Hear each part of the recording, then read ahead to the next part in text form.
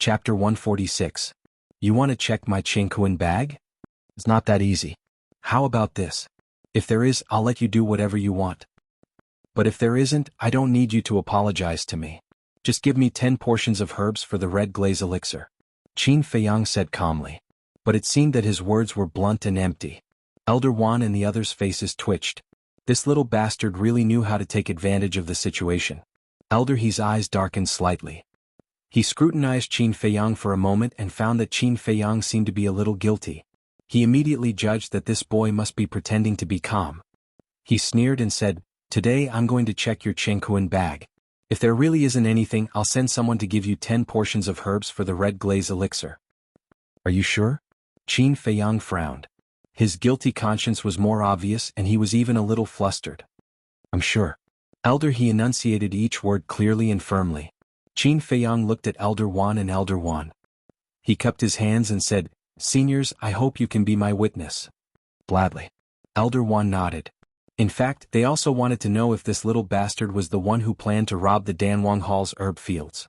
Qin Feiyang smiled. Without hesitation he took out Chang Shui from his Qingquan bag and threw it to Elder He. Elder He caught the Qingquan bag and checked it briefly. He took out a piece of paper and frowned. Who gave you the recipe for the red glaze elixir? Qin Feiyang said calmly, I refuse to answer questions that have nothing to do with herbs. Elder He's eyes flashed coldly as he continued to check. Not long after. He then took out another Cosmos sack from his Cosmos sack. This Qingquan bag was given to Qin Feiyang by Lin Han. Elder He said in a low voice, there are at least 4 to 5 million gold coins in there. You're just a martial master. How could you have so much wealth? Elder Jing said, is there even a need to say it? He must have stolen our medicinal herbs and sold them off. Shi Jing sneered, what a bunch of nonsense. These gold coins were given to Jianghu Yen by Lin Han. I was there at the time and saw it with my own eyes. Lin Han actually gave him so many gold coins? Elder Wan and the beautiful woman looked at each other in disbelief. Alas, Fatso and Lu Hong have only been in the Martial Imperial Palace for about an hour. Even if we stole the medicinal herbs, we wouldn't be able to sell them in such a short time. You can't even figure this out? I'm really worried about your IQ.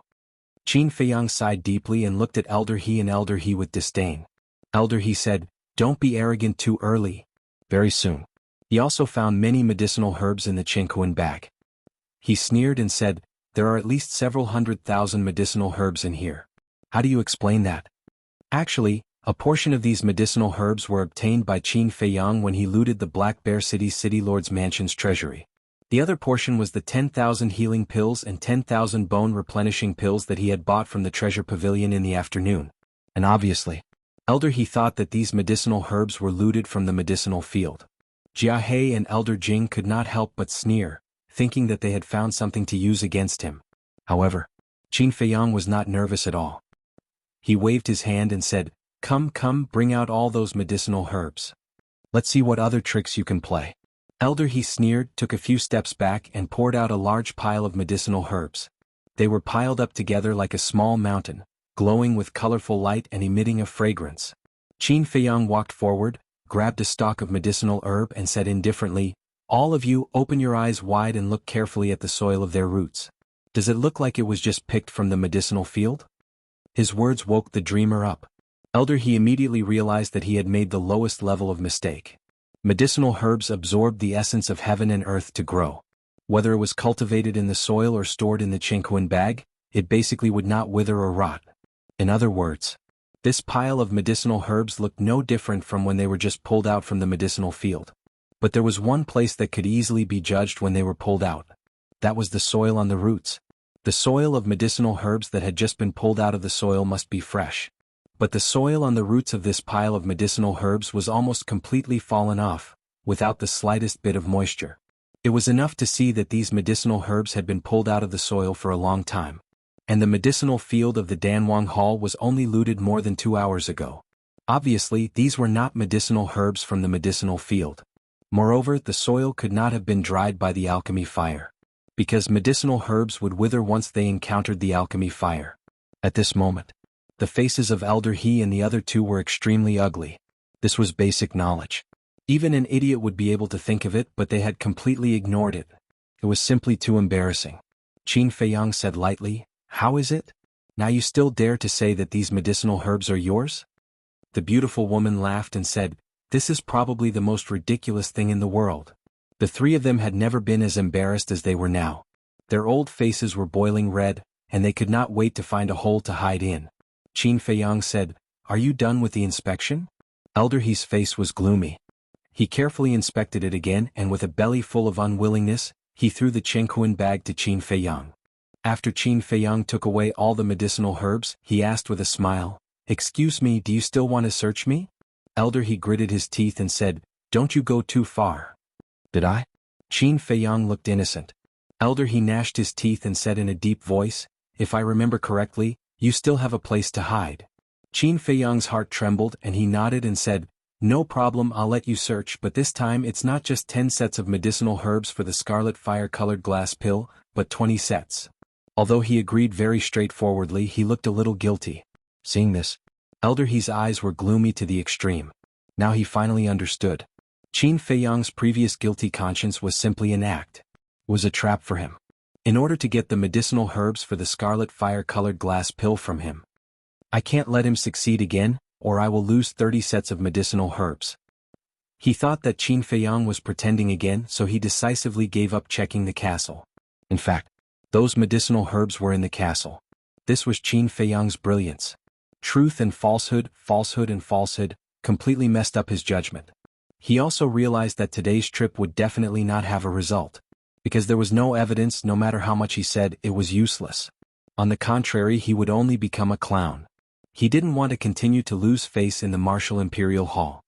Jianghu, the future is long, let's wait and see. After an undisguised threat, he glanced at Fatso and Lu Hong and shouted, "You two immediately follow me back to the Danwang Hall." Then he turned around and was ready to leave. However, Fatso didn't follow at all. He took out his identity token and sneered, "Sorry, Fat Lord is now officially out of the Danwang Hall. You masters, Fat Lord can't serve you and I don't want to serve you." Elder He stopped, turned around and looked at Fatso gloomily and said, "What did you say? Say it again?" In order to persuade Jianghu, Fat Lord can be said to have done his best. But what about you? Not only did you not reward Fat Lord, but you also slandered Fat Lord. You people, Fat Lord really can't afford to offend you. So, Fat Lord, you better know your place and get out of here. After saying that, Fatso clenched his fist, and with a crack the identity token was crushed into pieces. Elder He, Jiahe and Elder Jing's eyes became extremely terrifying as the identity token was crushed. It was a murderous look. "I'll also leave the Danwang Hall." Lu Hong struggled for a moment, then took out her identity token and crushed it. She had no choice. If she returned to the Danwang Hall, she would definitely be tortured and interrogated, and the only outcome would be death. Although leaving the Danwang Hall would anger these people, at least she had a chance to live. This action of the two people infuriated the other three quite badly. If it weren't for Elder Wan and the beautiful woman beside them, they would have killed them on the spot. Fatso and Jiahe were a little scared, and they hid behind Qin Feiyang. Qin Feiyang was the only person they could rely on in Yen City. Qin Feiyang felt bitter. Elder He and the other two would definitely misunderstand and think that he was the one who instigated Fatso and Jiahe to leave the Danwang Hall. Cough. He coughed dryly and smiled. "Seniors, although we haven't found the culprit who robbed the herb field, the misunderstanding between us has been resolved. Why don't you stay and eat bear paws to celebrate?" Elder Jing spat out another mouthful of blood. Qin Feiyang's expression changed and he hurriedly said, "Why are you spitting blood? Come, quickly eat a bear paw to replenish your strength. After all, you worked hard to get this." "Jiang. Oh, done." Elder Jing said each word slowly, and he was about to lose control of his temper. "Let's go." Elder He glanced coldly at Qin Feiyang and the other two, and with a heart full of anger, he turned into a stream of light and flew away. Jiahe carried Elder Jing and followed closely behind. "Elder He, remember to send the herbs for the 10 sets of red fire-colored glass pellets as soon as possible." Qin Feiyang shouted. Elder He's old body trembled and he said in a low voice, "Old Jia, when you go back, immediately send someone in disguise to monitor the Martial Imperial Hall. Once they leave the Martial Imperial Hall, find a chance to kill them." "Okay." Jiahe nodded, and killing intent flashed in his old eyes. Then, the three of them quickly disappeared into the night sky without saying a word. Phew. Qin Feiyang secretly heaved a sigh of relief. Finally, the crisis was resolved. Elder Wan retracted his gaze and frowned. Tell me honestly, did you rob the herb field of the Danwang Hall? We really didn't. Fatso shook his head with an innocent face. Elder Wan looked at the three of them and said with a smile, as long as you really didn't do it, you can stay in the Martial Imperial Hall. Thank you, Elder Wan. Lu Hong hurriedly bowed and thanked him. If the people of the Danwang Hall were as good as you, Elder Wan, we wouldn't have come to this. Fatso shook his head and sighed and flattered Elder Wan. Elder Wan shook his head and laughed and warned the two, this old man won't fall for your tricks. Although you can stay in the Martial Imperial Hall, you can't act recklessly. Otherwise this old man will drive you out. Absolutely not. Fatso immediately patted his chest and promised. Seeing the fatty's expression, Lu Hong's heart was filled with anger. She couldn't help but want to go up and slap the fatty. Chapter 147. Qin Feiyang glanced at the solemn Fatso and couldn't help laughing secretly. Suddenly, he seemed to have thought of something. He took out a palm-sized iron box from his arms and opened the lid. 15 supreme-grade red fire-colored glass pills suddenly appeared in front of everyone's eyes. Immediately, Lu Hong's eyes lit up and she was very eager. Qin Feiyang took out 6 pills and handed them to Elder Wan and the beautiful woman. Oh? The two were stunned. Wasn't it 50-50? They should be given 3 pills. But now, how could he give them 6 supreme-grade red fire-colored glass pills? Thank you, seniors, for helping us out just now, Qin Feiyang said gratefully. Although Elder He and the other two had no evidence of them robbing the medicinal field, if Elder Wan and the beautiful woman were not present today, he, Fatso, and Lu Hong would still be finished. Hearing this, Elder Wan and the other two finally understood. The beautiful woman pursed her lips and smiled. I didn't expect you to know how to repay kindness. Qin Feiyang was helpless. It seemed that he had repaid those who had helped him, right? For example, Zhao Shuang-er and Luo Qingzhu who had helped him in Black Bear City, he had also given them 2 perfect martial arts. As for Luo Xiong, Feng Cheng and Elder Imo, there was no chance now. When there was a chance in the future, he would also thank the 3 of them properly. The beautiful woman shook her head and smiled. Okay, don't look wronged. I was just joking. We'll take the pills. You're on your own. Don't provoke the Danwang Hall again. Okay. Qin Feiyang and the other two nodded. Putting away the iron box, Qin Feiyang said with a smile, Seniors, these 4 bear paws are all fresh. Why don't you leave some to eat? Elder Wan's face twitched. These days it was really comfortable. The 2 of them were of high status and noble status. Naturally, it was impossible for them to really stay and eat bear paws. After saying a few words to the 3, he flew away. Shi Zheng did not join in the fun and returned to the balcony to continue cultivating. As soon as Shi Zheng left, Qin Feiyang's face sank. He said in a low voice, the Danwang Hall will definitely not let this matter rest. In the future, it's best if you don't leave the Martial Imperial Hall alone. Are we going to hide like this forever? Lu Hong was a little hesitant. Qin Feiyang said, if you don't want to hide, then work hard to cultivate. When your strength reaches their level, who can do anything to you? Alas. Lu Hong sighed softly. She sat by the fire and lowered her head in silence. Qin Feiyang glanced at her, then looked at Fatso and said, I'm warning you now, don't mess around in the Martial Imperial Palace. Otherwise we won't have a place to stay in Yen City. Fat Lord knows. Fatso nodded and said with some lingering fear, just now, old dog, he wanted to check the ancient castle. I'm afraid that Fatso was badly frightened. Qingquan bags can be hidden everywhere. You won't dare to take the risk. Qin Feiyang sneered. Fatso asked, then do you think he'll really send the 10 sets of red flame-colored glass pellets here? Qin Feiyang shook his head. As a dignified elder of the Pill Emperor Hall as well as a combat emperor, it's impossible for him to renege on his debt. He wouldn't be able to afford to lose face like this. After you guys finish eating the bear paw, do me a favor. Lu Hong sighed, I'm not in the mood to eat bear paws. Tell me what favor. Qin Feiyang smiled faintly and said, there are too many things in my Qingquan bag. I haven't had the time to organize them. Help me count them later. No problem. Also organize those herbs. Fatso smiled evilly. He grabbed a bear paw and ate it with relish. His mouth was greasy. You can eat so much. No wonder you're so fat. Lu Hong looked at him with disdain and turned to look at Qin Feiyang. She seemed to have something to say, but she didn't know how to say it. Qin Feiyang saw through her thoughts at a glance and said lightly, I will consider giving you the best red flame-colored glass pellet. Thank you. Lu Hong was overjoyed and hurriedly thanked him. Although it wasn't confirmed yet, there was still hope. Qin Feiyang couldn't give it to her now. After all, this woman still didn't know his true identity, let alone her reaction after knowing his true identity. So, he needed to observe carefully. He didn't want to cultivate a future enemy.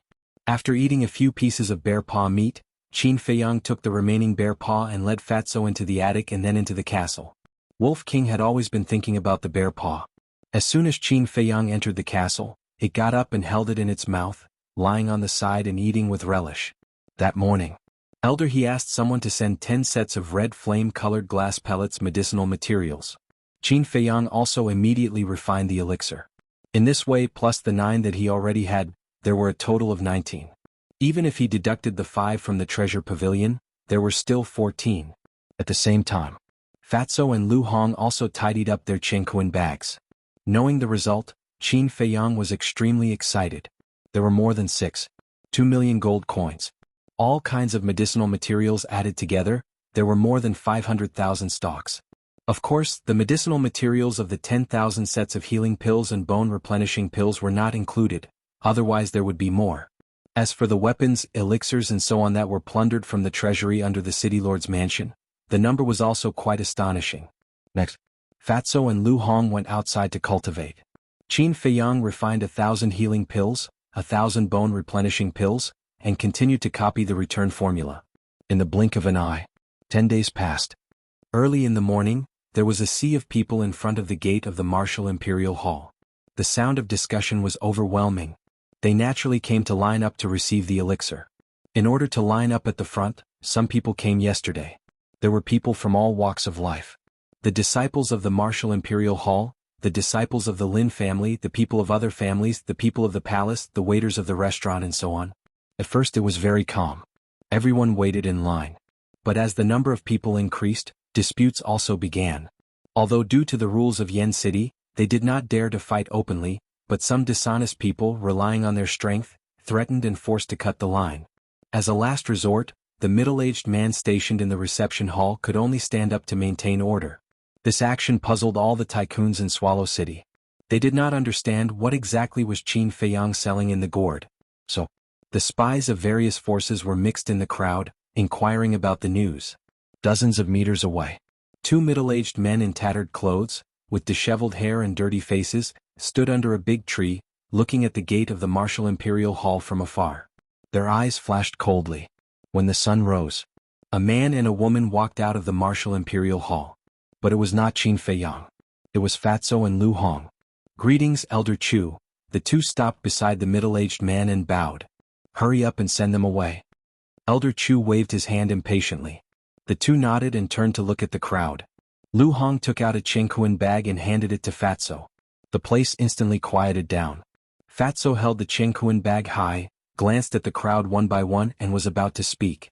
Suddenly he seemed to have noticed something and looked at a certain place.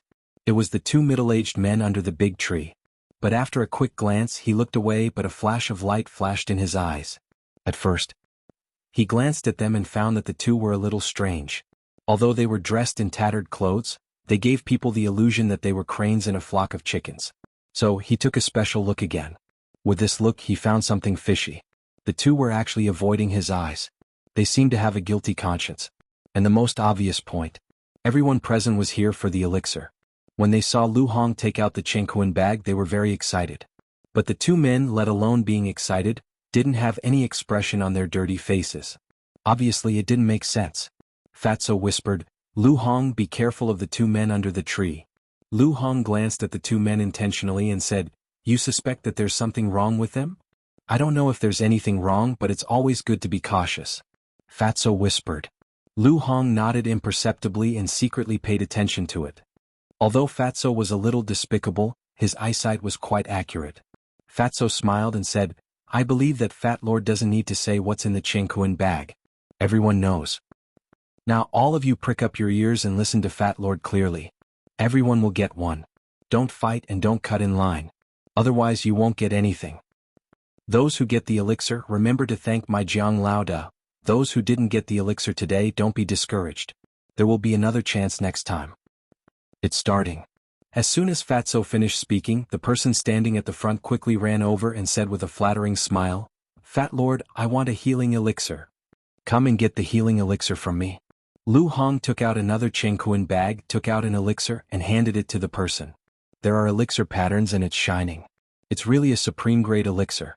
That person ran away excitedly as if he had found a treasure. Hearing that, everyone's hearts were burning and they couldn't wait to run over.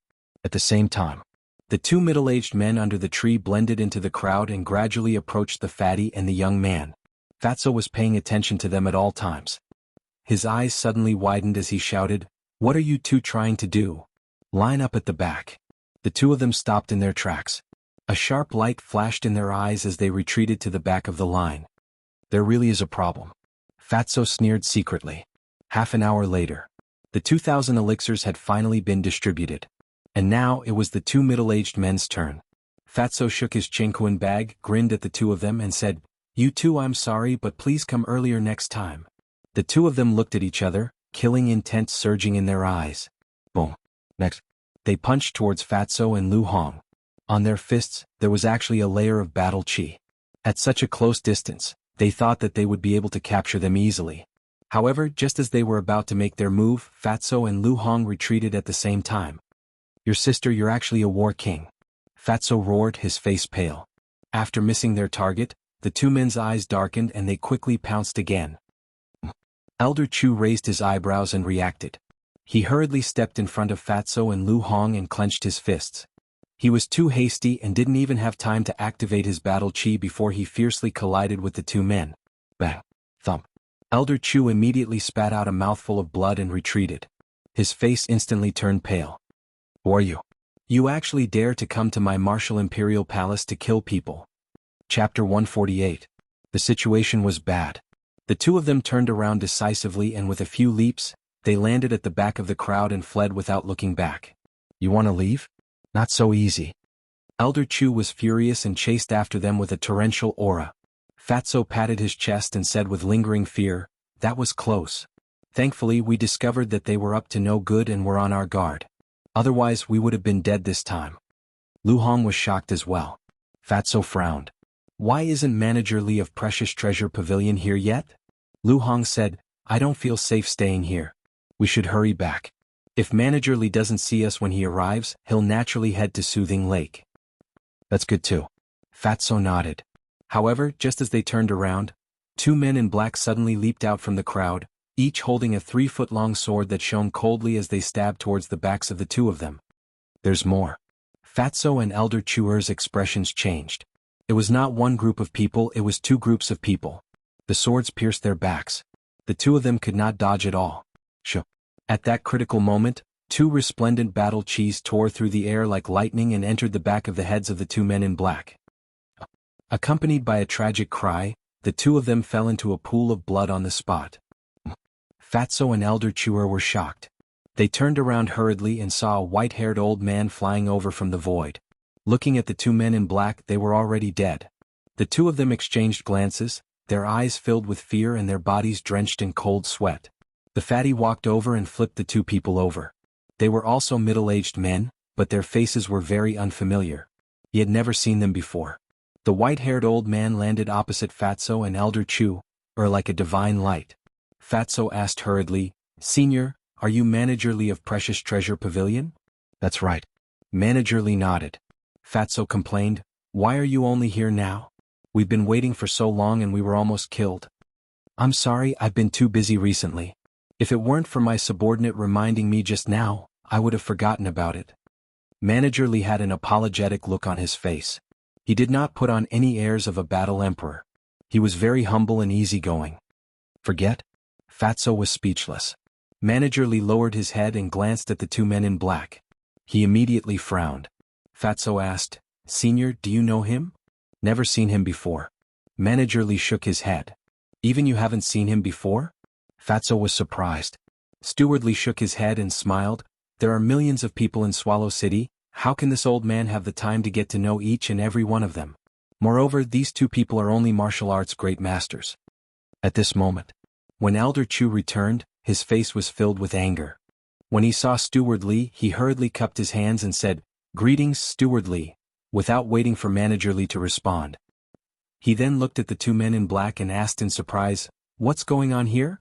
Fatso said, "They also came to assassinate us." Fortunately, Manager Li came in time and saved our lives. Bastard. Elder Chu was furious. Lu Hong asked, Elder Chu, where are the two battle kings? We didn't catch up and didn't see their faces clearly. Elder Chu was a little angry. Then do you know them? Fatso pointed at the two men lying on the ground. Elder Chu looked at the two men and tried hard to recall for a moment. He shook his head and said, I don't remember, but you should have guessed which faction they belonged to, right? Fatso sneered. Who else could it be other than the Danwang Hall? Manager Li shook his head and said, no, even if the Danwang Hall sent people to kill you, they wouldn't send two groups of people, let alone two martial arts great masters to die. Senior, do you mean that they are not in the same group? Lu Hong was surprised. Manager Li said, they are definitely not in the same group, but as for which faction they belong to, I don't dare to jump to conclusions. Right, where is that brat Jiang Haoyan? Fatso laughed and said, Jiang Laoda is in seclusion and asked us to send the pills to you. Jiang Laoda also asked me to ask you, how much is one image crystal? This? Manager Li thought for a while and asked, how much does he want? Fatso said, so much. Manager Li was dumbfounded. He smiled bitterly and said, he wants 5 at once. He really has too much money and nowhere to spend it. Fatty said proudly, my boss doesn't have much now, but he has a lot of money. Manager Li was stunned. He then shook his head and laughed, saying, how about this, since we are so close, I won't ask for a sky-high price. For one image crystal, I will sell it to him for 5 million gold coins. What? Fatso staggered in shock. 5 million for one? So expensive? 5, wouldn't that be 25 million gold coins? Lu Hong was also dumbfounded. Although they all knew that image crystals were expensive, they didn't expect it to be so expensive. 25 million gold coins for that brat Jiang Haoyan shouldn't be much, right? Manager Li said with a smile. Fatso's face twitched and he said with a smile, this may be a little difficult. Can it be cheaper? No, 5 million is already a friendship price. If it is cheaper, I will lose money. Manager Li shook his head. Lu Hong asked, how much can a top-grade red fire glass pill be sold for? This? Manager Li thought for a while and shook his head. It hasn't been auctioned, so I don't know for the time being. But the price is definitely not cheap. Lu Hong took out an iron box and handed it to Manager Li. She smiled faintly and said, there are 10 top-grade scarlet fire-colored glass pills here. 5 of them are yours. As for the other 5, Jiang Haoyan hopes that you can help auction them off. Manager Li received the iron box hurriedly and opened it. Instantly, his old eyes shone brightly. Lu Hong said, Jiang Haoyan also said that he can exchange them for image crystals after the auction. Manager Li smiled.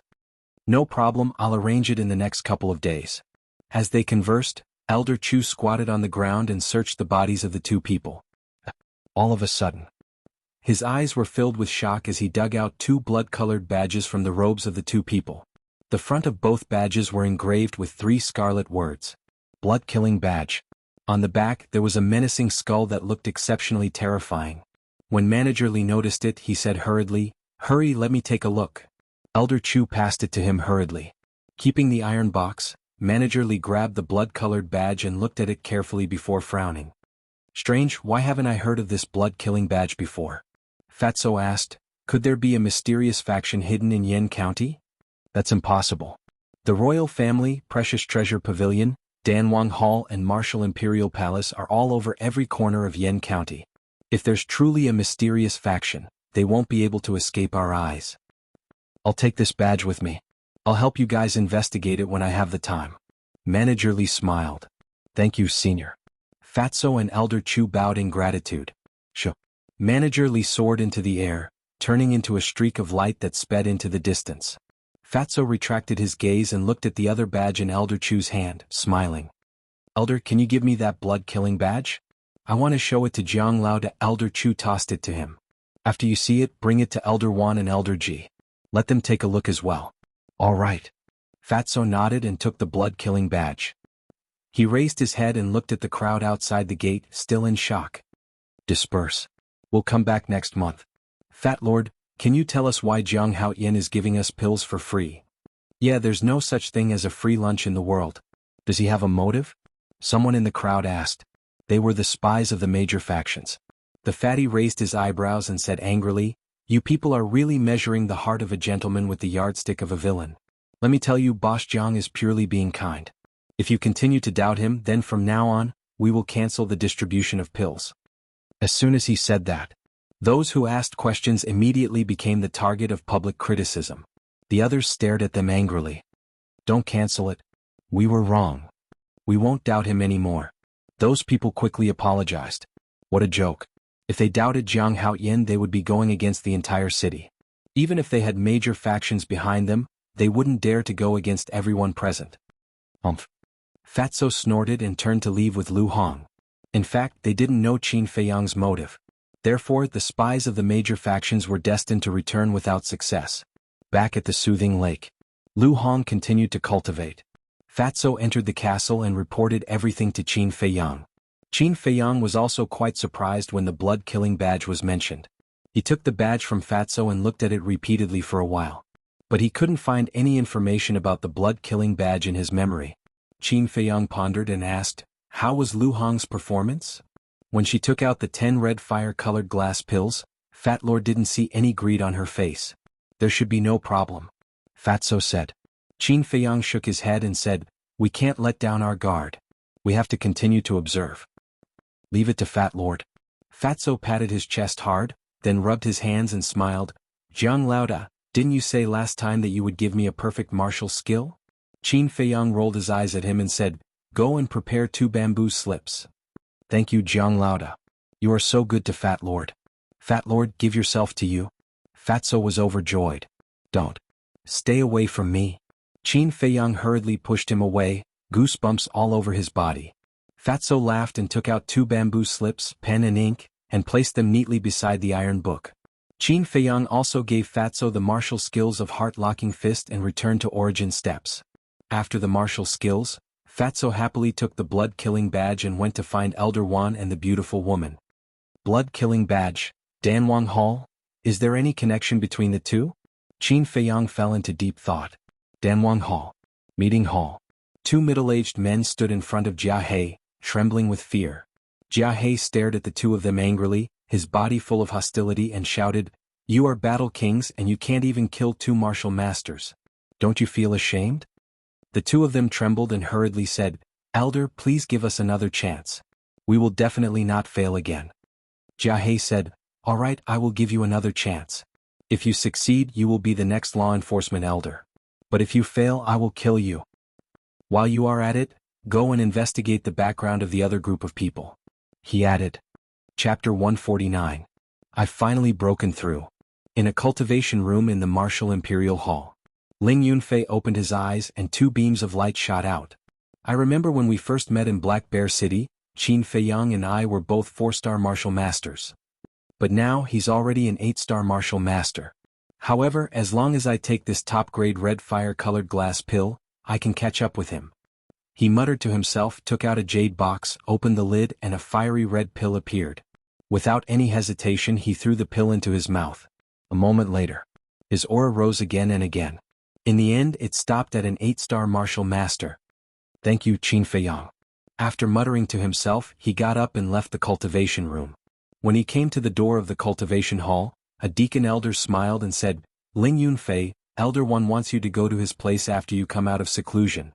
Thank you for telling me. Ling Yunfei cupped his hands and went to the law enforcement hall with a trace of suspicion. The law enforcement hall was the residence of Elder Wan and the beautiful woman. Dong dong.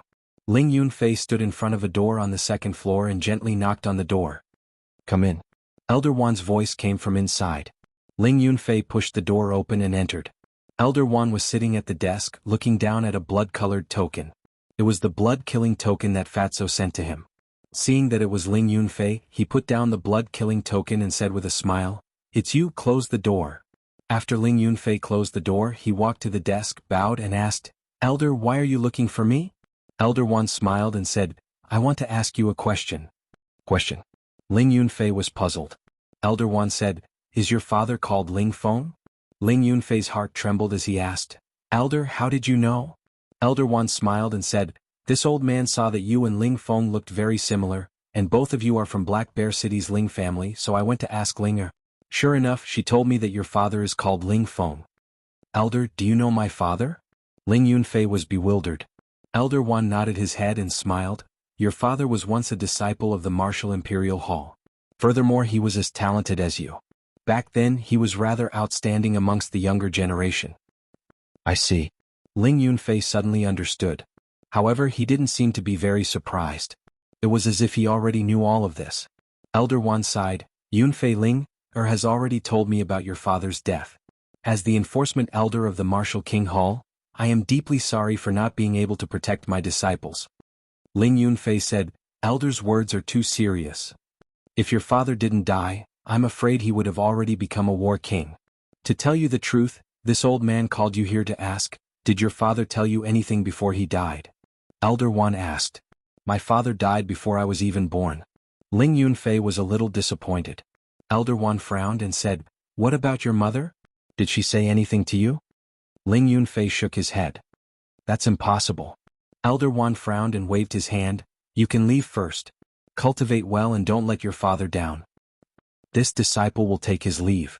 Ling Yunfei cupped his hands and turned to leave.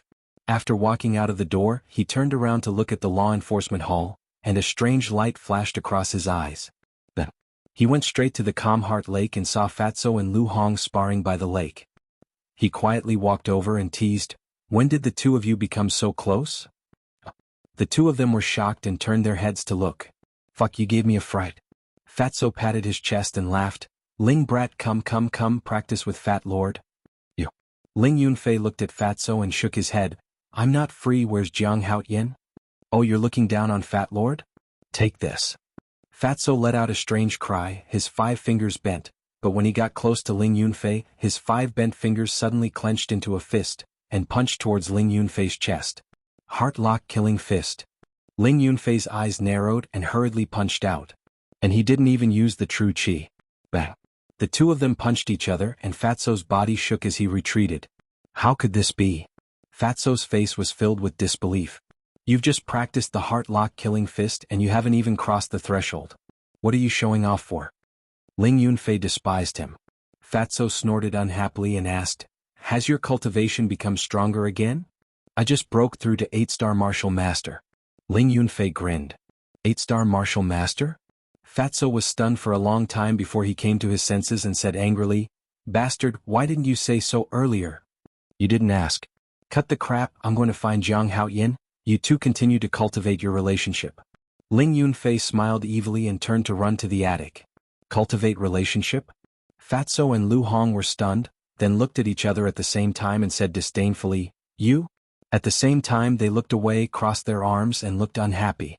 In the castle, Qin Feiyang imitated the return formula and asked, what's the matter?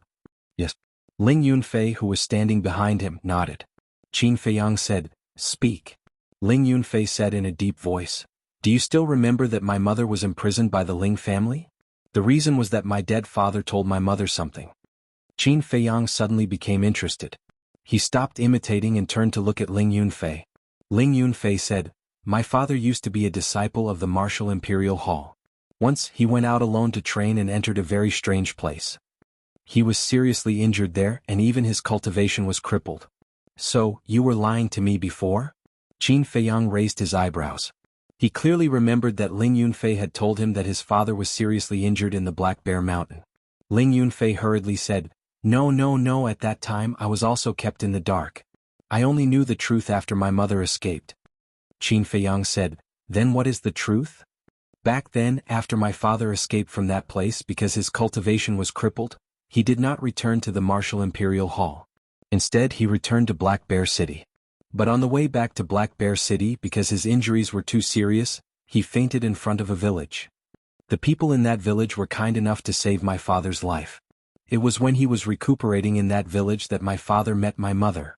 My mother was in charge of taking care of him at that time. After a while, they gradually fell in love with each other. Not long after, they got married. However, for some reason my father's injuries kept repeating and could not be healed. Until one day it began to worsen. Seeing that his health was deteriorating day by day, my father began to worry because he had not given my mother a status. And at that time, my mother was already pregnant with me. My father also wanted to give me a better environment to grow up in. The Black Bear City's Ling family was undoubtedly the first choice. So my father decided to bring my mother back to the Ling family, hoping that the Ling family would take good care of us. But my father did not expect that not only did the Ling family not take care of my mother and me, they even bullied and humiliated us for more than 10 years. Ling Yunfei finished in one breath, his eyes full of hatred. Sigh. Qin Feiyang sighed inwardly. The fate of this family was truly tragic. He asked, "Your second uncle treated you like this because of that strange place?" "That's right. Because of the long journey, my father's body was very weak. After returning to the Ling family, he passed away that night. On the night of the vigil, my mother was beside my father's coffin and muttered something about that strange place.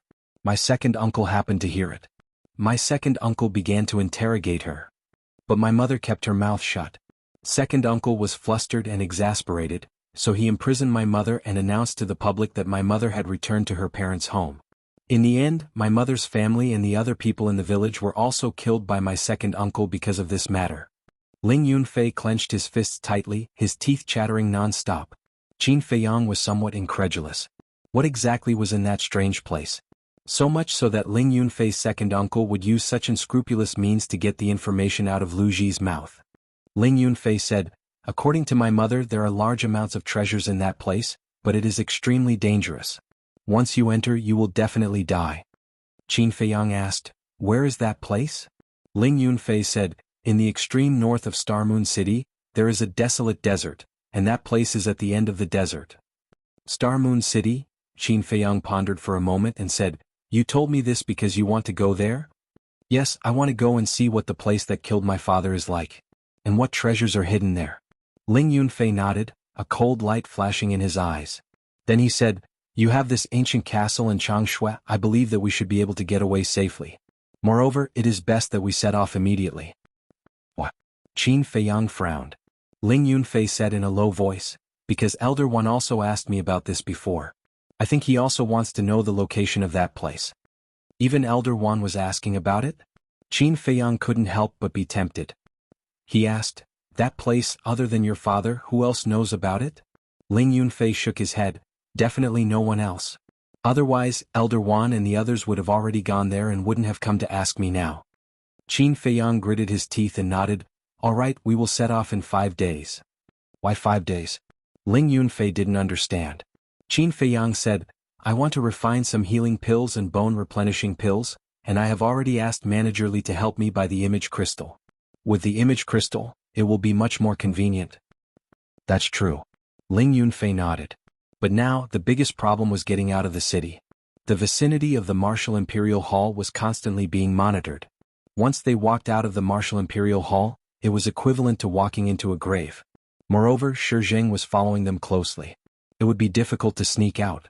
Qin Feiyang pondered for a while and said, "These few days, go around and see if there is a shortcut out of the city.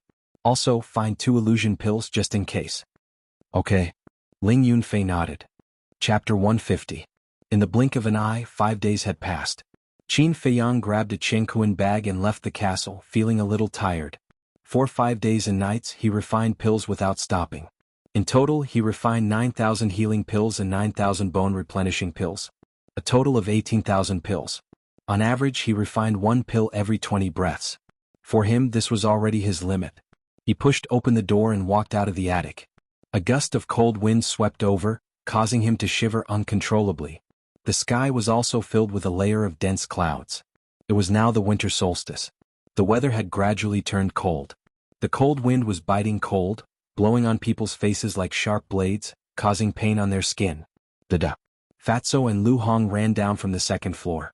Both of them had added a thick layer of clothing. Fatso chuckled and said, "Fat Lord thought that someone had broken in. So it's you, boss."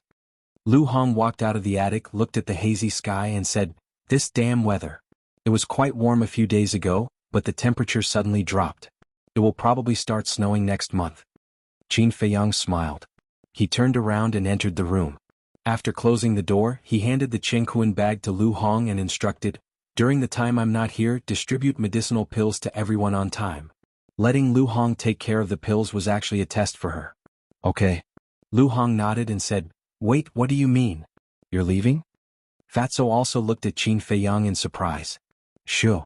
Qin Feiyang made a shushing gesture and said in a low voice, "Ling Yunfei and I are going to Xingyue City. Don't tell anyone." If anyone asks, just say that I'm cultivating in the castle. Why are you going to Xingyue City? Is there something good going on? Jiang Laoda, why didn't you bring Fat Lord along when there's something good? You're too disloyal. Lu Hong looked puzzled. Fatty's face was filled with dissatisfaction. If I say it's suicide, will you still go? Qin Feiyang rolled his eyes at Fatso and solemnly instructed, remember, no matter what happens, you are not allowed to leave the Martial Imperial Hall. In addition, you will spread the news tomorrow that mortals have priority when it comes to collecting pills in the future. For mortals? Fatso and Li Tianlan looked at each other, their eyes filled with confusion. Just do as I say. Also, change the distribution from once a month to once every 10 days. As for why I'm doing this, you'll know in the future. Qin Feiyang didn't explain much and asked, has Manager Li delivered the image crystal? Not yet. That old thing is very treacherous. I heard from the martial arts hall's disciples that he only auctioned one supreme-grade red fire-colored glass elixir every day in order to raise the price. Fatso spoke in disdain. Qin Feiyang smiled faintly and said, this is very normal. How much was the transaction price? Fatso thought for a moment and said, 1 million on the first day, 4 million on the second day, 2 million on the third day, 3 million yesterday. Today's result is not out yet, but it should not be lower than 4 million. So little? Qin Feiyang frowned. In this way, 5 supreme-grade red fire-colored glass elixirs would only be slightly more than 20 million. Only 4 image crystals could be purchased. This is still considered little? Fatso and Li Tianlan were speechless. An ordinary red fire-colored glass elixir would be auctioned for around 1 million. It was 4 times more than that. What else did you want? Besides, 4 million gold coins, even the top clans in Yen City would feel the pinch for half a day. Don't look at me like that. Who doesn't want more money? Qin Feiyang rolled his eyes at the two and walked out of the pavilion. He came to Shi Zheng's downstairs and smiled, Elder, can I trouble you to make a trip to the treasure pavilion? Why are you going to the treasure pavilion? Shi Zheng was puzzled. Qin Feiyang laughed, help me get the image crystals, a total of 4. The remaining gold coins will be your reward for your hard work. Shi Zheng hesitated for a moment and nodded, okay, but you are not allowed to run around. Other than the Martial Imperial Palace, where else can I go? Qin Feiyang smiled bitterly. Shi Zheng smiled, jumped down and quickly left. Qin Feiyang was about to enter the house when Ling Yunfei ran over and asked, are you ready? Qin Feiyang nodded and said, now we only lack the image crystals, what about you? Have you found a shortcut? Ling Yunfei shook his head, there are no shortcuts. On the 4 walls, there are black armored guards of the royal family guarding. If we climb over the wall, we will definitely be intercepted, so we can only go out through the city gate. Open and aboveboard? Qin Feiyang laughed bitterly. What are you going to do? Fatso came over and looked at the two sneakily. It has nothing to do with you, mind your own business. Ling Yunfei glared at him, then looked at Qin Feiyang and said, I have also prepared the illusion pills. Let's just wait until midnight and find a chance to sneak out. Qin Feiyang thought for a moment and said helplessly, that's the only way now. More than 2 hours later, Shi Zheng finally returned. He took out 4 image crystals from his Jianghu bag and placed them on the tea table. Ling Yunfei, Fatso, and Lu Hong immediately surrounded him, their eyes flashing with a strange light. It was the first time they had seen the image crystals. Qin Feiyang was much calmer. He stood up and cupped his hands, thank you, Elder. Shi Zheng smiled, it's nothing. Fatso laughed, Elder Shi, you must have received a large sum of money for your hard work, right? Can you share some with me? Hard work. Shi Zheng shook his head and smiled bitterly. He took out a piece of paper from his chest and handed it to Qin Feiyang. Qin Feiyang took a closer look and his face turned green. It was actually another IOU. It said that today Jiang Haoyan owed the treasure pavilion 1 million gold coins. If he did not pay it off within a week, the interest would be 1,000 gold coins per day. At the bottom there was Steward Li's signature. Why do I still owe him 1 million? Qin Feiyang looked at Shi Zheng with a puzzled face. Shi Zheng said, your 5 supreme-grade red fire-colored glass pills were sold for a total of 21 million, and the treasure pavilion still has to take a commission. Look at my head, how could I forget about this? Qin Feiyang slapped the back of his head hard. As soon as he heard about the commission he understood. The rule of the treasure pavilion was to take 1/10 of the commission. Out of the total price of 21 million, he would have to take a cut of 1 million. Then there was only 9 million left. The 4 image crystals were 20 million. After deducting 9 million, he naturally owed 1 million. Ling Yunfei and the other 2 were also a little stunned. It was right to take a commission. But they were all old acquaintances. Couldn't they take a little less? 1 million was enough for an ordinary person to live a carefree life for several lifetimes. He even wrote an IOU seriously and even had to calculate the interest when it was overdue. What a scam. Cough cough. Qin Feiyang coughed and said with a faint smile, he doesn't have the final say in the treasure pavilion. He is also doing things according to the rules. It's understandable. After that, he took out his Chengquan bag, counted out 2 million gold coins and handed it to Shi Zheng, saying with a smile, Elder, I have to trouble you to make another trip. You can use the extra 900,000 to buy some good wine. Shi Zheng said with a smile, how can I do that? Although he said so, he didn't seem to be polite and directly took it. What a joke. 900,000 gold coins for a deacon elder like him was a very rich guest. As soon as Shi Zheng left, Fatso complained, 900,000 gold coins at once. How generous. Why didn't you give the fat lord 900,000 gold coins? Fatso, you damn, the top-grade red fire-colored glass pill you snatched is worth 4 million. What else do you want? Do you want me to give you all I have? Qin Feiyang said angrily. That's not necessary. Just give me 1 million to spend. Fatso smiled embarrassedly. Qin Feiyang was physically and mentally exhausted. Why were there so many top-grade goods around him? Do your job well. When I come back you will be rewarded. Everyone has an image crystal. Drip your blood to recognize it as your master. Qin Feiyang took the lead and grabbed one. He bit his finger and dripped a drop of blood on it. The image crystal immediately emitted a faint bloody light. But soon the bloody light dissipated. Do I have one too? Lu Hong pointed at herself in disbelief. Yes. Qin Feiyang nodded. He gave it to Lu Hong to make it easier to contact her. After all, Lu Hong was working for him now. Lu Hong was very excited. Even a martial arts genius like Feng Ling Er and a warlord like Shi Zheng didn't have an image crystal now. She actually had one. It was like a dream. After dripping their blood to recognize it as their master, the 4 of them dripped a drop of blood on each other's image crystal. In this way, a contract bridge was established. When they wanted to send a message to each other, they only needed to activate the image crystal and think about it. After putting the image crystal into the Chengquan bag, Qin Feiyang looked at Ling Yunfei and said, there's no time to lose. Give me the illusion pill and we'll act immediately. Ling Yunfei was stunned and asked, didn't we agree to wait until midnight? Qin Feiyang said, if we wait until midnight, I won't know how to send Shi Zheng away. Ling Yunfei suddenly said, so you gave him 900,000 to send him away. You're really cunning. Bullshit, I was just thanking him for taking care of me during this period. Qin Feiyang angrily glared at him. His words were righteous and magnanimous. Ling Yunfei and the other 2 rolled their eyes. If there were outsiders here, they would definitely sigh. Birds of a feather flocked together. They were all bad birds. After taking the illusion pill, Qin Feiyang and Ling Yunfei both turned into slightly stronger young men. Of course. Ling Yunfei's eye-catching sky-blue hair and eyes also turned black. How is it? After disguising themselves, the 2 of them looked at Fatso and Lu Hong and asked. After looking at the 2 of them carefully, Lu Hong looked at Qin Feiyang and said, Ling Yunfei is fine, but your linen clothes are too eye-catching. You have to change them. Linen clothes can blink? Qin Feiyang frowned. Why don't you go and take a look? Who in the Martial Imperial Hall is still wearing these street goods? Only you, the only one. Don't you think it's eye-catching? Lu Hong was a little helpless. You don't understand. Jiang Lauda is pretending to be a pig to eat a tiger. To be precise, he is pretending to be cool. Fatso smiled evilly. Qin Feiyang was stunned. He was very helpless. He had no choice but to ask Ling Yunfei for a disciple's clothes and put them on. That's about it. Lu Hong nodded. Then let's go. Chapter 151. The 2 kept a low profile and remained calm. As such, they did not attract anyone's attention along the way. After all, there were so many disciples in the Martial Emperor Hall, and most of them were cultivating in seclusion. It was normal for 1 or 2 unfamiliar faces to appear. Soon, the reception hall entered their line of sight. I thought it would be difficult.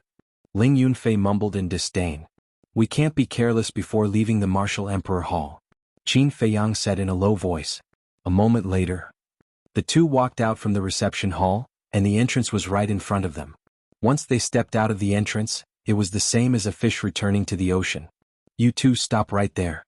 However, at that moment, Elder Chu walked out from the reception hall, and when he saw the two, he frowned slightly and yelled. Their bodies stiffened. They were only a step away from leaving the Martial Emperor Hall. They had to admit that this Elder Chu had appeared at the right time. Let's run, Ling Yunfei said in a low voice. Run if you can outrun the Battle Emperor. Qin Feiyang rolled his eyes before he turned toward Elder Chu and bowed. Greetings, Elder. Ling Yunfei immediately turned around and bowed as well. Elder Chu frowned and said, Why haven't I seen you two before? Qin Feiyang said with a smile, Since we entered the Martial Emperor Hall, we have been cultivating in the cultivation room. It's normal that you don't remember us. Elder Chu said flatly, That's impossible. Show me your identity medallions. Qin Feiyang's heart skipped a beat. As a matter of fact, he was most afraid of encountering Elder Chu.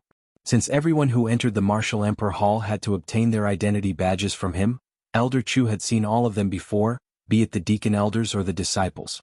Elder Chu raised his eyebrows and yelled, What are you waiting for? Show it now. It seems like we won't be able to escape.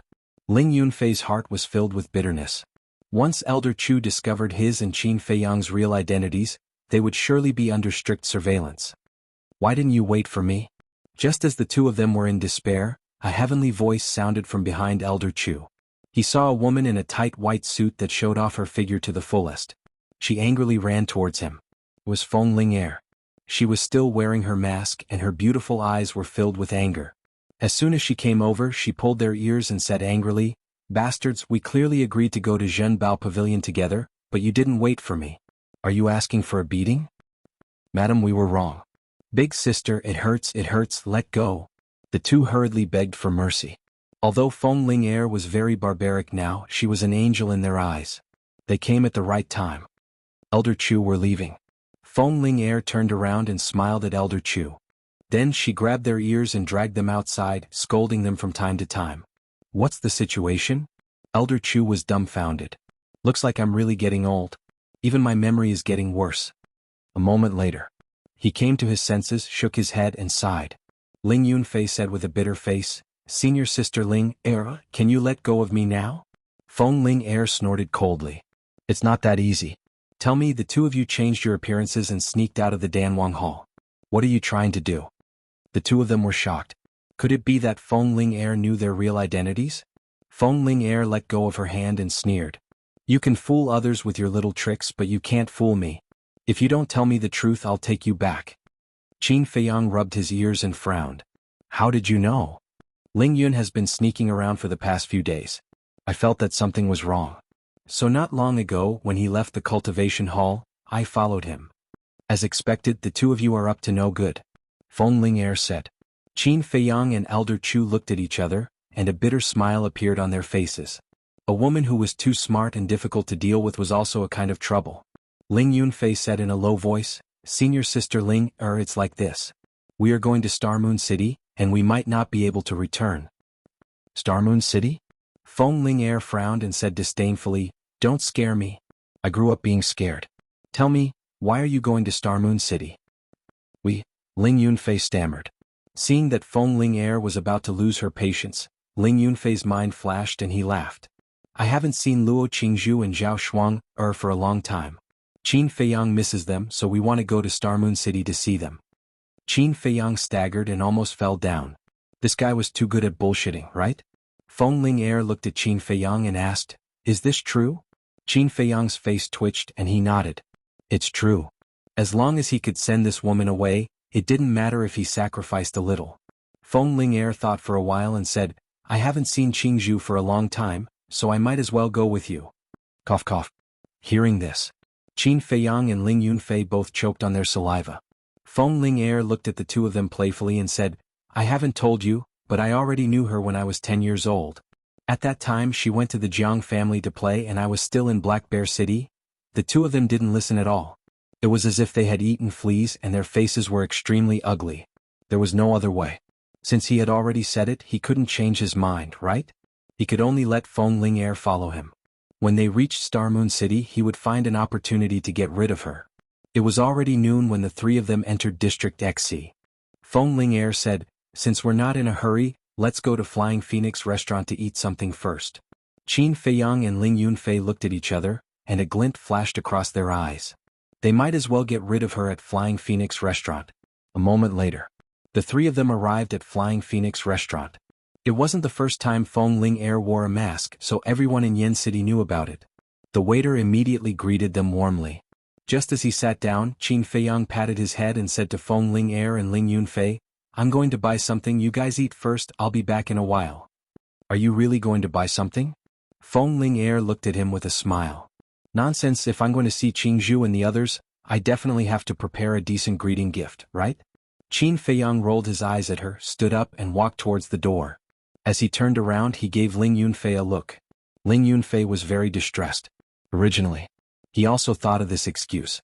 But he didn't expect that Qin Feiyang actually thought of the same thing as him and even said it first. Now what excuse should he use to get away? "Get out of the way, get out of the way. Don't you see the eldest prince is coming? Don't block the way." Qin Feiyang just stepped out of the door, and a domineering shout suddenly sounded on the street in front. It sounded particularly harsh. The diners in the lobby were shocked. Qin Feiyang also raised his head and looked over. He saw the eldest prince, surrounded by 4 palace guards, walking towards the Flying Phoenix pavilion. Next to the eldest prince there was a girl.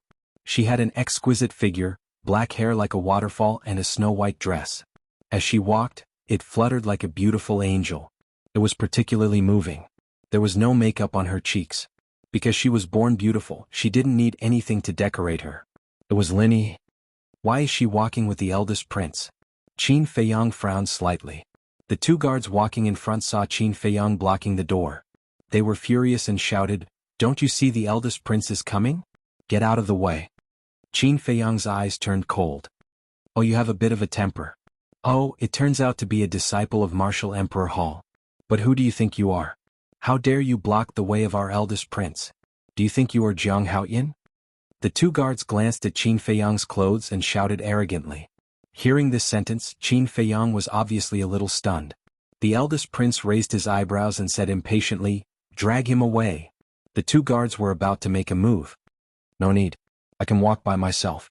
Qin Feiyang walked to the side with a blank expression. When the eldest prince passed by him, he whispered, "Eldest prince, right? I promise you will regret it." The eldest prince stopped and turned his head to look at Qin Feiyang. His eyes were a little stunned.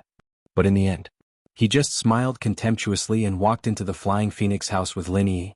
This was a kind of contempt that went deep into the bone marrow. He didn't put Qin Feiyang in his eyes at all. He only regarded him as a brainless idiot. Feng Ling Er saw all of this but she didn't say anything. She pursed her lips with a hint of playfulness. Ling Yunfei saw the eldest prince, but his eyes flashed coldly. Suddenly, he had an idea. He retracted his gaze and looked at Feng Ling Er. He whispered, "Qin Feiyang must be very sad now. Senior sister, I will go and comfort him. By the way, I will pick some gifts for Luo Qingzhu and the others. You can enjoy them slowly."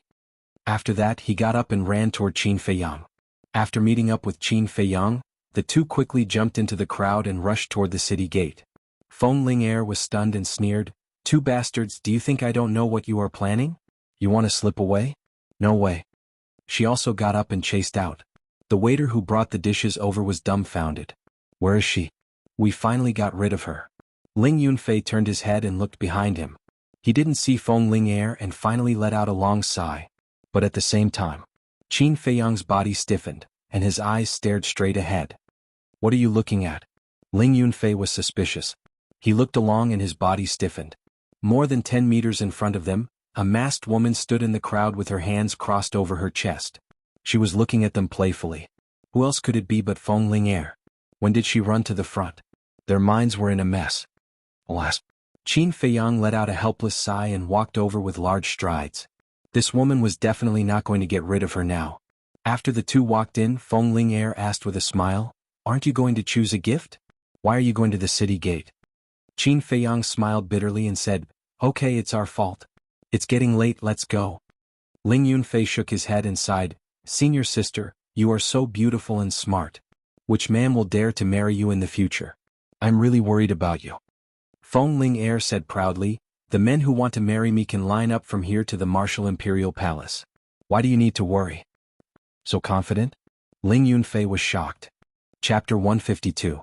Feng Ling'er looked at Qin Feiyang, pursed her lips and said with a smile, "Do you know why Lin Yi and the eldest prince came out?" Qin Feiyang raised his eyebrows. Ling Yunfei asked curiously, "Why did they come out?" "Are you stupid? They are about to get married. Of course they came out to cultivate their relationship. But according to my observation just now, it was the eldest prince who was courting. Lin Yi was very indifferent. Obviously she was thinking about someone." Feng Ling'er glanced at Qin Feiyang playfully. Ling Yunfei also looked at Qin Feiyang and found that Qin Feiyang's face was extremely gloomy at the moment. A cold light flashed in his eyes and he sneered, "I don't know what kind of expression will appear on the eldest prince's face after knowing your identity." Qin Feiyang still didn't say a word. Half an hour later, the three finally walked out of Yen City and galloped toward Star Moon City along the main road. The berserk beasts near Yen City were very powerful. If they took the small roads or deep mountains with their strength, they would be eaten by berserk beasts halfway, let alone going to Star Moon City. But even if they took the main road, it was not necessarily safe, because some berserk beasts would ambush at night. So at night, the three hid in the castle to cultivate and waited until dawn to continue their journey. Along the way there was no danger. 10 days later in the evening, a majestic city finally entered the sight of the three. Although the scale was not as big as Yen City, it was not much worse. When they came to the city gate, Qin Feiyang looked up and saw 3 eye-catching words. Star Moon City. At the city gate there were also 2 guards checking, but it was not as strict as Yen City. They only asked a few questions. While Feng Ling'er dealt with the 2 guards, Ling Yunfei poked Qin Feiyang's back and whispered, "Are we really going to enter Star Moon City?" Qin Feiyang whispered, "If you tell her the truth, we don't have to go in." "Oh." Ling Yunfei shook his head. What if that place really had some treasures? If he brought Feng Ling'er along, wouldn't he get a share? "All right, you can go in now." At this moment, one of the guards waved his hand and said. Feng Ling'er turned around and glanced at Qin Feiyang and Xiao Luo complacently. She then walked into the city. "Let's go. We'll think of something after we get in," Qin Feiyang said in a low voice and quickly followed. "How troublesome." Ling Yunfei sighed inwardly. He quickly caught up and asked, "Senior Sister Ling, where are we going now?" "Nonsense, of course I'm going to look for Qingzhu. I've been to Star Moon City before, so I know where she is." Feng Ling'er led the 2 of them to the entrance of the treasure pavilion. "What can I do for you 3? A staff member came up and asked. Feng Ling'er said, "Go and inform your young miss that Feng Ling'er is here to look for her." The staff member looked at the 3 of them suspiciously. Although they were all unfamiliar faces, they must have something to do with the young Mississippi. He did not dare to neglect them and hurriedly went to report.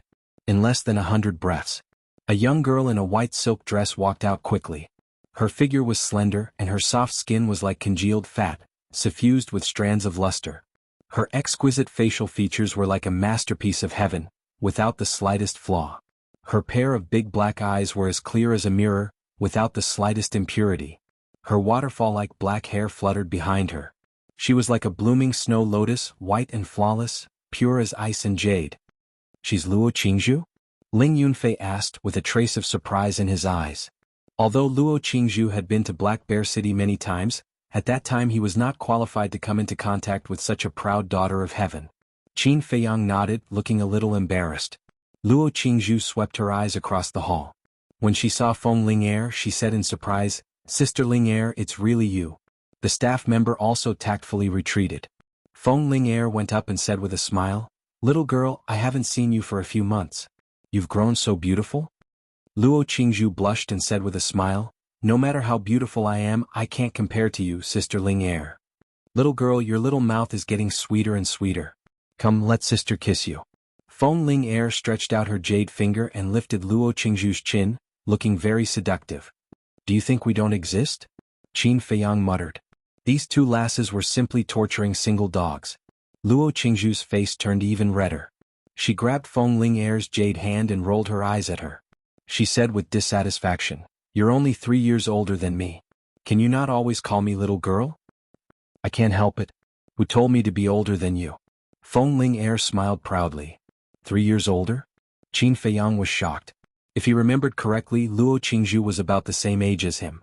In other words, Feng Ling'er was only 18 years old? An 18-year-old 2-star martial ancestor realm? This woman was truly a monster. No wonder the martial Imperial Hall doted on her so much. Feng Ling'er looked around and said, Little girl, I came all the way from Yen City to see you. Are you going to treat me like this? Look at me. I was so happy that I forgot. Come with me.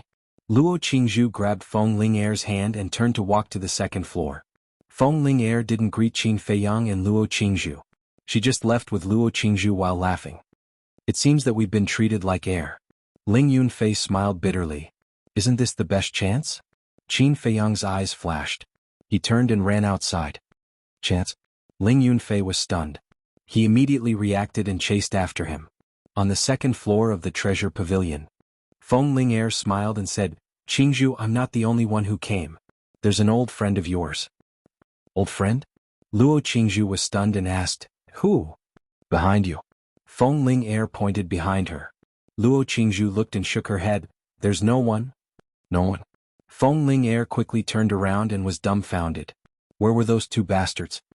Not good. I was careless and let them escape. Feng Ling'er was flustered and exasperated. She glanced at both sides of the corridor. At the end of the corridor there was a window. She quickly ran over and jumped out, landing on the street. She looked at both ends of the street. Not to mention people, there wasn't even a shadow. Luo Qingzhu also jumped down from the window. She looked at Feng Ling'er in confusion. There's indeed something wrong with those two bastards. Feng Ling'er clenched her jade-like hands and gritted her teeth in hatred. Luo Qingzhu frowned and said, Sister Ling'er, who is it? Feng Ling'er whispered a name in her ear. What? It's actually him. Luo Qingzhu's eyes were filled with disbelief. He actually came to Starmoon City? Feng Ling'er said in a deep voice. He told me that he came to Starmoon City to see you and Zhao Shuang'er, but now it seems that he has other motives. Luo Qingzhu said, Sister Ling'er, don't worry. Starmoon City only has one city gate. I'll immediately get a few battle kings to block the city gate. We'll find them sooner or later. Good idea. Battle kings are much faster than them. As long as we trap them in the city, we won't have to worry about not being able to catch them. Feng Ling'er sneered. I say, is there a need to do this? A bitter laugh rang out. Soon after, Qin Feiyang and Ling Yunfei walked out of a small alley not far away. Their faces were filled with helplessness and bitterness. They knew that their speed couldn't compare to Feng Ling'er's, so they hid here the moment they ran out of the treasure pavilion. They wanted to wait until Feng Ling'er couldn't find them, then they would naturally give up. But they never expected that these two women would actually plan to send battle kings to block them. Wasn't this the same as forcing them to their deaths? Why were all the women they met so difficult to deal with? Why aren't you running? Don't worry, I won't chase after you. Feng Ling'er looked at them playfully. Qin Feiyang sighed and said, All right. We admit defeat. We surrender. A good man doesn't fight with a woman. Ling Yunfei nodded to comfort himself. Follow me up first. Luo Qingzhu glanced at the two of them. She couldn't tell who was Qin Feiyang and who was Ling Yunfei. Following Luo Qingzhu, the three of them went to the second floor and entered a simple lounge. After closing the door, Luo Qingzhu looked at the two of them and asked, Which one of you is Qin Feiyang? Me. Qin Feiyang sat down on a chair. Since he couldn't escape, he might as well take things as they came. Luo Qingzhu walked to him and scolded, You're really bold. You actually dared to come out alone. Aren't you afraid that the Danwang Hall will kill you? Qin Feiyang was stunned. He stood up and stepped forward. Face to face with Luo Qingzhu, he said flirtatiously, Are you worried about me? Don't tell me you've really fallen for me? Luo Qingzhu stuttered. Her cheeks were slightly red. This little girl's face is actually red? Qin Feiyang was stunned. He hurriedly took 2 steps back. This was not a joke. Right, where's Zhao Shuang'er? Is she okay? He quickly changed the topic. She's in the Martial King Hall. Do you want me to call her? Luo Qingzhu lowered her head and said, Let's not disturb her. Qin Feiyang shook his head. He took out 2 top-grade red fire-colored glass pellets from his Cosmos bag and said with a smile, Here, thank you for helping me hide my identity. Luo Qingzhu looked at the 2 pellets. Her beautiful eyes bloomed with a strange light, but in the end she shook her head and said, You've already given us perfect martial arts. We can't accept this. Perfect martial arts? Feng Ling'er was very surprised. Yes, he gave us 2 and one of them was an auxiliary martial arts. Luo Qingzhu nodded and smiled. She finally recovered her previous spirit. Feng Ling'er looked at Qin Feiyang in disbelief. Qin Feiyang directly stuffed the 2 pellets into Luo Qingzhu's hands.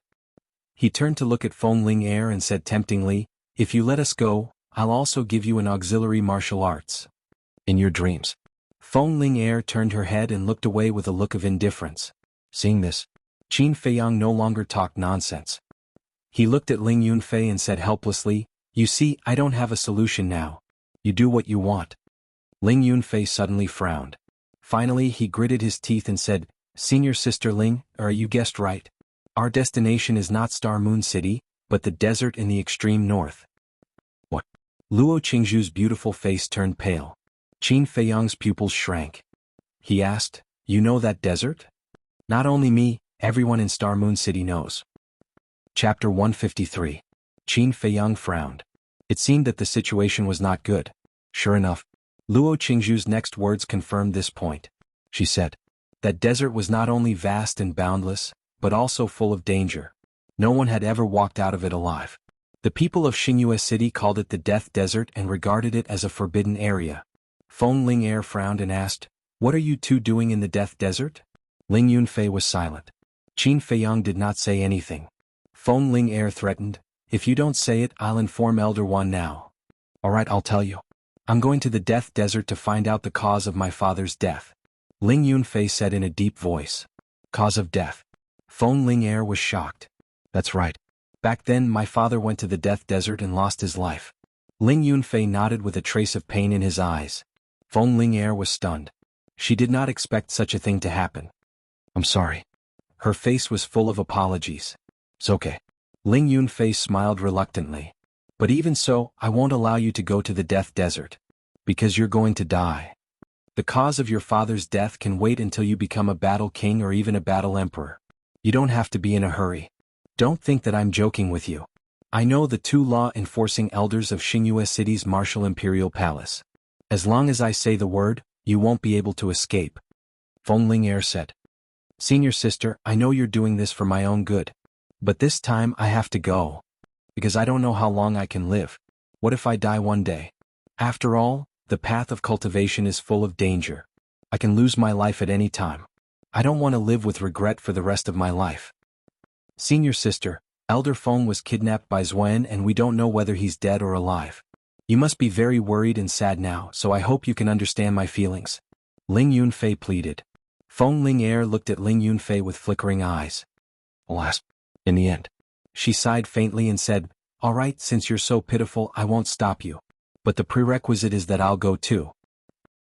Ling Yunfei was shocked and looked at Ling Yunfei for help. Qin Feiyang said, "You can go, but you're not allowed to act recklessly on the way." Feng Ling glared at him and said angrily, "When have I ever been willful?" "You're being willful all the time." Qin Feiyang mercilessly counterattacked. Even the desert of death was so dangerous, let alone that strange place. Therefore, he had to advance step by step and eliminate all hidden dangers in advance. "Little bastard, say that again." Feng Ling gnashed her teeth and stared at him. Her beautiful eyes were full of anger. If she took off her mask, she would find that she was very cute now. "It's the same no matter how many times I say it." Qin Feiyang looked straight at her without dodging. If it was a normal day he could give in. After all, as a man he had to be magnanimous and give in to women. But in the face of serious business, he would not compromise with any woman. Feng Ling had an illusion at this moment. She felt that the current Qin Feiyang seemed to be a different person. He had the aura of an overlord of heaven and earth. Especially his eyes, which were sharp and somewhat intimidating, made her have the idea of avoiding. How could this be? I'm actually afraid of him in my heart? Feng Ling found it hard to believe. Qin Feiyang was only an 8-star martial master, but she was a 2-star martial grandmaster. There was a difference of a few small realms. It should be Qin Feiyang who was afraid of her? She did not dare to continue looking at him. Because the fear in her heart had become stronger. She was really afraid that she could not control herself and lowered her head to Qin Feiyang. Her self-esteem, her pride, would not allow this to happen. So, she looked away and coldly snorted, "This ant is magnanimous and will not argue with you." In this invisible contest, Qin Feiyang had won.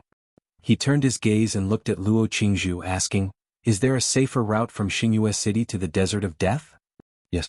Luo Qingzhu nodded. Although the Desert of Death was dangerous, many people liked to explore it. Of course, they only entered the periphery and did not dare to go deep. Therefore, over the years they slowly opened up a safe route. However, this safe route wasn't completely free of danger. Along the way they would still encounter many fierce beasts. This depended on luck. If one was lucky they would only encounter low-level fierce beasts. If one was unlucky and encountered a few martial grandmasters or even war king-level fierce beasts, their lives would be in danger. Qin Feiyang laughed. Then I'll have to trouble you to draw a map for me. This, Luo Qingzhu hesitated for a moment and nodded. All right, wait a moment. Then he walked to the desk and drew with a brush. Not long after, a map appeared in front of him. The place I marked with the red dot is the most dangerous place. You must be careful. In addition, there are 3 black dots. They are absolutely safe places. You can stop cultivating and adjust your state. Luo Qingzhu pointed at the map and introduced it to the 3 of them in detail. You're really thoughtful. Qin Feiyang muttered. Although the 3 safe spots might not be useful, he would remember Luo Qingzhu's good intentions. It was late at night. There was no moon in the sky and it was pitch black outside the city. It was obviously not suitable for traveling. The 3 of them stayed in the treasure pavilion. In the dead of night, Qin Feiyang stood in front of the window and looked at the dark sky. He was like an old monk in meditation and did not move for a long time. But he did not know how long had passed. He sensed the image crystal in his Jianghu bag buzzing and trembling. When he took it out, the image crystal shone brightly and a shadow quickly condensed. It was Fatso. Jiang Lauda, is it going well? Fatso showed a standard smirk on his face. Qin Feiyang nodded and said, it's going well at the moment. Did anything major happen in Yen City these days? Fatso thought for a while and said, nothing major, but 2 days ago, the eldest prince came to see you. Qin Feiyang raised his eyebrows and asked, why is he looking for me? He wants you to help him refine 10 top-grade crimson fire-colored glass pills. It seems to be a betrothal gift for the Lin family. The medicinal materials are now with Fat Lord. Boss, do you want to help? If you don't, Fat Lord will return the medicinal materials to him tomorrow. According to Fat Lord's intention, we won't help him. Who told him to steal your woman? Fatso's face was full of disdain. Qin Feiyang frowned and said, I'll say it again. I only treat Lin Yi as a sister. She's a sister now. Who knows in the future? Fatso smirked. Qin Feiyang's face darkened and said coldly, you should be glad that I'm not in Yen City now. Otherwise, even if you don't die, you will lose a layer of skin. Keep the medicinal materials for the 10 crimson fire-colored glass pills first. In addition, inform me immediately if there is news about the blood-killing token. Roger. Fatso stood at attention. Qin Feiyang rolled his eyes and asked, is there anything else? No, I wish you a safe journey. Pick up a few more girls. Let's go. As soon as Fatso finished speaking, the virtual image quickly disintegrated. Qin Feiyang shook his head and laughed. He put away the image crystal, entered the castle and continued to copy the return formula. The next day, early morning. It was drizzling and the weather was getting colder and colder. After saying goodbye to Luo Qingzhu, the 3 walked straight to the city gate. Ling Yunfei whispered, did you notice that Luo Qingzhu wants to follow us? Qin Feiyang nodded. Last night he had already noticed it but he didn't point it out. Is anyone going to the Death Desert? If there is, let's go together. We can take care of each other on the way. Outside the city gate, there were more than a dozen people gathered. There were men and women, old and young, and their strength was quite good. Among them, a big man in black was shouting with all his strength. When the 3 passed by, the big man immediately stepped forward, grabbed Qin Feiyang's hand and said with a smile, little brother, are you going to the Death Desert?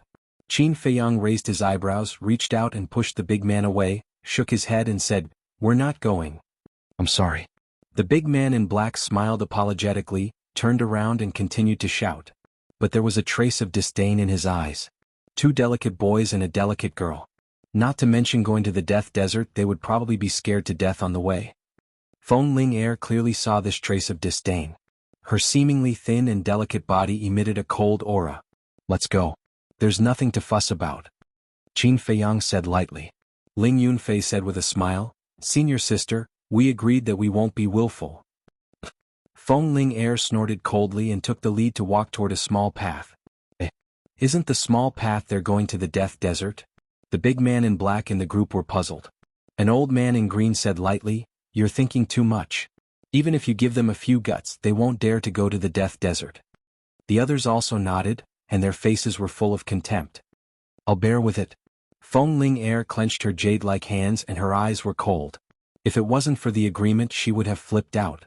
The small path was only 1 meter wide, and it meandered all the way to the depths of the mountain.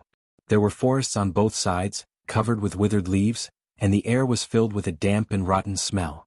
The cold drizzle soon drenched the three of them. Qin Feiyang took out the map, looked at it carefully and said, "The location of the first red dot is 10 miles away from here. Let's try to get there before dark." Whoosh! The three of them went at full speed, rushing toward the small path as fast as lightning.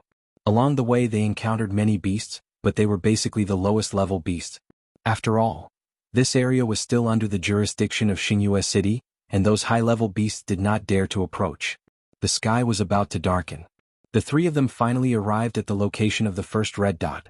Under a big tree they looked toward the small path in front. There was no one on the small path. On both sides, there were groups of trees, bushes, and weeds as tall as a person. However, after observing for a while, they did not see any danger. Ling Yunfei frowned. Isn't Luo Qingzhu exaggerating? She's in Xingyue City all year round and is very familiar with this area. It's impossible for her to talk nonsense. Feng Ling said as she grabbed a fist-sized stone from the ground and threw it toward the small path in front. Throwing a stone to test the path. However, the stone fell to the ground and did not cause any changes. The surroundings were still dead silent. Chapter 154. Maybe we're lucky that there are no beasts nearby. Feng Ling smiled. But even she found it hard to believe her own words. Let's go over quickly, Ling Yunfei urged. Even if there was danger, they could only brace themselves and charge through. They couldn't just go back home. Wait. Qin Feiyang reached out to stop the two of them and smiled. It's time to let it go now. The two of them were stunned. Qin Feiyang waved his hand and Wolf King immediately appeared out of thin air. Brother Wolf is finally out. Earth trembled. At that moment, it howled towards the sky, its heroic spirit soaring to the sky. However, the next moment, rustling sounds came from the grass on both sides of the path ahead. The weeds and bushes also shook. Qin Feiyang and the other two noticed it immediately. When they looked over, their faces instantly turned pale. Two red scorpions crawled out from the grass, their heads as big as wash basins. They were blood-red all over, as if they had just been soaked in blood, exuding an incomparable ferocious aura. Especially the poisonous stingers on their tails, which were almost as long as an adult's index finger. They were like two steel needles, shining with a terrifying bloody light. Bloodthirsty scorpion. Qin Feiyang opened his mouth with difficulty and swallowed his saliva. Feng Ling and Ling Yunfei also felt their hair stand on end. Aren't they just two little scorpions? What's the big deal? Wolf King glanced at the three of them in disdain and swaggered towards the two bloodthirsty scorpions. However, before it could get close, its body stiffened. One by one, bloodthirsty scorpions kept crawling out from the grass. 2, 5, 10. They were densely packed and couldn't be counted in a short time. Qin Feiyang and the other two's expressions changed abruptly. They shouted at Wolf King in unison, "Come back quickly!" Wolf King was about to cry. He didn't dare to move at all. His whole body was covered in cold sweat. His heart was also filled with regret. Why did he have to show off for no reason? But now, the bloodthirsty scorpions were glaring at it from the front. If it dared to make a move, it would definitely be beaten up. Qin Feiyang said in a low voice, "Don't be hasty, retreat slowly." Slow your ass. Why didn't you say so earlier? They live in groups. Wolf King cursed in exasperation as he moved back inch by inch. If it had known, it wouldn't have come here to show off even if it was beaten to death. However, as soon as Wolf King moved, it was as if he had poked a hornet's nest. The bloodthirsty scorpions swarmed out and swarmed towards Wolf King. Run. Wolf King let out a low growl, turned around without hesitation and bolted away. Qin Feiyang and the other two were also running away in fear. Wolf King roared, "The outside world is too dangerous. Little Qin Zi, quickly send Brother Wolf to the castle." In your dreams. Qin Feiyang snorted coldly. Some time ago it was clamoring to come out. Now that it was in danger, it wanted to hide inside. How could it be so easy? Disloyal bastard, Brother Wolf will bite you to death. Wolf King roared angrily. When he looked back, he was so scared that he almost peed. Those bloodthirsty scorpions were not slower than him at all. Distance. They were quickly closing in. Help, Brother Wolf. Wolf King hurriedly asked for help. Feng Ling was a 2-star martial grandmaster. Although she did not have any auxiliary martial arts techniques, she was undoubtedly the fastest. Although Qin Feiyang and Feng Ling were 8-star martial masters, they had mastered perfect auxiliary martial arts techniques. Except for Wolf King. Although it was comparable to a 9-star martial master, its speed could not keep up. Qin Feiyang turned his head and his eyes suddenly darkened. He decisively took out the Chang Shui, turned around and ran towards Wolf King. Little Qinzi, you are loyal. Wolf King was overjoyed. Whoosh. But in the next moment, the group of bloodthirsty scorpions behind him raised their tails and spat out blood-red liquid. Like arrows they shot towards Wolf King. Damn it, don't scorpions only sting people? Why do they spit venom? Wolf King was so scared that he roared again and again. Who told you that they only sting people? Qin Feiyang was speechless. Ordinary scorpions only knew how to sting people, but were these scorpions ordinary?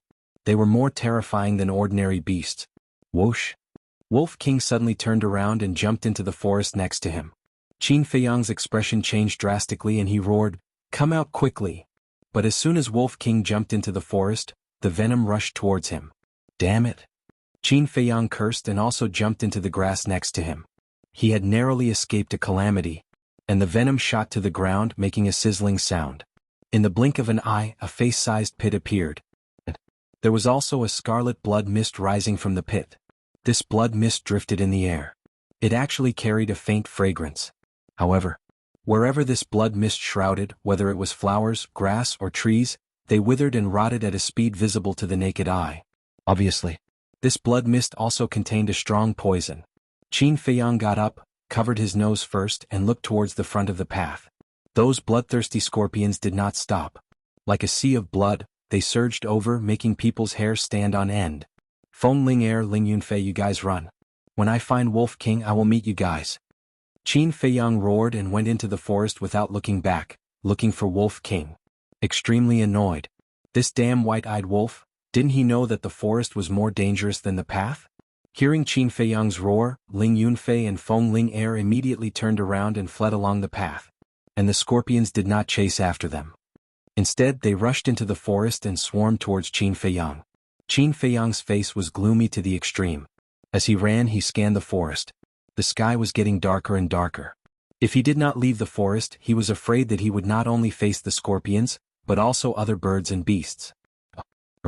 Suddenly, from the left there was a wolf howl and a beast roar. Qin Feiyang slammed on the brakes, turned around and sped away. Crack. Rustle.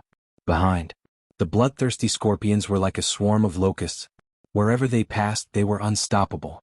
Patches of weeds and shrubs fell, leaving a mess. Fortunately the forest was dense and helped Qin Feiyang block the venom. Otherwise he would not even have bones left now. After galloping for about 10 breaths, he came to a small hillside. At the bottom of the hillside there was a small river. The water was very muddy. And on the riverbank Wolf King was crazily fighting with a fierce crocodile. When Qin Feiyang saw the appearance of the fierce crocodile, his face instantly paled. It was actually a saw-toothed crocodile. Wolf King roared, "Little Tianzi, come down and help." Qin Feiyang dashed down like an arrow. Borrowing the force of his descent, he clenched his 5 fingers tightly and his true energy surged as he threw a punch at the Wolf King. That's right. The target of the attack was Wolf King. Seeing that the fist was about to hit Wolf King suddenly dodged to the side. Rushing thunder killing fist. At the same time, Qin Feiyang growled and punched the head of the saw-toothed crocodile. Accompanied by a painful scream, the head of the saw-toothed crocodile burst open on the spot. Bang! Its huge body also fell to the ground. Wolf King said with lingering fear, "Fortunately you came in time. Otherwise Brother Wolf would be dead." Let's go. Last time near Black Bear City Ling Yunfei and I killed a saw-toothed crocodile. In the end we alarmed the entire group of crocodiles. I'm afraid this time is no exception. Qin Feiyang shouted in a low voice. Roar. However, it was too late. Saw-toothed crocodiles continued to appear from the forest on both sides and the river in front. The small ones were 5 or 6 meters long. The big ones were more than 10 meters long. There were even 2 saw-toothed crocodiles that were more than 20 meters long behind the crocodiles on both sides. Those bloody mouths and dense fangs made the man and wolf's faces turn pale. Look behind. The bloodthirsty scorpions rushed down from the hillside like a blood-colored waterfall, making people shudder. You really jinxed it, Wolf King said angrily. If it weren't for you running into the forest, would we be in such a situation? Qin Feiyang said angrily. If Brother Wolf didn't run into the forest, he would have been drowned by the venom. I'm afraid not even a strand of hair is left now. Wolf King roared. All right. Stop talking nonsense. I have an idea. Qin Feiyang said impatiently, a cold light flashing in his eyes. What idea? Wolf King was surprised and puzzled. Let them kill each other. Qin Feiyang said in a low voice. The group of crocodiles and scorpions were ferocious as they pounced on the man and wolf. In the blink of an eye, Qin Feiyang grabbed Wolf King and entered the castle. Roar. Hiss. The pitch-black group of crocodiles and the blood-red scorpions, like two torrents, collided violently. A cruel battle immediately unfolded. You're really smart. Wolf King laughed sinisterly. Qin Feiyang rolled his eyes at it, took out the image crystal and quickly activated it. At the same time, somewhere on the path, Ling Yunfei, who was running wildly, suddenly stopped. What are you doing? Feng Ling was puzzled. It should be Qin Feiyang who sent me a message. Ling Yunfei took out the image crystal and it shone brightly. Qin Feiyang's shadow quickly appeared. Ling Yunfei asked, "Where are you?" Qin Feiyang said, "Don't worry about where I am first. I've stalled the scorpions. Hurry back. I'll meet up with you later." As soon as he finished speaking, the shadow disappeared. Ling Yunfei and Feng Ling looked at each other. Was this guy really that capable? He could even stall the scorpions? Ling Yunfei put away the image crystal and said, "Senior sister, he won't lie to us. Let's go." The two of them turned back. Soon they arrived at the place where the scorpions appeared. They took a few tentative steps forward. As expected, there were no bloodthirsty scorpions. Therefore, the two of them ran forward boldly with confidence. Inside the castle, a man and a wolf were focused, carefully listening to the movements outside. Half an hour later, only then did the commotion gradually disappear. Wolf King asked, "Do you think they were all wiped out?" "How would I know? You stay here first. I'll go out and take a look." After Qin Feiyang finished speaking, he appeared in his original position. But half an hour later, the sky was completely dark. He couldn't see his fingers or see anything. He could only smell the pungent smell of blood. Whoosh! Suddenly, the sound of something breaking through the air came from behind. Qin Feiyang's body and mind tightened, and he immediately entered the castle. "How is it?" Wolf King asked. "I can't see." Chapter 155. Are the bloodthirsty scorpions so fierce? Wolf King was shocked. "Of course, otherwise I wouldn't have run away as soon as I saw them." Qin Feiyang nodded, feeling quite distressed. If only he had a pair of wolf eyes, he would be able to see both day and night. But this was an extravagant hope. He looked down at Wolf King and said in a deep voice, "It's very dangerous on the path at night. We have to rush to meet up with Ling Yunfei and the others as soon as possible. We can only rely on you now. You want to ride on Brother Wolf's back again?"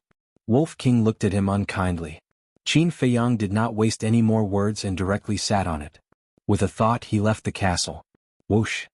As soon as he appeared, a few air-piercing sounds could be heard. Fuck! Wolf King quickly dodged to the side and ran towards the hill without looking back. "What's the situation?" Qin Feiyang asked. Wolf King said, "There are still 5 active bloodthirsty scorpions chasing after us." Qin Feiyang's heart sank. He tightened his grip on the Changshui and said, "You can't outrun them. Find a chance to kill them. Now is the time to test our tacit understanding. Can you be more reliable?" Wolf King was indignant. Although it could see, Qin Feiyang couldn't, right? How could he fight back? Qin Feiyang said, "Okay, stop complaining. Find a chance. I really don't know if it's because of my previous life. What did Brother Wolf owe you? Now you're tormenting me like this." Wolf King jumped a few times and landed on the hill. The 5 bloodthirsty scorpions also jumped up and pounced towards the man and wolf. "Good chance." Wolf King's eyes lit up and shouted, "To the left." Qin Feiyang did not hesitate and suddenly swung out the Changshui. At the same time, Wolf King squatted down, and 2 bloodthirsty scorpions were directly cut in half by the Changshui. Behind, following closely, Wolf King growled again. Qin Feiyang turned his arm and swung it back. Wolf King also jumped up, and 2 more bloodthirsty scorpions were cut into pieces. "Up there!" Wolf King roared again. Qin Feiyang swung his saber. The Wolf King moved a few inches to the left and struck the bloodthirsty scorpion's heart. In just the blink of an eye, he had killed 5 bloodthirsty scorpions. It seemed simple, but in reality it was extremely difficult. Because every time Qin Feiyang swung his saber, he was swinging it blindly. It was all thanks to Wolf King's cooperation. For the first time, Wolf King squatted. The second time, Wolf King jumped up. The third time, Wolf King moved to the left. It was adjusting its position. Furthermore, it had to be done very precisely, without the slightest error. Only in this way could Chang Shui kill the bloodthirsty scorpion in one blow. Otherwise, Qin Feiyang wouldn't have been able to kill those 5 bloodthirsty scorpions. Of course, the most important thing was the tacit understanding. If the tacit understanding was slightly worse, they might lose their lives. Phew. Qin Feiyang exhaled and asked, "Is there anything else?" No. Wolf King stood on the hillside and turned around to look below. The forest and river were beyond recognition, and corpses were everywhere. Blood dyed the ground red and the river water soaked. The scene was extremely bloody. Although Brother Wolf doesn't want to admit it, we do have a tacit understanding. The Wolf King said indifferently, then turned around and ran towards the small path. Along the way they encountered many ferocious beasts. A man and a wolf cooperated seamlessly and dealt with them one by one. But even so, they suffered different degrees of injuries. After returning to the path, Wolf King led Qin Feiyang and chased after Ling Yunfei and Chang Shui. Not long after, Wolf King saw the corpses of ferocious beasts on the path. Blood mixed with the rain and dyed the ground red. Wolf King said, "Little Qin Zi, I have a bad feeling." "What do you mean?" Qin Feiyang frowned. "Can't you smell the smell of blood in the air?" Wolf King said in a deep voice. Qin Feiyang sniffed hard and his expression changed. There was indeed the smell of blood. Wolf King said, "There are many corpses of ferocious beasts on the path. They might have been killed by Ling Yunfei and Chang Shui." The mood of the man and wolf became heavy. There was no moonlight. There was no way to make torches on a rainy day. Ling Yunfei and Feng Ling'er were also blind. They could only rely on their ears to listen. And a large number of ferocious beasts appeared on the path at night. Even if they could distinguish the location by listening, they would be in danger. "Aha, I actually found a good treasure." After running for a while, Wolf King suddenly laughed. "What is it?" Qin Feiyang was surprised. Wolf King said, "There is a black tongue tree here." "Really?" Qin Feiyang was overjoyed. The black tongue tree itself was not valuable, but the bark of the black tongue tree contained rich oil and could be made into torches. Moreover, as long as it was not soaked in water, it would not go out. Wolf King sighed again. "We were happy for nothing. The bark has been stripped off and the traces are still new." Qin Feiyang's veins bulged and he really wanted to slap him. The traces were new? Could it be that Ling Yunfei and Chang Shui pulled them out? Thinking of this, Qin Feiyang hurriedly said, "Quickly take out your full speed." With a torch, although they could see the surroundings clearly, there was also a fatal drawback. Because the torch would attract the nearby ferocious beasts. Wolf King ran at full speed, mud splashing everywhere. Hundreds of breaths later, a little fire suddenly appeared in front of them. "Is it them?" A man and a wolf approached quickly with a nervous heart. When they got closer, Qin Feiyang discovered that there were actually more than 20 figures. Obviously it couldn't be Ling Yunfei and Feng Ling'er. Wolf King suddenly said, Not good." Brother Wolf ignored the many footprints on the ground. "Do you believe that I won't slap you?" Qin Feiyang said angrily. To be able to ignore such important information, it was really not reliable at all. When they were more than 50 meters away from the fire, Qin Feiyang sent Wolf King to the castle. Then he hid Chang Shui in his sleeve and ran over quickly. Hearing the footsteps, the 20 or so people turned to look at Qin Feiyang at the same time. "It's them?" Qin Feiyang frowned. Under the light of the fire, many familiar faces could be seen. It was the black-clothed man and others who invited him to team up outside the city in the morning. Those people also saw Qin Feiyang's true face. "Didn't you say that you won't go to the Death Desert? Why are you here? You actually came here alone to smear my name. Aren't you a little too bold?" 3 big men stood up and looked at Qin Feiyang unkindly. Qin Feiyang stood 5 meters away, looking at the black-clothed man and others. However, he suddenly noticed that there were 2 people lying on the ground behind these people. Although their faces were blocked, he knew from their clothes that they were Feng Ling'er and Ling Yunfei. What happened to them? Qin Feiyang frowned. The black-clothed man sneered, "They are seriously injured. I'm afraid they can't even stand up now." "Are you the ones who hurt them?" Qin Feiyang's eyes flashed with cold light. An old man in green shook his head and said, "It's true that good people don't have good karma. We saved them. If it weren't for them, they would have been eaten by the beasts." Qin Feiyang raised his eyebrows and said, "Then I thank you on behalf of them. Can you let me pass?" "Yes, get out of the way." The old man in green waved his hand and several people standing in the middle of the road retreated to the side. At that moment, Qin Feiyang clearly saw the situation of Feng Ling-er and Chang Shui. The two of them were lying on the ground, unconscious. Their faces were as pale as paper and their bodies were full of injuries. There were even a few claw marks that were so deep that bones could be seen. In the grass next to the two of them there were two beasts lying. There was a fist-sized bloody hole in their heads. Blood was gushing out. They were already dead. Qin Feiyang hurriedly walked over. However, the black-clothed man suddenly stood in front of him and sneered, "If you want to see them, hand over the Chengquan bag first." At the same time, the others rushed forward and surrounded Qin Feiyang in the middle. "What do you mean?" Qin Feiyang narrowed his eyes and glanced at them one by one. Everyone's face was filled with greed. "Isn't it obvious?" The black-clothed man shrugged his shoulders and said with a face full of ridicule, "If you had accepted my invitation in the morning and traveled with us, wouldn't everything have been fine?" Qin Feiyang said, "People of different paths can't work together."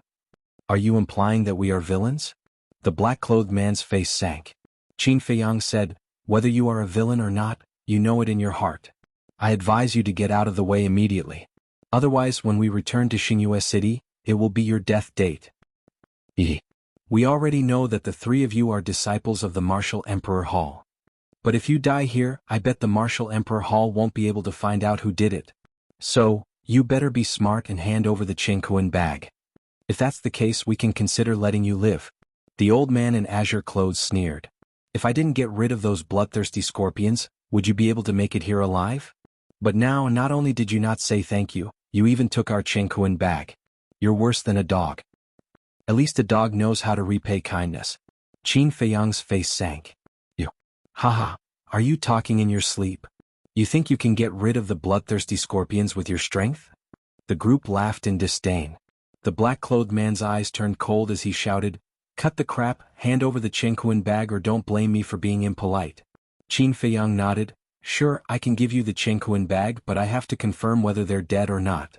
The black-clothed man said, "Hand over the Chengquan bag and I'll let you see them." Qin Feiyang said, "What if I hand it over and you don't want to admit it? I don't trust you anyway. Do you think you have a choice?" The black-clothed man waved his hand, and the others immediately approached Qin Feiyang step by step.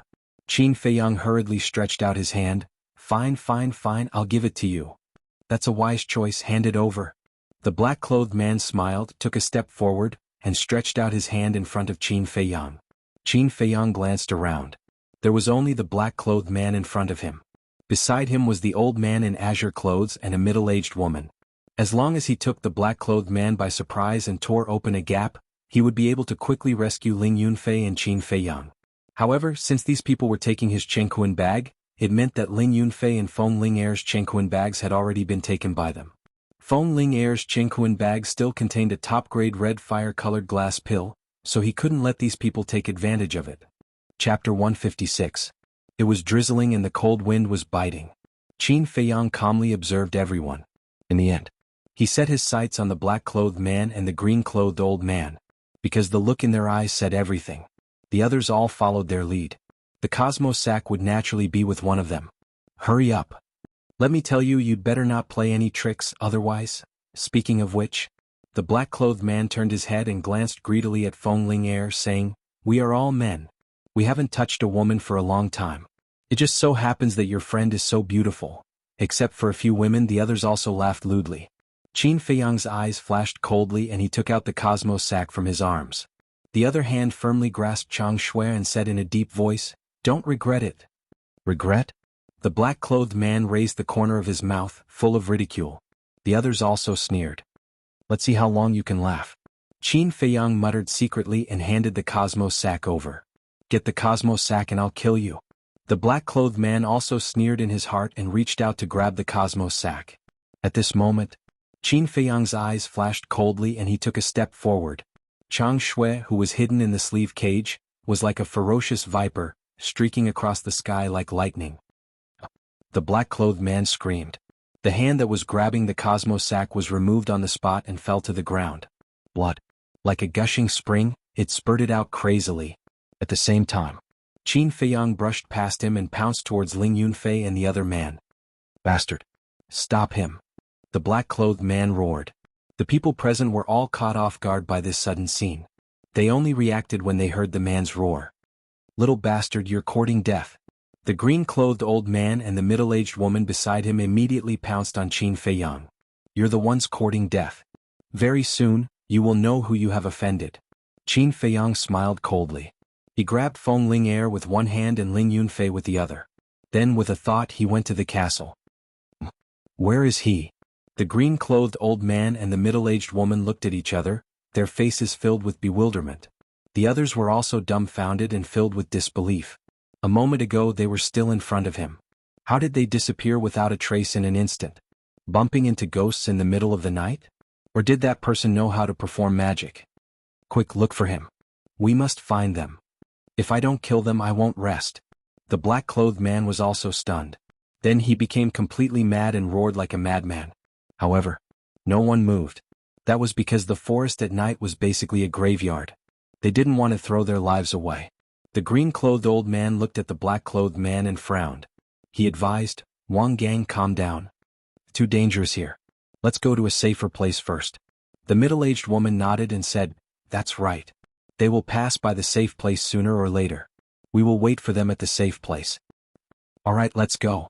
Wang Gang grabbed his broken arm and lowered his head as he walked forward. His eyes were extremely dark and fierce. Everyone quickly follow. Pay attention to the movements around you. The green-clothed old man called out and caught up with Wang Gang. He comforted him, Don't worry, those two are disciples of the Martial Imperial Palace.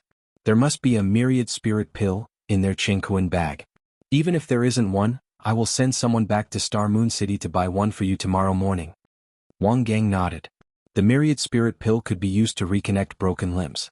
And once it was healed, there would be no sequelae.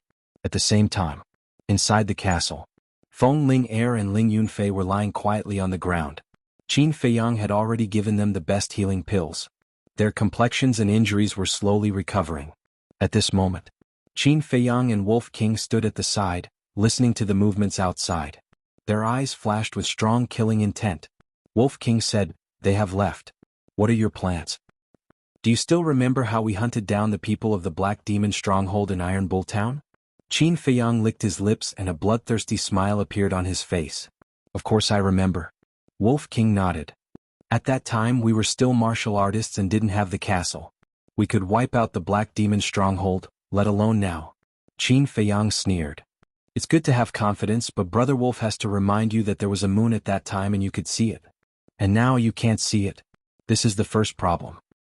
The second problem is that the beasts here are much stronger than the ones in Iron Bull Town. While hunting them, we have to face the ambush of the beasts. I'm afraid it's not good. Wolf King was somewhat worried. Qin Feiyang fell silent. Wolf King's concerns were not unreasonable. It would be best to have a foolproof plan. Let's go out first.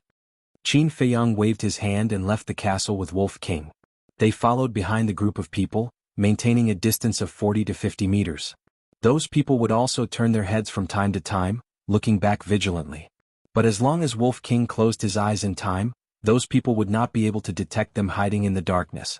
Moreover, with that group of people clearing the way in front, they did not have to worry about being ambushed by the beasts. Hundreds of breaths passed. Wolf King asked, Little Qinzi, have you thought of a way? Yes. Qin Feiyang whispered a few words in Wolf King's ear. Will it work? Wolf King questioned. As long as you cooperate well, you will definitely be able to get rid of them one by one. Qin Feiyang smiled coldly. Okay. Wolf King nodded. All of a sudden, it raised its head and howled, resounding through the rainy night and lingering for a long time. There's a wolf.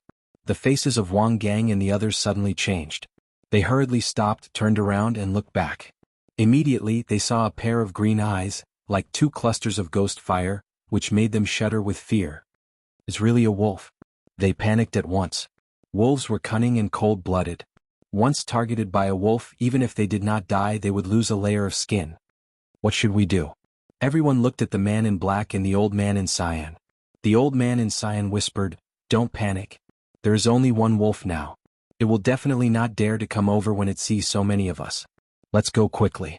Don't provoke it. The group of people rushed forward back to back. However, they did not notice that there was a person sitting on the back of the wolf. Go follow it. Qin Feiyang whispered. The Wolf King took a step forward and sprinted madly. Oh no, it's coming. The middle-aged woman shouted, her face full of panic. Run. The old man in cyan shouted in a low voice, The group of people immediately ran wildly. However, in front of them, there would be a fierce beast jumping out from time to block their way, greatly reducing their speed. The old man in cyan was extremely annoyed and said angrily, "Don't run, we'll wait for it here. I want to see if it dares to come over." More than 20 people stayed in place and were vigilant. Whoa! Wolf King howled again. Everyone's body and mind tightened. For such a ferocious creature like a wolf, there was a natural fear in the hearts of human beings. But suddenly, that pair of green eyes disappeared. Is it gone? Everyone was surprised. The old man in cyan sneered, "No matter how cold-blooded it is still afraid of death. It must have left." But before they could breathe a sigh of relief, that pair of green eyes appeared again. Bastard. It's obvious that it has targeted us. There may even be a pack of wolves hiding nearby. The man in black roared, his face was very ugly. Hearing this, everyone panicked again, their bodies and minds were shrouded in fear. The old man in cyan gritted his teeth and said in a deep voice, "We can't continue like this. You three go and take a look. If there's really only one, get rid of it as soon as possible." He pointed at the three middle-aged men with a commanding tone. The faces of the three men instantly turned green. The old man in cyan shouted, "Go quickly or I'll leave you here to fend for yourselves." The three men's bodies trembled, holding a torch, and walked step by step towards the man and the wolf. The torch was made of the bark of the black tongue tree. Under the illumination of the fire, it could be clearly seen that there were bean-sized beads of sweat on their foreheads. They were sweating in such a cold day, which showed how nervous they were at the moment. Are they finally here? Qin Feiyang's eyes flashed with murderous intent. He let Wolf King do this, in fact, to bluff, deliberately mystify, to lure those people to come to his door. Then, the man and the wolf separated and lurked in the grass beside the path. Disappeared again? The three men were stunned, and then they were wild with joy and turned to look at the old man in cyan. As if to ask, since they disappeared, was there no need to go over? Continue? The old man in cyan shouted. The three men's faces stiffened, and they had no choice but to bite the bullet and continue to walk. They came to the ambush point of Qin Feiyang and Wolf King. Glancing around, one of them smiled and said, "I don't see any wolves, they must have left, let's hurry over." The other two nodded. However, just as they turned around, a man and a wolf suddenly pounced out from the grass. Qin Feiyang's target was the man with the torch. Chang Shui, showing off his sharpness, easily cut off the man's neck. At the same time, Qin Feiyang grabbed the torch and threw it into the forest behind. The place was instantly plunged into darkness. Ah! Accompanied by a shrill scream, Wolf King also bit off a man's throat. "Come and save me." There was only one man left. He grabbed a broadsword and waved it crazily in the dark, while asking the black-clothed man and the others for help. "What should we do?" The people in the distance panicked. The next moment, another cry of agony rang out. They knew that the three men were dead. Everything happened so fast that they were not mentally prepared at all. "Be quiet," the black-clothed man shouted, his face as calm as water. Everyone immediately shut their mouths and stared at the pair of green eyes in the distance, their hearts trembling. "Did you notice that two shadows just appeared?" The old man in cyan said in a deep voice. The middle-aged woman nodded and said, "There are indeed two shadows. It seems that there is not only one wolf but two." Although Qin Feiyang had immediately thrown away his torch, the majority of the people were still able to catch sight of his shadow. But they did not see it clearly, so they thought that there was another wolf. "No, if there are really two wolves, shouldn't there be two pairs of eyes?" someone said. The old man in cyan said, "Wolves are cunning by nature. The other wolf may have been closing its eyes or squinting its eyes in order to confuse us and make us careless." Hearing this, the group of people could be said to be panicking to the extreme, completely at a loss. Why were they so unlucky to encounter such a cunning beast? What should they do now? Chapter 157. Of course, this kind of result was also what Qin Feiyang wanted. Only when the other party panicked would he have the chance to eliminate them one by one. Wolf King walked in front of Qin Feiyang and asked, "What do we do next?" Qin Feiyang sat on Wolf King's back and sneered, "Continue to walk towards them. I want them to be scared out of their wits. Let them taste the taste of despair." Ah. Wolf King laughed sinisterly and walked over step by step. "It's here again. Wang Gang, old he, what should we do now?" The middle-aged woman and the others panicked and looked at the black-clothed man and the green-clothed old man. To be honest, the two of them didn't have any idea now. Wang Gang said in a deep voice, "Old he, why don't you personally bring people over and get rid of them?" Why don't you go? The green-clothed old man sneered. Wang Gang said angrily, if my arm wasn't broken, I would have gone long ago. Would I still be here talking to you? The middle-aged woman frowned. Old he, other than Wang Gang, you are the strongest here. You can't stay out of this. Yeah, if we don't get rid of them as soon as possible, I'm afraid we won't have a peaceful journey. Old he, help us please? The others also cupped their hands and pleaded. The green-clothed old man glanced at everyone, his eyes flickering.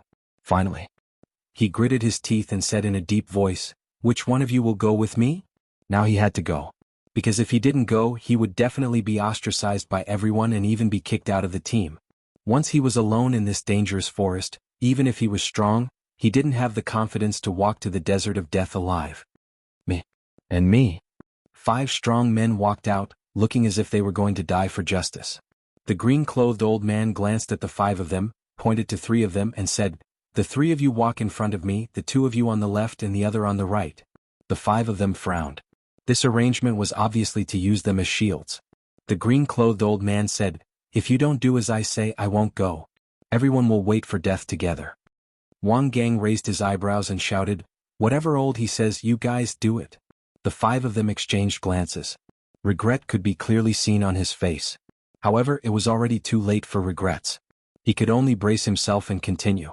Wolf King's pupils contracted and he said, not good, there are actually 6 people coming over. Qin Feiyang said, don't panic. Although there are 6 of them, the only one who can truly pose a threat to us is that old bastard in green. As long as we assassinate him first, the other 5 are nothing to worry about. Without a doubt. The green-robed old man was definitely a martial ancestor, but he did not know exactly how many stars he had. As for the 5 burly men, their auras were similar to his. They were either 8-star or 9-star martial masters. With his current strength, even if it was a head-on confrontation, he was confident that he could easily get rid of the 5 of them. There's a shield in front of him and there's also a shield on his left and right. How can I assassinate him? The Wolf King stopped and sized up the 6 people who were approaching him. His gaze was solemn. Then I'll assassinate him from behind. The corners of Qin Feiyang's mouth curled up into a cold smile. Behind? Wolf King was taken aback and said, how do you go behind him? Simple. Don't forget we have the castle. Qin Feiyang said as he jumped down from Wolf King's back, walked forward 5 meters, turned around, looked into Wolf King's eyes and said with a smile, do you understand now? Wolf King suddenly understood. As long as Qin Feiyang hid in the castle and waited for the 6 people to come over, Qin Feiyang would come out of the castle and naturally be behind them. In other words, the 5 meters between them was equivalent to a fatal trap. No. Wolf King quivered, angrily stared at Qin Feiyang and said, you bastard, you actually used brother Qin Feiyang as bait again. There's no other way because only by standing there motionless can you lure the 6 people into this trap. Qin Feiyang grinned, directly entered the castle, and carefully listened to the sound of footsteps. Bastard, just you wait, brother Wolf will make your butt bloom. Wolf King secretly muttered, bared his teeth and fiercely stared at the 6 people. The 6 people were getting closer and closer. When they were 10 meters away, the 6 people finally saw Wolf King. Why is there only one wolf? The 5 strong men instinctively stopped, vigilantly looking behind Wolf King, as well as the grass on both sides. One of them nervously said, old he, the other wolf must be hiding nearby, what do we do now? The old man in green secretly sneered and angrily said, nonsense, of course we continue to get closer. With a shield, of course he was not afraid. But the 5 strong men's feet seemed to be rooted, and they could not move half a step. The old man in green glanced at Wolf King, his eyes flashing with killing intent, and whispered to the 5 people, hurry up, don't let it escape. If the other wolf sneaks out to attack, dodge, I'll kill it with a palm strike. The 5 strong men took a step forward again, inching towards Wolf King bit by bit. 9 meters. 8 meters. 7 meters. 6 meters. 5 meters. The castle was right here. The 6 people took another step and stepped into the trap. Whoa. Accompanied by a wolf howl, Wolf King revealed his ferocious nature and pounced towards the 6 people. Kill. The old man in green shouted. The 3 strong men in front immediately raised their weapons and slashed towards Wolf King. The 2 strong men on the left and right each held a torch, staring at the grass in front of them to prevent the other wolf from sneaking an attack. The old man in green also swept his eyes back and forth, his face full of vigilance. In the distance, Wang Gang and the others looked at the situation with smiles on their faces. There should be no problem now, right? But the next moment, their gazes focused. Behind the old man in green, a person actually appeared out of thin air. Just like a ghost, there was no sign at all. The back view is so familiar. It's him. That disciple of the martial imperial palace. The group of people turned pale with fright as if they had seen a ghost. Wang Gang hurriedly shouted, "Old he, be careful behind you." Behind me? When the old man in green heard the roar, he frowned slightly and looked back in confusion. Immediately, a face entered his line of sight. Close at hand. There was a bright smile on his face. However, this smile in the eyes of the old man in green was simply the smile of a devil, causing all the hair on his body to stand on end in an instant. He instinctively struck out with his palm. But before he could raise his arm, he felt a pain in his heart. He instinctively lowered his head to look. He saw a snow-white dagger piercing into his heart. Fresh blood spurted out. Following closely, an incomparable pain, like waves of the sea, crazily attacked every nerve in his body. At that moment, he couldn't help but scream miserably. Heart-wrenching. Old he. The expressions of the two brawny men on the left and right changed drastically. Without hesitation, they raised their torches and threw them at Qin Feiyang. Qin Feiyang glanced at the two of them, pulled out Chang Shui and kicked the old man in green in the chest. With the help of this force, he retreated several meters away. The old man in green was sent flying by a kick. With a bang, he fell to the ground. Old he. How are you? I have a healing pill here, quickly take it. The two brawny men hurriedly ran over, took out healing pills and stuffed them into the old man's mouth. But just now, Chang Shui had already pierced through his heart. No matter how many healing pills there were, it was useless. His head tilted and he died on the spot. At the same time, another 3 screams rang out. It turned out that the other 3 brawny men had their throats bitten by the Wolf King and they died. However, the Wolf King's back also suffered a cut, so deep that the bone could be seen. Bang! The 3 corpses fell to the ground and mud splattered everywhere. The Wolf King walked over step by step and stood on top of the 3 corpses. Like a king, it looked coldly at the 2 brawny men beside the old man in green. There was a piece of flesh in its mouth. Its fangs were also dripping with blood and it looked extremely ferocious. Qin Feiyang glanced at the knife wound on the Wolf King's body. His eyes flashed with a frightening light, and he said in an awe-inspiring manner, "If I were you, I would have chosen to run away from the beginning. No, I deserve to die, I shouldn't have provoked you, I'll kowtow to you, please don't kill me." The 2 brawny men trembled and knelt on the ground to beg for mercy. Go to hell and repent. Qin Feiyang's expression was extremely cold. He rushed forward and the cold light of Chang Shui burst out, instantly sinking into the glabella of one of them. At the same time, the Wolf King also jumped up, opened its bloody mouth and bit the head of the other person. With a crunch, the head was bitten off. Bang! The 2 men fell to the ground one after another, dead. The Wolf King raised its head, looked at Wang Gang and the others in the distance, and spat out the bloody head. Seeing this bloody scene, Wang Gang and the others trembled and felt cold all over. A few of them were so scared that they were paralyzed on the spot, and a pungent smell came from their crotch. Qin Feiyang searched the body of the old man in green for a moment, got up and walked to the Wolf King's side. He shook his head and said, "Ling Yunfei's Qingquan bag is not on him." The Wolf King sneered, "Then it must be on that brawny man." Qin Feiyang grabbed a torch and said with a smile, "Let's go and meet them head-on." Duh. The man and the wolf walked over unhurriedly. "Wang Gang, what should we do now? Quickly think of a way."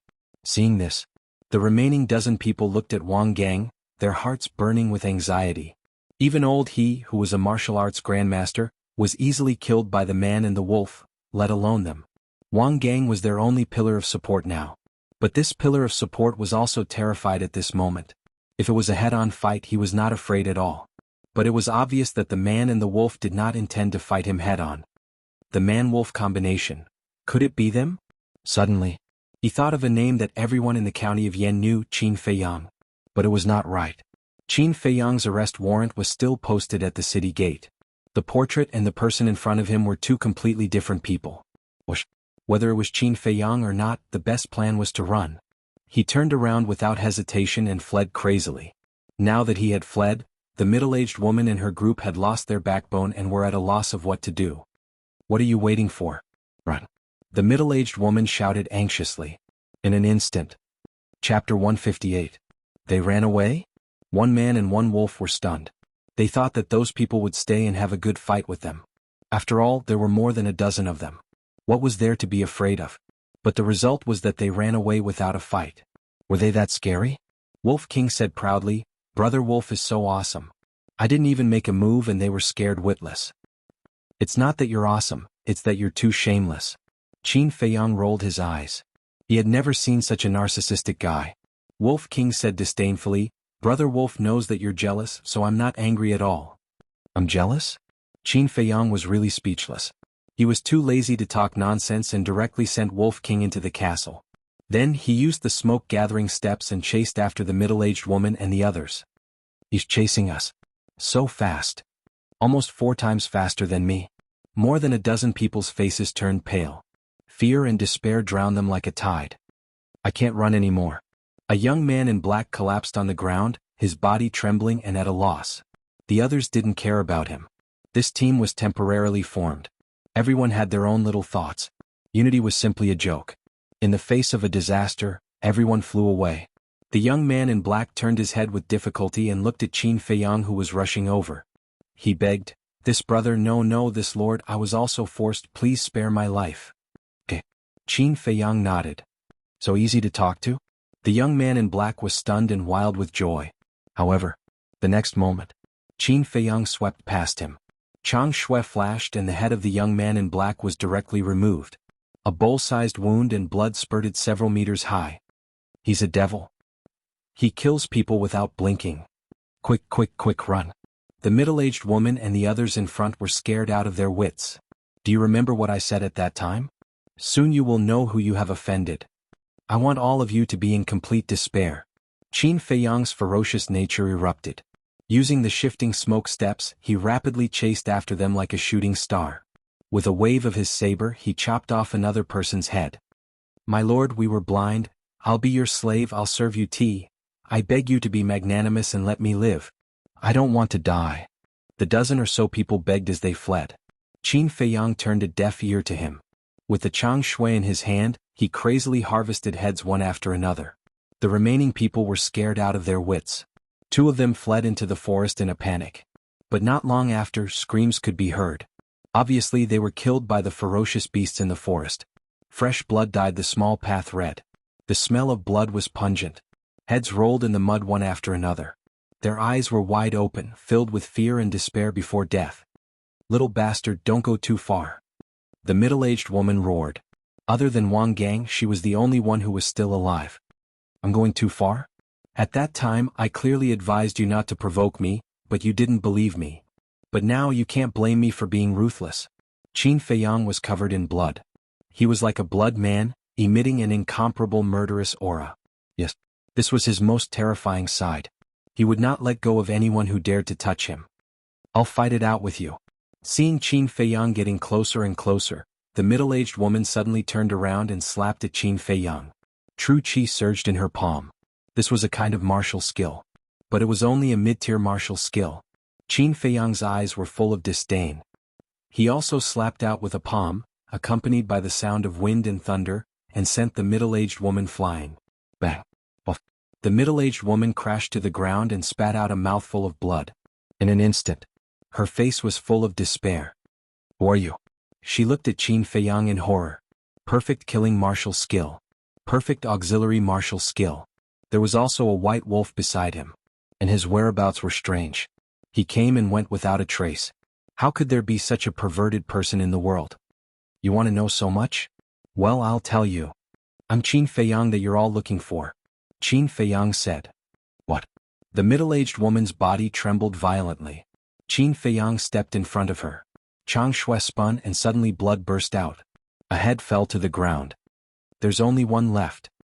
He grabbed Chang Shui and chased after Wang Gang without looking back. Behind him, there was a ground full of broken limbs. It was like a Jura hell. On the way, Qin Feiyang encountered many dead beasts. Basically, they were killed in one move and their wounds were still bleeding. Obviously, they were killed by Wang Gang. This meant that, although Wang Gang's speed was faster than Qin Feiyang, it was not difficult for Qin Feiyang to catch up with him because of the beasts blocking the way.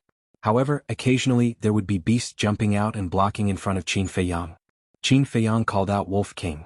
With the cooperation of a man and a wolf, coupled with the invincible Chang Shui, they were unimpeded along the way. Ling Yunfei and Feng Ling had also woken up and were recuperating in the castle. After chasing for almost an hour, they finally saw Wang Gang on the small path ahead. However, Wang Gang's strength had obviously increased a lot. A 2-star martial grandmaster level beast was actually killed by him with one punch. Even his severed arm had been restored to its original state. Moreover, further away there was a bonfire. They could vaguely see more than a dozen figures around the bonfire. This is not good. A man and a wolf stopped and looked at Wang Gang and the people around the bonfire. They had a premonition of uneasiness in their hearts. Qin Feiyang took out the map and looked at it carefully. He said in a deep voice, "The bonfire is the first safe point. You go to the castle first and let Feng Ling prepare." After keeping the map, Qin Feiyang sent the Wolf King into the castle. Then he continued to chase after Wang Gang with a torch in his hand.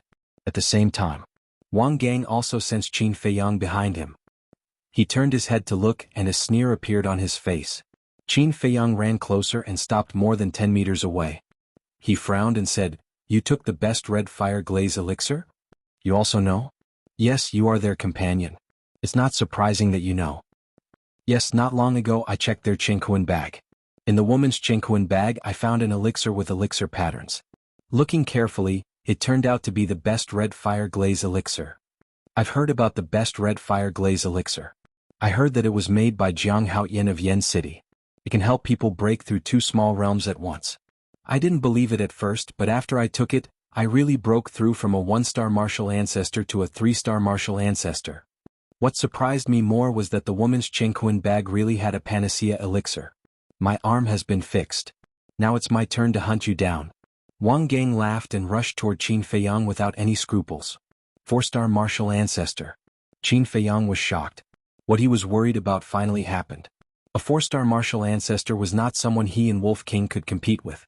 However, he and Wolf King could not, but it did not mean that others could not. Whoosh. Without hesitation he went to the castle decisively. Wang Gang suddenly flew into a rage and shouted, "Come out if you have the guts. Don't hide like a coward." A dozen people in a safe place heard the roar and stood up one after another. They looked over in surprise. One of the burly men frowned and said, "It seems to be Wang Gang's voice?" "It's indeed Wang Gang. Let's go and have a look. After all, they're old friends. We should help if we can." A dozen people immediately took out their weapons, held torches and quickly ran toward where Wang Gang was. Inside the castle. "I'd like to see who will be the coward in the end." Qin Feiyang smiled coldly. He turned his head and looked at Feng Ling. He handed Pale Snow over and said, "You heard what Wang Gang said before, right? Now it's your turn." Half an hour passed. Her injuries were more or less healed. She heard. She suddenly stood up and grabbed Chang Shui with cold light in her eyes. Qin Feiyang asked, "Do you need the best red fire glaze elixir?" "No need." Feng Ling said coldly. "Okay." Qin Feiyang grabbed her and appeared on the path. Seeing the two of them appear, Wang Gang immediately shouted and rushed toward them with murderous intent.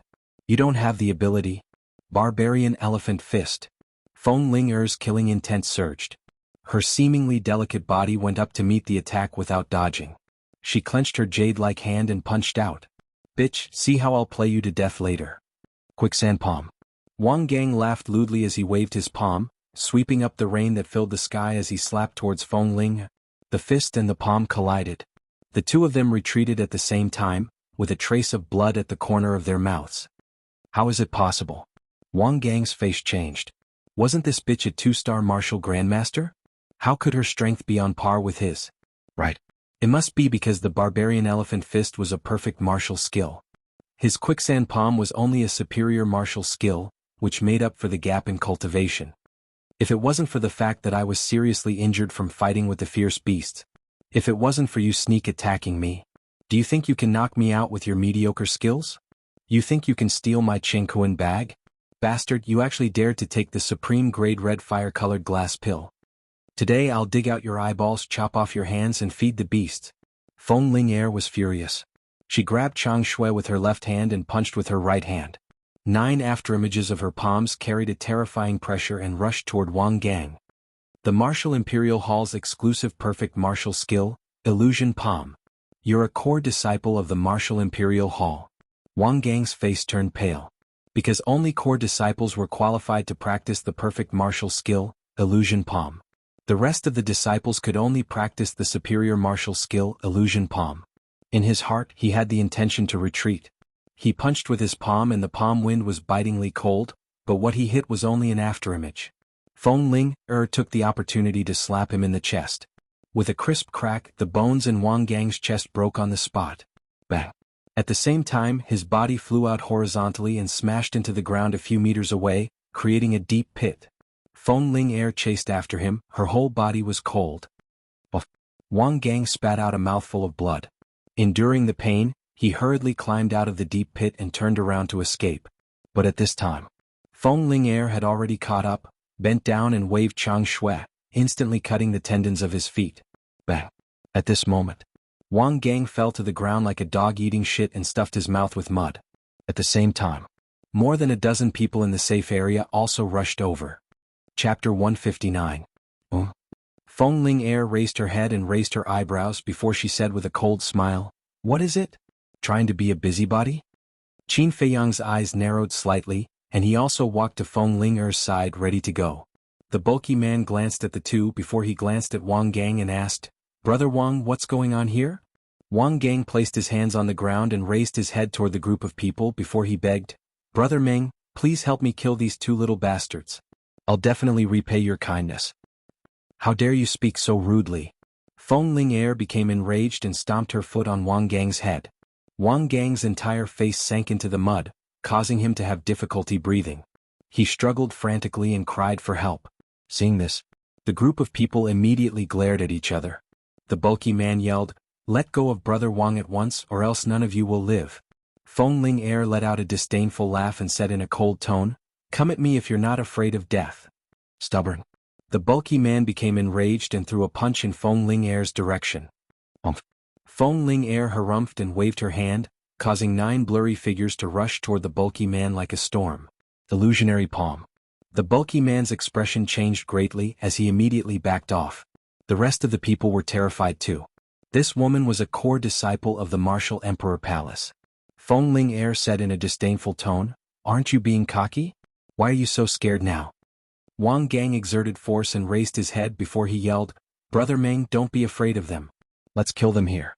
Even the Martial Emperor Palace won't be able to find out who did it. You're really courting death." Feng Ling's eyes flickered coldly, as if she had transformed into a female Azura. She waved her hand at lightning speed and dislocated Wang Gang's right hand. Wang Gang let out a cry of pain and yelled, "Brother Meng, they have top-tier crimson fire-colored glass pills. You're courting death." Feng Ling waved the Chang Shui again, disabling Wang Gang's left hand. Blood spurted out from the wound like a fountain. Top-grade scarlet-colored glass pellet. The burly man and the others trembled and greed filled their eyes. At this moment, Qin Feiyang spread out his hands and said indifferently, "Let's see what this is before we make a move." More than 10 people looked at his palm. But there was nothing. Just when they thought that Qin Feiyang was bluffing, a transparent crystal appeared out of thin air. What? Image crystal. I would never be able to afford an image crystal stone in my entire life, but he has one. This means that his status in the Martial Emperor Hall is definitely not low. Their faces turned pale. If they dared to make a move, the other party would be able to inform the Martial Emperor Hall of what was happening here with a single thought. This time he had really hit the wall. There are some things that you are not qualified to touch. Be honest and do your work. This is the way to survive. Qin Feiyang put away the image crystal stone, his expression as calm as ever. "Master is right. We will know our place. Please forgive us for offending you just now." More than 10 people immediately nodded and bowed, their faces full of flattery. They also hated Wang Gang in their hearts. How could they offend these two people? They actually wanted to drag them down with them. What evil intentions. The burly man took a step forward and cupped his hands. "Masters, this Wang Gang is despicable and shameless. Killing him will only dirty your hands. Why don't you let me do it for you?" Wang Gang said angrily, Meng, what do you mean by this?" The burly man sneered, "What do I mean? With my understanding of you, I can imagine that you must have taken the initiative to provoke these two masters. People like you should be killed. Meng, I curse you to die a horrible death." Wang Gang roared in exasperation. "The person who is going to die today is you." Feng Ling kicked Wang Gang's head. Wang Gang was kicked out, howling miserably.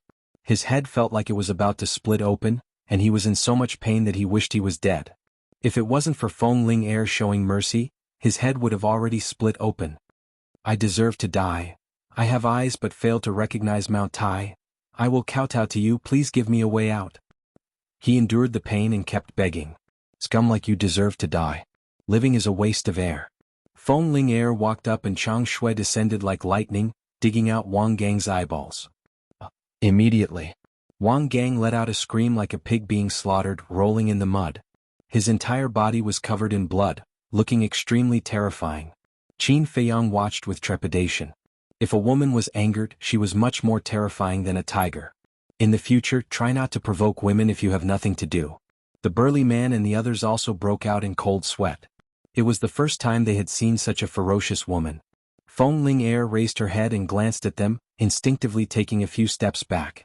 They were afraid that the next target would be them. Feng Ling Air snorted from her nose, her face full of disdain. She walked in front of Wang Gang, took back the Chengkuan bag, grabbed Wang Gang's clothes, and threw him into the nearby forest. He lost his eyes and his hamstrings were broken. His hands were also gone. His fate was destined to be tragic. Not long after, he was cut into pieces by a few fierce beasts that rushed over after hearing the news. He died in endless despair and in the end, not even his bones were left. Those fierce beasts wanted to attack Qin Feiyang and the others again. But when they saw so many of them, they tactfully left. The burly man smiled and said, "Two lords, please follow us to a safe place." As he spoke, he waved to the others. Those people immediately retreated to the side and made way. Feng Ling Air nodded and looked down at the Chang Shui. The more she looked at it, the more she liked it. She turned to look at Qin Feiyang and asked hesitantly, "This? You see, we are so familiar with each other. This dagger, can you lend it to me to play with for a few days?" "In your dreams." Qin Feiyang snatched the Chang Shui, wiped the blood off and put it into the Chengkuan bag. Feng Ling Air could only watch helplessly. How stingy. She snorted coldly and walked toward the safety point without looking back. This has nothing to do with being stingy. Chang Shui is the only thing my mother left for me. I can't let anyone take it. Qin Feiyang muttered and followed her silently. Let's go. The burly man waved his hand and more than a dozen people quickly followed. After dozens of breaths, the group arrived at the safe place. The so-called safe place was actually a piece of flat land about a dozen meters wide. There was a canopy on it and there was a bonfire in the middle which gave people some warmth. Although it was simple, at least it could shelter them from the rain. Above the bonfire there was a piece of barbecued meat, but the surface was burnt, and there was a pungent smell of burnt meat. Feng Ling Air frowned and shouted, "It smells too bad. Take it away." "Yes, yes, yes." The burly man nodded repeatedly, grabbed the barbecued meat, and threw it directly into the forest next to him. Then he said, "My lords, why don't we go and get you some fresh meat? Just don't disturb me. You can do the rest," Qin Feiyang said lightly. Then he sat aside, took a supreme-grade healing pill and began to recuperate. "What about you?" The burly man looked at Feng Ling Air again. Feng Ling Air glanced at Qin Feiyang. The more she looked, the more unhappy she was. She snorted and sat aside. Then she said to the group of people, "Don't say I didn't warn you. If you disturb my meditation, I'll make sure you have to bear the consequences." Then she closed her eyes. The group of people felt bitter in their hearts. These two lords were really hard to please. "Wang Ku Li Kue, come with me to hunt." The tall and sturdy man called for two men who took a torch and walked along the path. After they were far away from the safe place, the burly man turned to the two of them and whispered, "Do you want supreme-grade crimson fire-colored glass pills? Brother Meng, what are you going to do?" The two of them were surprised. "What am I going to do? Of course I'm going to find a chance to kill those two." The burly man's eyes flashed with madness. "Brother Meng, are you crazy? They are the core disciples of the Martial Imperial Hall, and they have the image crystal. If we're not careful, we'll be doomed." Wang Ku and Li Kue whispered. "What are you afraid of? Aren't they meditating now? When they let down their guard at midnight, we'll sneak attack them. At that time, they won't have a chance to send a message to the Martial Imperial Hall. As long as we can get the supreme-grade crimson fire-colored glass pill, not only can I become a 6-star martial ancestor, but you can also become a 5-star martial ancestor. It's a once-in-a-lifetime opportunity. You have to think carefully." The burly man instigated. "What if they only have one supreme-grade crimson fire-colored glass pill? How are we going to split it? Wang Ku frowned. That's easy. We'll take it to the Precious Treasure Pavilion and auction it. From what I know, the supreme-grade crimson fire-colored glass pill is sold for more than 4 million gold coins in Yen City. At that time, each of us will get more than 1 million gold coins. The burly man said with a smile, but there was a trace of coldness in his eyes. The two of them trembled violently. More than 1 million gold coins, they had never seen so many gold coins in their lives. The burly man urged, hurry up and make a decision. If you don't do it, I'll find someone else. We'll do it. The two of them said hurriedly. The burly man smiled and said, I knew you would agree. Wait for my signal and act according to the situation. The two of them nodded. Then the three of them killed a ferocious beast casually and returned to the safe place. Qin Feiyang opened his eyes a little and watched the three of them. They knew it was dangerous outside, but they still took the two of them to hunt. Wasn't it too abnormal? But after observing for a while, he didn't see anything strange about the three of them. Am I thinking too much? Qin Feiyang murmured and was about to close his eyes. However, at this time, the burly man turned his head and glanced at him and Feng Ling Air. Seeing that both of them had closed their eyes, a cold smile appeared on his face. But it disappeared immediately. But he didn't expect that this abnormality was clearly caught by Qin Feiyang. He also didn't expect that Qin Feiyang was a very cautious person. There's really something wrong, Qin Feiyang thought to himself. After pondering for a moment, he opened his eyes, got up and walked to Feng Ling Air. Under the puzzled gaze of the burly man and others, he grabbed Feng Ling Air and suddenly disappeared without a trace. Chapter 160. Qin Feiyang, what are you doing? Feng Ling Air was also a little confused by Qin Feiyang's sudden action. Shoo. Qin Feiyang made a shushing gesture. Outside. The burly man and the others looked around in surprise. Where were they? How could they disappear into thin air? Could it be that they could teleport? Li Kuei said, Brother Meng, do you know where they went? The burly man shook his head. Wang Ku frowned and said, did he notice our motive? Impossible. After we came back, we didn't show any flaws. The burly man shook his head decisively, his expression uncertain. Meng, what motive? What are you talking about? The others looked at the three of them in confusion. Nothing. Meng said irritably, sitting next to the bonfire. Under the light of the fire, his face was full of hostility. In the castle. What motive? Feng Ling Air, Ling Yunfei, and Wolf King also looked at Qin Feiyang in confusion. How would I know? Anyway, it can't be anything good. Qin Feiyang sneered. He didn't dare to say about the others. But Meng, Wang Ku, and Li Kuei were definitely suspicious. Feng Ling Air said, do you want me to go out and kill them? No need. There are still 2 danger points before we reach the desert of death. We might as well make use of them. Besides, their strength is not bad. With your current ability, it won't be easy to kill them all. As soon as Qin Feiyang finished speaking, he found that Feng Ling Air's expression was a little strange. He said helplessly, don't misunderstand. It's not that I don't have confidence in you. I just don't want you to get hurt. Oh, you still care about me? Feng Ling Air didn't dare to be surprised. Forget it. Qin Feiyang's face twitched. He walked to the iron box and continued to copy the Huan formula. Feng Ling Air asked, Wolf Cub, what did Qin Feiyang write? What's the point of doing that? Nonsense, would he do something meaningless? Wolf King glared at her and continued to nap on the ground. Feng Ling Air pinched its ear and asked curiously, then tell me what's the point? Wolf King said angrily, with my bad temper, do you believe that I won't bite you? Then bite me. Feng Ling Air stared at it unkindly. A good wolf doesn't fight with a woman. Wolf King's eyes were full of disdain as he said indifferently, let me put it this way. If he didn't write that thing, his cultivation level would have long surpassed yours. Feng Ling Air was dumbfounded. In front of him, your talent is only a little better than trash. Wolf King said contemptuously. How dare you compare me to trash? Wolf Cub, you really need to be taught a lesson. Feng Ling Air scowled and pinched hard with her jade-like hand. One of Wolf King's ears was suddenly deformed and he grimaced in pain. Brother Wolf needs to be taught a lesson. What do you want? Bite my balls if you have the guts. Wolf King roared. Shameless, dirty. Feng Ling Air was so angry that her teeth itched. Seeing the girl and the wolf fighting fiercely, Ling Yunfei shook his head helplessly. However, he firmly believed in Wolf King's words. Qin Feiyang's martial arts talent was indeed much better than Feng Ling Air's. It could even be said that in the entire county of Yen, no one could be his match. That night, Feng Ling Air made a breakthrough. She was thick-skinned and asked Qin Feiyang for a supreme-grade red fire glaze elixir. She became a 5-star martial grandmaster. And Qin Feiyang only had 6 supreme-grade red fire glaze elixirs left. The next morning, not only did the rain not stop but it also became heavier. Meng Ming and the others were ready to go. Qin Feiyang also withdrew his arm and closed the iron book. He looked at Feng Ling'er and said, "Just pretend that you don't know anything.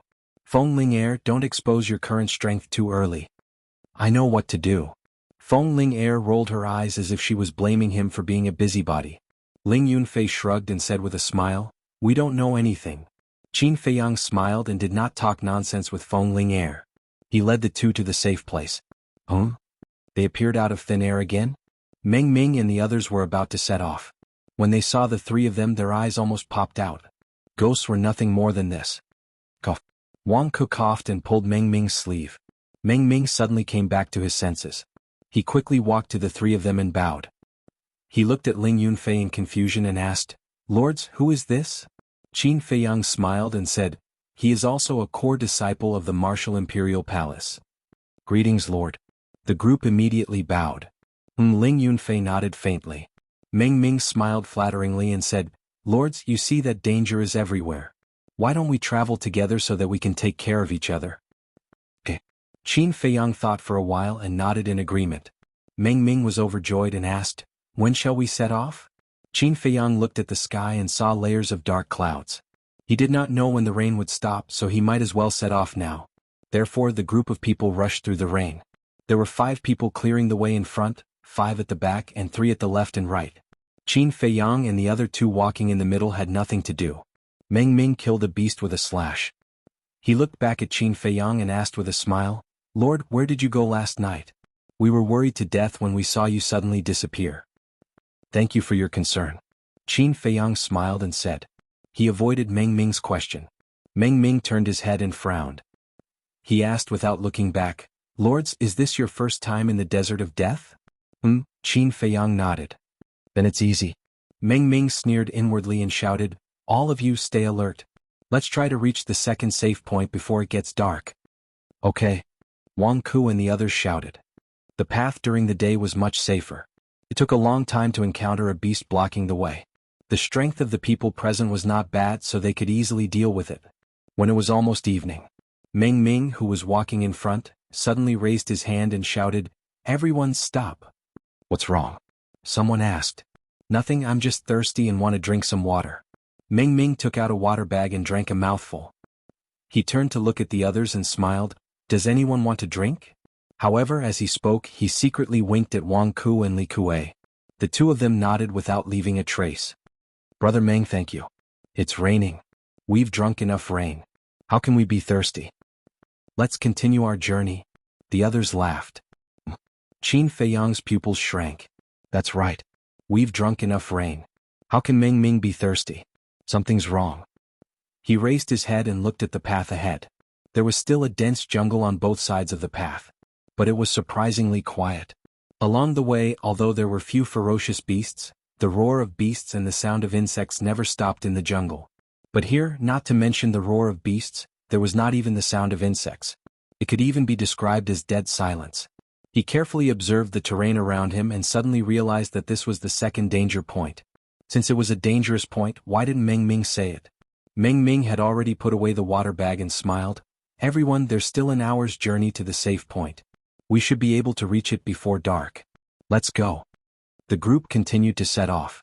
However, Meng Ming, Wang Ku, and Li Kuei had unknowingly retreated to the middle of the crowd. The others also noticed it, but they didn't suspect anything. But Qin Feiyang knew in his heart. He pulled Ling Yunfei's sleeve. Ling Yunfei understood and used the same method to remind Feng Ling'er next to him. The dangerous point was close at hand. Meng Ming and the other 2 subconsciously put their hands on the Chengquan bag at their waist. Finally, the group entered the dangerous point. Whoosh! Immediately, streaks of blood-red light shot out from the bushes, covering a large area. At first glance, it looked like a sea of blood, incomparably terrifying. "What the hell is that?" Everyone turned pale with fright. But even Qin Feiyang, who had long been prepared, couldn't help but turn pale when he saw the blood-red flowing light clearly. "This is blood leech!" he roared loudly. "Blood leech!" Hearing this name, everyone's face instantly turned pale. There was no desire to fight at all, only despair and helplessness. It was also at this moment Meng Ming and the other two revealed their killing intent. They took out a dagger from their Chengkuan bag and directly pounced on Qin Feiyang and the other two. Fox's tail has finally come out? Qin Feiyang sneered. The big hand hidden in the sleeve stretched out like lightning. Chang Shui was invincible. The 3 daggers were broken on the spot. At the same time, Feng Ling Air threw out 3 palms in a row. True Qi rolled as if it could topple mountains and overturn seas. Puff. Meng Ming and the other two spat out a mouthful of blood. Their chests instantly caved in. Immediately after, Qin Feiyang and the other two reached out with their big hands. Each of them grabbed one person and used them as a meat shield. They rushed forward violently. The swarm of blood leech all gathered on Meng Ming and the other two and crazily drilled into their bodies. The others were also drowned by the blood leech. Screams could be heard incessantly. Qin Feiyang and the other two rushed out without looking back. Then they threw Meng Ming and the other two aside and ran more than 10 meters away. Only then did they turn around and look at Meng Ming and the others. Those blood leech were only the size of a thumb. They were blood-red and extremely disgusting. Even with Feng Ling Air's fearless personality, when she saw those blood leech, her beautiful face turned pale. "My 3 lords, please save us. It hurts. They drilled into my body and are sucking my blood." Meng Ming and the other two cried out in pain as they rolled on the ground. Their bodies were covered with blood leech. They could not be swatted away or shaken off. Qin Feiyang sneered. "You schemed to kill us and now you want us to save you. Do you think we are stupid?" "What?" They actually noticed it. Meng Ming's expression changed abruptly. He hurriedly said, "My lord, what are you saying? We never had such thoughts." Qin Feiyang said indifferently, "Since you didn't have such thoughts, why didn't you tell us that this is the second danger point? How did you know? Isn't this your first time here?" Meng Ming exclaimed in disbelief. Chapter 161. Although it's our first time going to the Death Desert as disciples of the Martial Imperial Hall, it's not difficult for us to know the situation along the way. Qin Feiyang sneered. Hearing this, Meng Ming was immediately filled with regret. Although there were more than 10 people in the group, only he, Wang Ku, and Li Kuei had been to the Death Desert. Therefore he asked the 2 of them to cooperate. He originally thought that Qin Feiyang and the other 2 knew nothing about the situation along the way. He planned to make a big fuss at the dangerous point and take the opportunity to kill the 3 of them. However, he did not expect that not only did the other party know everything, but he also knew their motive. "Lord, I was wrong. I was forced by Meng Ming. Please be merciful and save me." Wang Ke cried. Yes, it's all Meng Ming's fault. Lords, please forgive us and save our lives." Li Kuei hurriedly said. "You reap what you sow. Slowly enjoy the process of death. When you are reincarnated in your next life, remember to keep your eyes open and see who you can offend and who you can't." Qin Feiyang sneered and left quickly with Ling Yunfei and Li Kuei. Feng Ling Air looked at Qin Feiyang's back as she hurried along. Her eyes were filled with an inexplicable brilliance. Meticulous like dust. Observant to the smallest detail. Was this kind of temperament innate? Or was it acquired? If it was the former, it could only mean that the young man in front of her was a born monster. But if it was the latter, how did he survive all these years? How many setbacks and hardships did he go through? She wanted to know more about this man now. She had never had such an impulse before. Swoosh. However, only 100 breaths had passed. A white figure suddenly descended from the sky and blocked their path. Qin Feiyang and the other 2 were shocked and immediately attacked. However, when they saw the person's face, they quickly turned around and fled. This was because the person who had arrived was Elder Wan. "Stop!" Elder Wan shouted with a ghastly expression. The 3 of them stiffened and looked at each other helplessly. When they turned around and saw the pair of eyes filled with anger, they immediately lowered their heads and remained silent like children who had done something wrong. What happened? Why didn't Fatso send me a message? Qin Feiyang was very upset. Elder Wan glanced at the 3 of them. His face was dark and the veins on his forehead were bulging. It was obvious that he was on the verge of exploding with rage. Qin Feiyang and Ling Yunfei swallowed their saliva and pulled Feng Ling Air's sleeves at the same time. "Do what?" Feng Ling Air glared at the 2 of them. Of course she understood what Qin Feiyang meant. But now that Elder Wan was in a fit of anger, she did not want to get on his bad side. Very good. Very good." Elder Wan looked at the 3 of them and nodded. He did not say much, but Qin Feiyang and the other 2 could clearly feel that Elder Wan was like a volcano that was about to erupt. Qin Feiyang and Ling Yunfei pulled Feng Ling Er's sleeves again. Ling Yunfei whispered, "Senior Sister Ling, go quickly or we'll all be finished." "Why don't you go?" Feng Ling Er said angrily. The two of them felt bitter. They looked up at Elder Wan and laughed awkwardly. "What are you laughing at? Is it very funny?" Elder Wan roared. He was so angry that he couldn't vent his anger. The two of them immediately lowered their heads and stretched out their hands at the same time to push Feng Ling Er out. "You two bastards." Feng Ling Er was furious and glared at the two of them.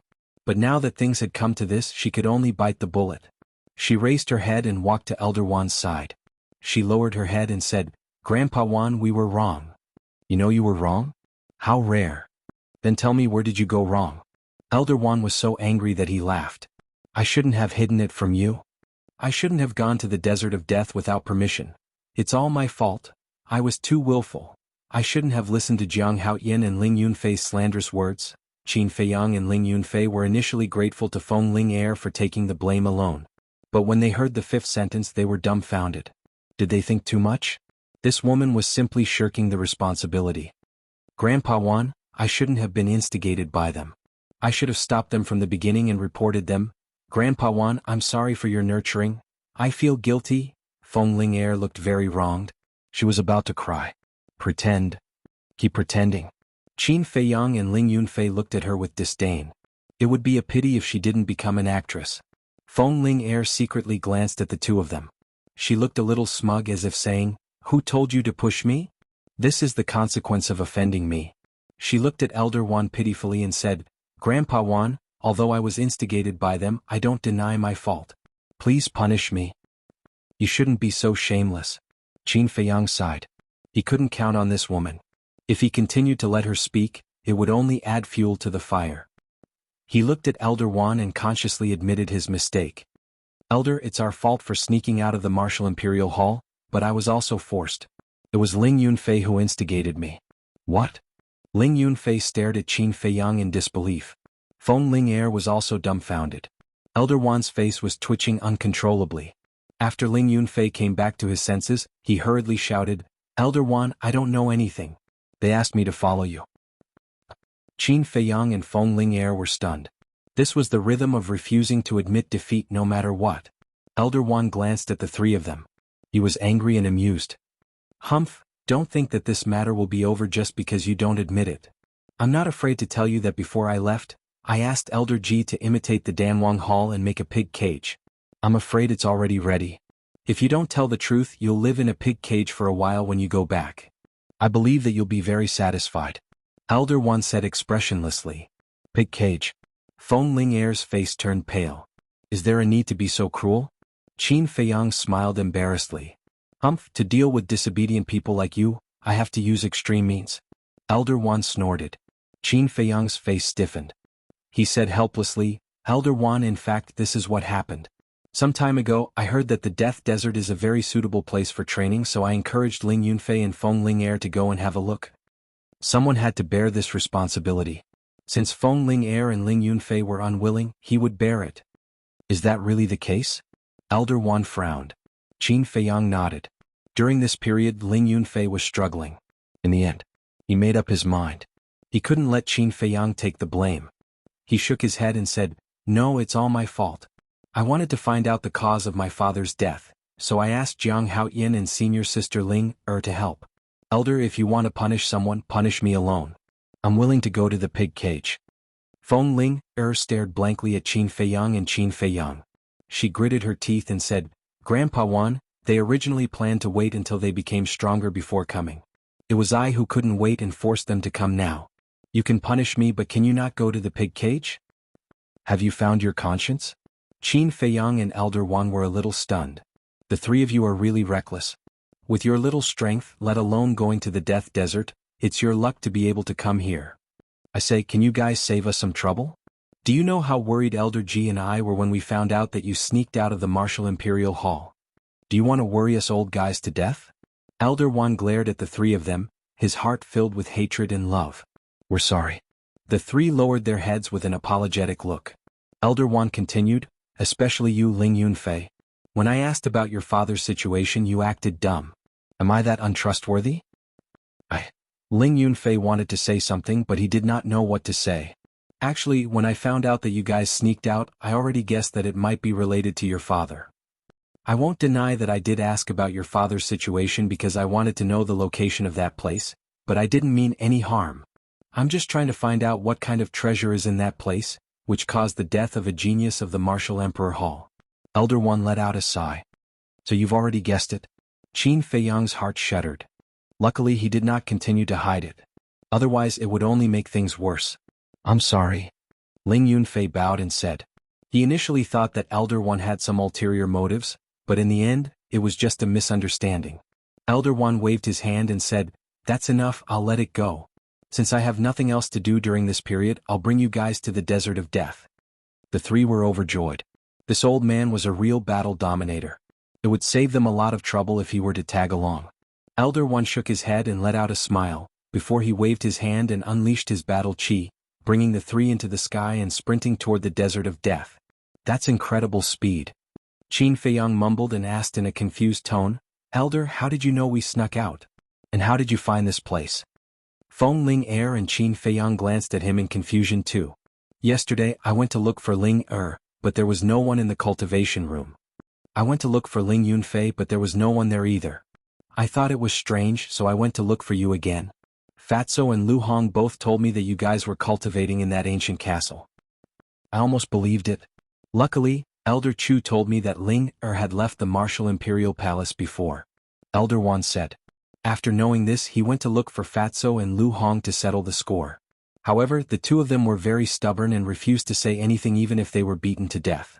In a fit of anger, he confiscated their image crystals and ran to the black-armored guards guarding the city gate to ask about it. The guards told him that they had indeed seen Feng Ling Er and two disciples of the Martial Imperial Palace leaving Yen City and heading toward Xingyue City. He then chased them to Xingyue City and asked the guards there. He found out that the three of them were heading toward the Desert of Death. How could this be? He hurried over in a hurry. As expected, he found Qin Feiyang and the other two on the way. In other words, their whereabouts would be exposed not because of Qin Feiyang and Ling Yunfei but because of Feng Ling Er. Because Feng Ling Er was too famous and was wearing a mask, she was too conspicuous. It was very easy to find out. Chapter 162. The speed of the War Emperor was beyond imagination. A few hundred breaths later, a vast and boundless desert entered the sight of Qin Feiyang and the other two. Although it had rained for 2 consecutive days, the desert was still very dry and the air was a little stuffy. And in the periphery of the desert there were figures everywhere. Some were exploring. Some were fighting with berserk beasts. Qin Feiyang felt a little strange. What kind of treasure could there be in the endless dry desert? Was it worth the people of Xingyue City risking their lives to come here? Feng Ling Er whispered, "There are many minerals under the Death Desert, such as gold, silver, and some iron ores used for refining weapons. If you are lucky you can even find a few rare herbs." Qin Feiyang suddenly understood. Although the desert was dry, there were indeed herbs. Because some rare herbs were suitable for this environment. There were even some herbs that could only survive in the desert. If it were green mountains and clear water, they would wither instead. After entering the desert, Elder One did not stop at all. He led Qin Feiyang and the other two and flew into the depths of the desert. Because the speed was too fast, the people below did not notice them. Even if they did, they would only think that it was a meteor that cut through the sky. Boom. Dozens of miles deep. Accompanied by an earth-shaking loud noise, a fishtail that was dozens of feet long rushed out from the sand, raising yellow sand all over the sky. Feng Ling Er said, "That's the tail of the sand whale." Qin Feiyang's pupils contracted. He had heard of this kind of berserk beast. Its body was as big as a mountain and it lived under the desert. And like a fish swimming in the water, it could come and go freely. It was also one of the berserk beasts that humans did not want to encounter when walking in the desert. Once encountered, it was definitely a 9 out of 10 chance of survival. Next, Qin Feiyang saw many ferocious berserk beasts again. Without exception, each of them was very huge and had a monstrous aura. Seeing the horror of the Death Desert, the three could not help but secretly rejoice. Fortunately, Elder Wan was here. Otherwise, with their little strength, they would not be enough to fill the gaps between the teeth of these berserk beasts. The sky gradually darkened. The sky and earth fell into the deepest darkness. They could no longer see the desert below, and could only hear the roars of the ferocious beasts. From time to time, the roars would ring in their ears, causing their blood and chi to surge. From this, It could be seen how terrifying that ferocious beast was. The night passed in silence. The next morning, the rain stopped, but the sky was still hazy, making people feel very depressed. After a night of rushing, they didn't know how many miles they had traveled, but the end of the desert was still far away. Elder Wan, have you been here before? Qin Feiyang could not help but ask. I've been here once, but after flying for 10 days and 10 nights, I still couldn't see the end, so I gave up. Elder Wan said. What? Even after 10 days and 10 nights, we still can't reach the end. Qin Feiyang and the other two looked at each other in disbelief. If it was not for Elder Wan, they would not have been able to survive in the desert of death. It would have taken them at least 1 or 2 years to reach the end. Only now did the three of them realize that they had greatly underestimated this desert. Qin Feiyang lowered his head and pondered. Waiting like this seemed to be a waste of time, so he said, Elder Wan, I'd like to cultivate. Sure. Elder Wan nodded and put up a battle aura barrier. He smiled and said, sit inside the barrier and focus on cultivating. I'll call you when we reach the end.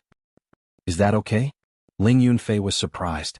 Elder Wan said proudly, of course. There are no more than 10 people in the entire county of Yan who can destroy this barrier. That's not a lie. Feng Ling Er smiled and sat down with her legs crossed. She took out a few qi-amassing pills and threw them into her mouth, entering a state of cultivation right away. Obviously, it was not the first time she had done so.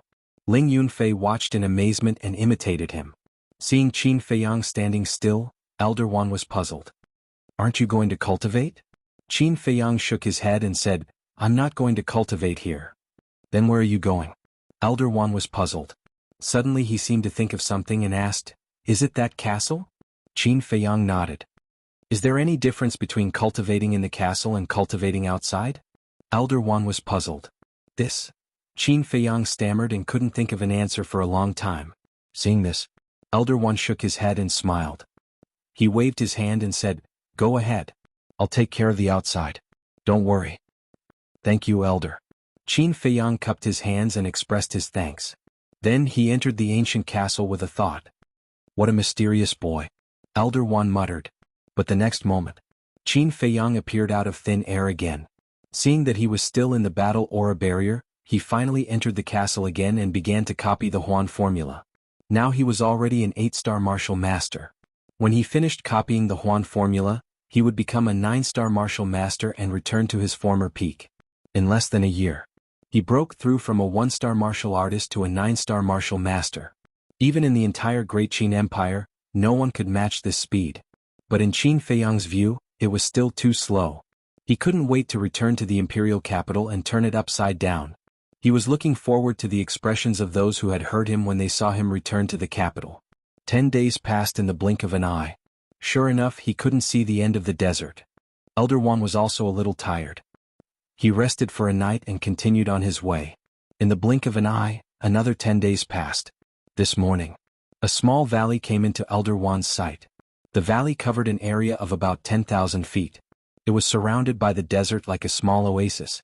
Elder Wan stopped in the sky and looked down at the valley. In the valley, the vegetation was lush. In the center, there was a lake of more than 100 feet. The lake water was clear and reflected the hazy sky. I really didn't expect that there would be such a beautiful place in the depths of the Death Desert. Elder Wan's eyes lit up. Suddenly, his aged body shuddered violently. Could it be this place? He hurriedly said, Ling Yunfei, look, is it here? Ling Yunfei shuddered and woke up from his seclusion. He stood up and looked down. At the same time, Qin Feiyang also walked out of the castle. Feng Ling Er also opened her eyes. It looks like it. After observing for a moment, Ling Yunfei couldn't be sure. Then he opened his clothes and a crescent-shaped jade pendant appeared. And? Qin Feiyang and the other two looked at the jade pendant, their eyes flashing with suspicion. This jade pendant was given to my mother by my father before he died. Before coming to Yen City, my mother gave it to me and the original map of that place is in here. Ling Yunfei took off the jade pendant and explained a little. Then he used a little force and the crescent-shaped jade pendant, which was originally one piece, suddenly broke into 2 halves. And the inside was hollow. There was a piece of paper hidden. Ling Yunfei took it out and spread it out. The paper was as thin as a cicada's wing and there was a drawing of a valley with a lake in the middle. The drawing on the paper was almost exactly the same as the valley below. Without a doubt, that was the place they were looking for. The few of them looked down at the valley, looking rather excited. After so many hardships, they finally found it. Feng Ling Er suddenly frowned and looked into the distance. That's not right. Didn't you say that it was at the end of the desert? But look, where is the end of the desert?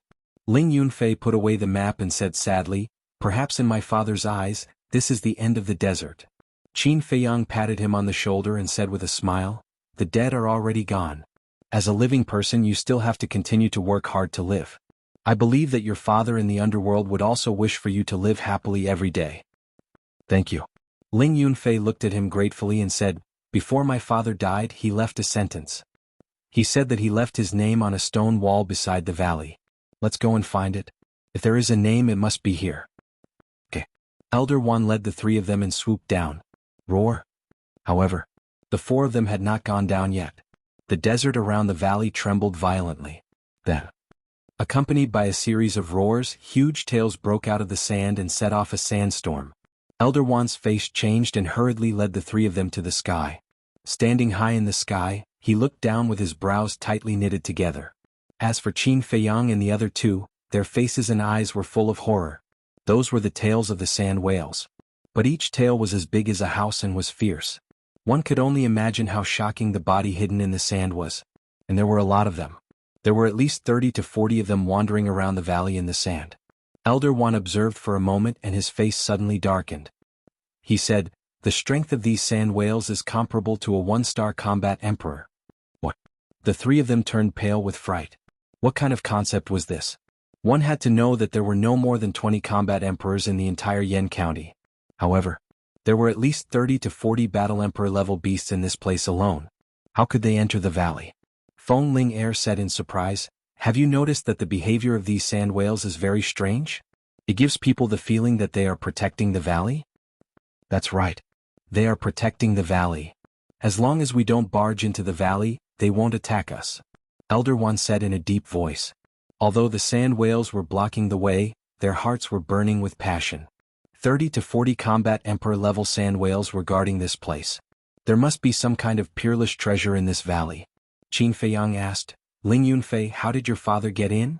That year, Ling Feng was still a disciple of the martial imperial palace. At most, he was probably a martial great lord. With just the strength of a martial great lord, how could he barge in? Not to mention leaving his name on the stone wall beside the valley. So, there must be a trick. Ling Yunfei shook his head and said, I don't know either. Because of this, my father didn't tell my mother. That's strange. Qin Feiyang frowned. Feng Ling Er thought for a moment and suggested, how about this, we can just go down from the top of the valley and land directly inside the valley. Elder One shook his head and said, no, those sand whales can also fly. If we really do that, we will definitely anger them. At that time, not to mention entering the valley, I am afraid that we will be chased by them. Qin Feiyang asked, Elder, can't you do anything to them? Actually, I am only a one-star combat emperor. Unless the chief palace master comes personally. Elder One smiled bitterly. Chapter 163. Qin Feiyang thought for a while, then turned to Elder Wan and said, Elder, why don't you lure them away and we sneak in? Elder Wan said, how can we do that? What if there are other beasts in the valley? Won't you be dead? Qin Feiyang thought for a while and said, we were able to escape from Zhuan, we should be able to do it this time. Feng Ling Er and Ling Yunfei nodded. Zhuan was an 8-star combat emperor. Even he couldn't sense the ancient castle, so it shouldn't be a problem for him to stay alive. It was impossible for there to be a beast stronger than a combat emperor in the valley. This, Elder Wan pondered for a while and nodded, all right, be careful. Qin Feiyang waved his hand and sent Feng Ling Er and Ling Yunfei to the ancient castle. Then Elder Wan grabbed him and landed on a hill. It was about 500 meters away from the valley. Kid, don't try to show off. Do what you can. Elder Wan exhorted. Then he rose into the air once again and flew towards the valley. A roar was heard. A giant creature rushed out from the sand and stood in front of Elder Wan. Its whole body was black and its body was dozens of feet long. It was like a towering mountain, ferocious and awe-inspiring. Sand whale. Qin Feiyang's pupils contracted. Elder Wan stopped in the air and cupped his hands. Everyone, I have no ill intentions. Please make way for me. However, what answered him was a giant tail. Another sand whale rushed out from the ground, its huge tail covering the sky and the sun as it fiercely smacked towards Elder Wan. If that's the case, I have no choice but to offend you. Elder Wan's body trembled and a powerful force burst out of his body. Clang. At the same time, a giant blade appeared in the void behind him. It was dozens of feet long and its whole body was black. It emitted traces of black light and rolled in all directions, stirring up heaven and earth.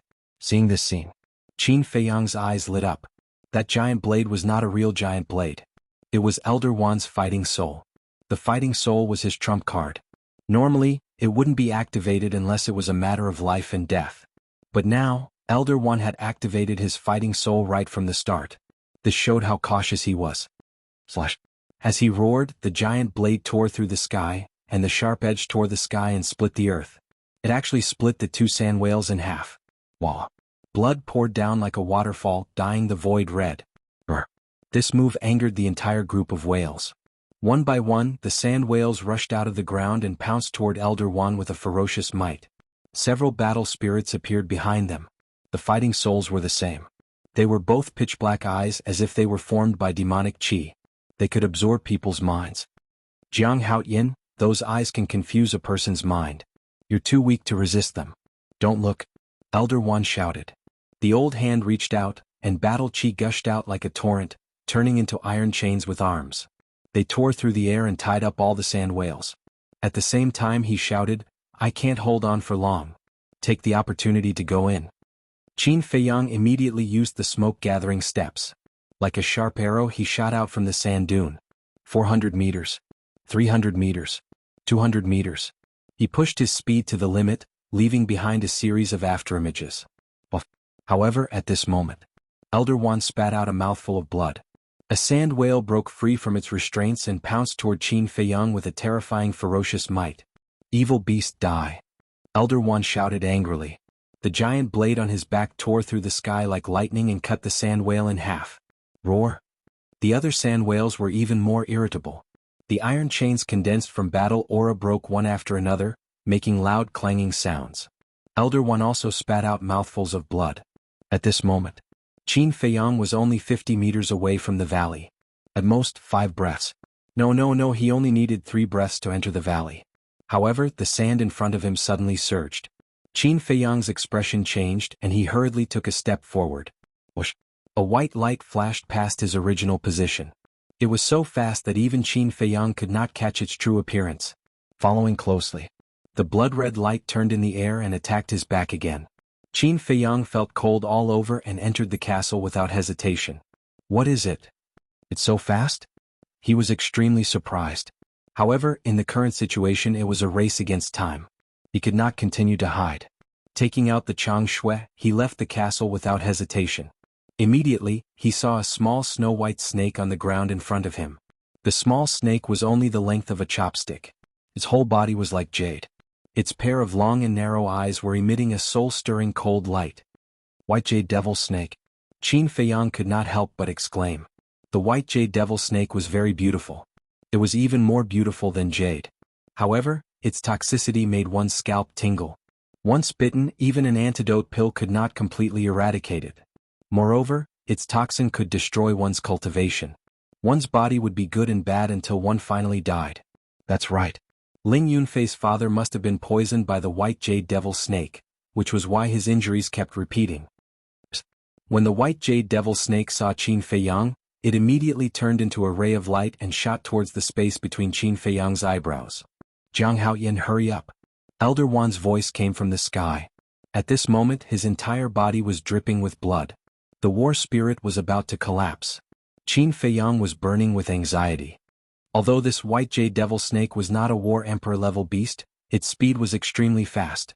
It was almost impossible to catch with the naked eye. How could he fight with his little strength? Let's go all out. He gritted his teeth and rushed forward, his gaze locked onto the white light. Seeing that he was about to collide with the White Jade Devil Snake, he suddenly raised his hand and slashed at the White Jade Devil Snake's head. Hiss. The White Jade Devil Snake was split into 2 on the spot. Chang Shui was unharmed. However, Qin Feiyang was sent flying by that terrifying force.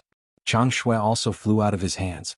Even the right hand that was holding Chang Shui, accompanied by a cracking sound, the skin and flesh were split open, and the bones were broken. Bang! He was like a meteorite, smashing into the sand dozens of meters behind him. The blood in his body was surging and his internal organs were injured. He couldn't even stand up, and his consciousness was quickly being devoured by the darkness. With a thought, he pulled Feng Ling-er out of the castle and shouted, "Hurry up and help me."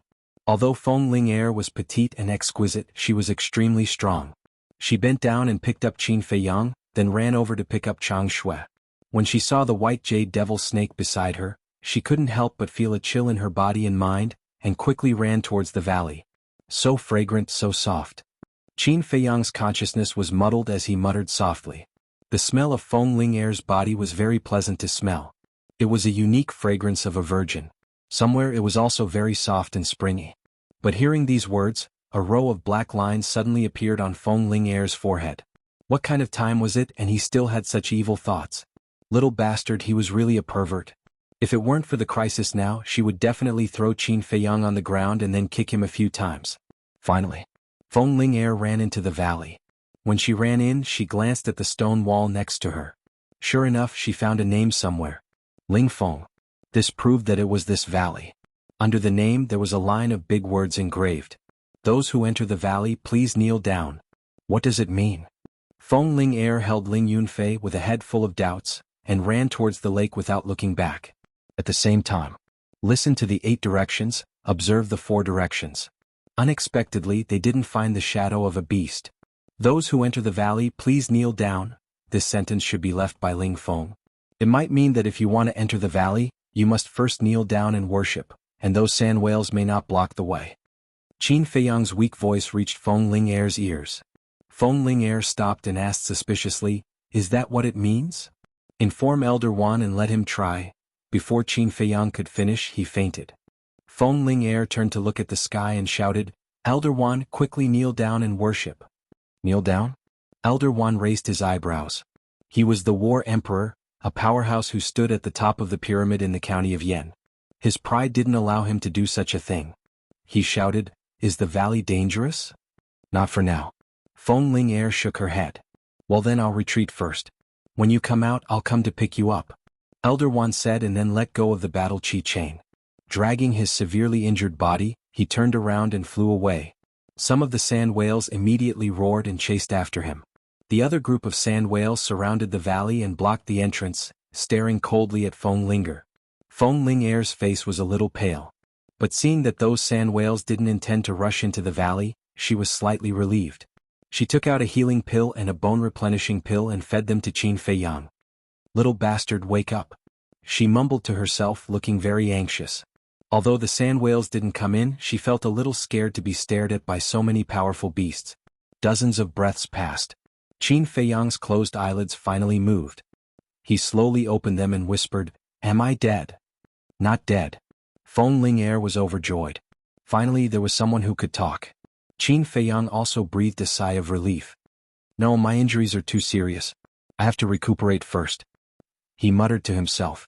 He grabbed Feng Ling-er and entered the castle. "Little Qinzi, are you okay?" Wolf King hurried forward and asked with concern. "I'm lucky that I'm not dead." Qin Feiyang forced a smile. He took out a supreme healing pill and a bone-replenishing pill and stuffed them into his mouth. Although Feng Ling-er had fed him before, the effect of ordinary pills couldn't be compared with that of supreme pills. Half an hour later, his injuries had more or less recovered. "Let's go out and have a look." Qin Feiyang got up. His eyes flashed and he appeared in the valley with Feng Ling-er. When they saw those sand whales, the 3 of them couldn't help but feel numb. Why didn't they come in? Ling Yunfei was puzzled. Qin Feiyang shook his head and said, "I don't know, but this is a good thing. Let's look around and see if there are any treasures." "Wait, I want to see the name left by my father first." Ling Yunfei turned around and looked at the sand whales blocking the entrance. He swallowed and walked over slowly. Chapter 164. All the sand whales stared at the 3 of them. Their huge pupils were filled with a terrifying ferocious light. However, not a single sand whale stepped into the valley. It felt like in their eyes, this valley was a sacred and inviolable place. After a dozen breaths, the 3 of them carefully came to the front of the stone wall, almost a meter away from the sand whale blocking the entrance. They could even clearly feel its breathing and hear its heartbeat. Ling Yunfei looked at the stone wall, and when he saw the 2 words Ling Feng, his face was filled with sorrow. "Father, he muttered to himself, reached out and touched every stroke and couldn't help but burst into tears.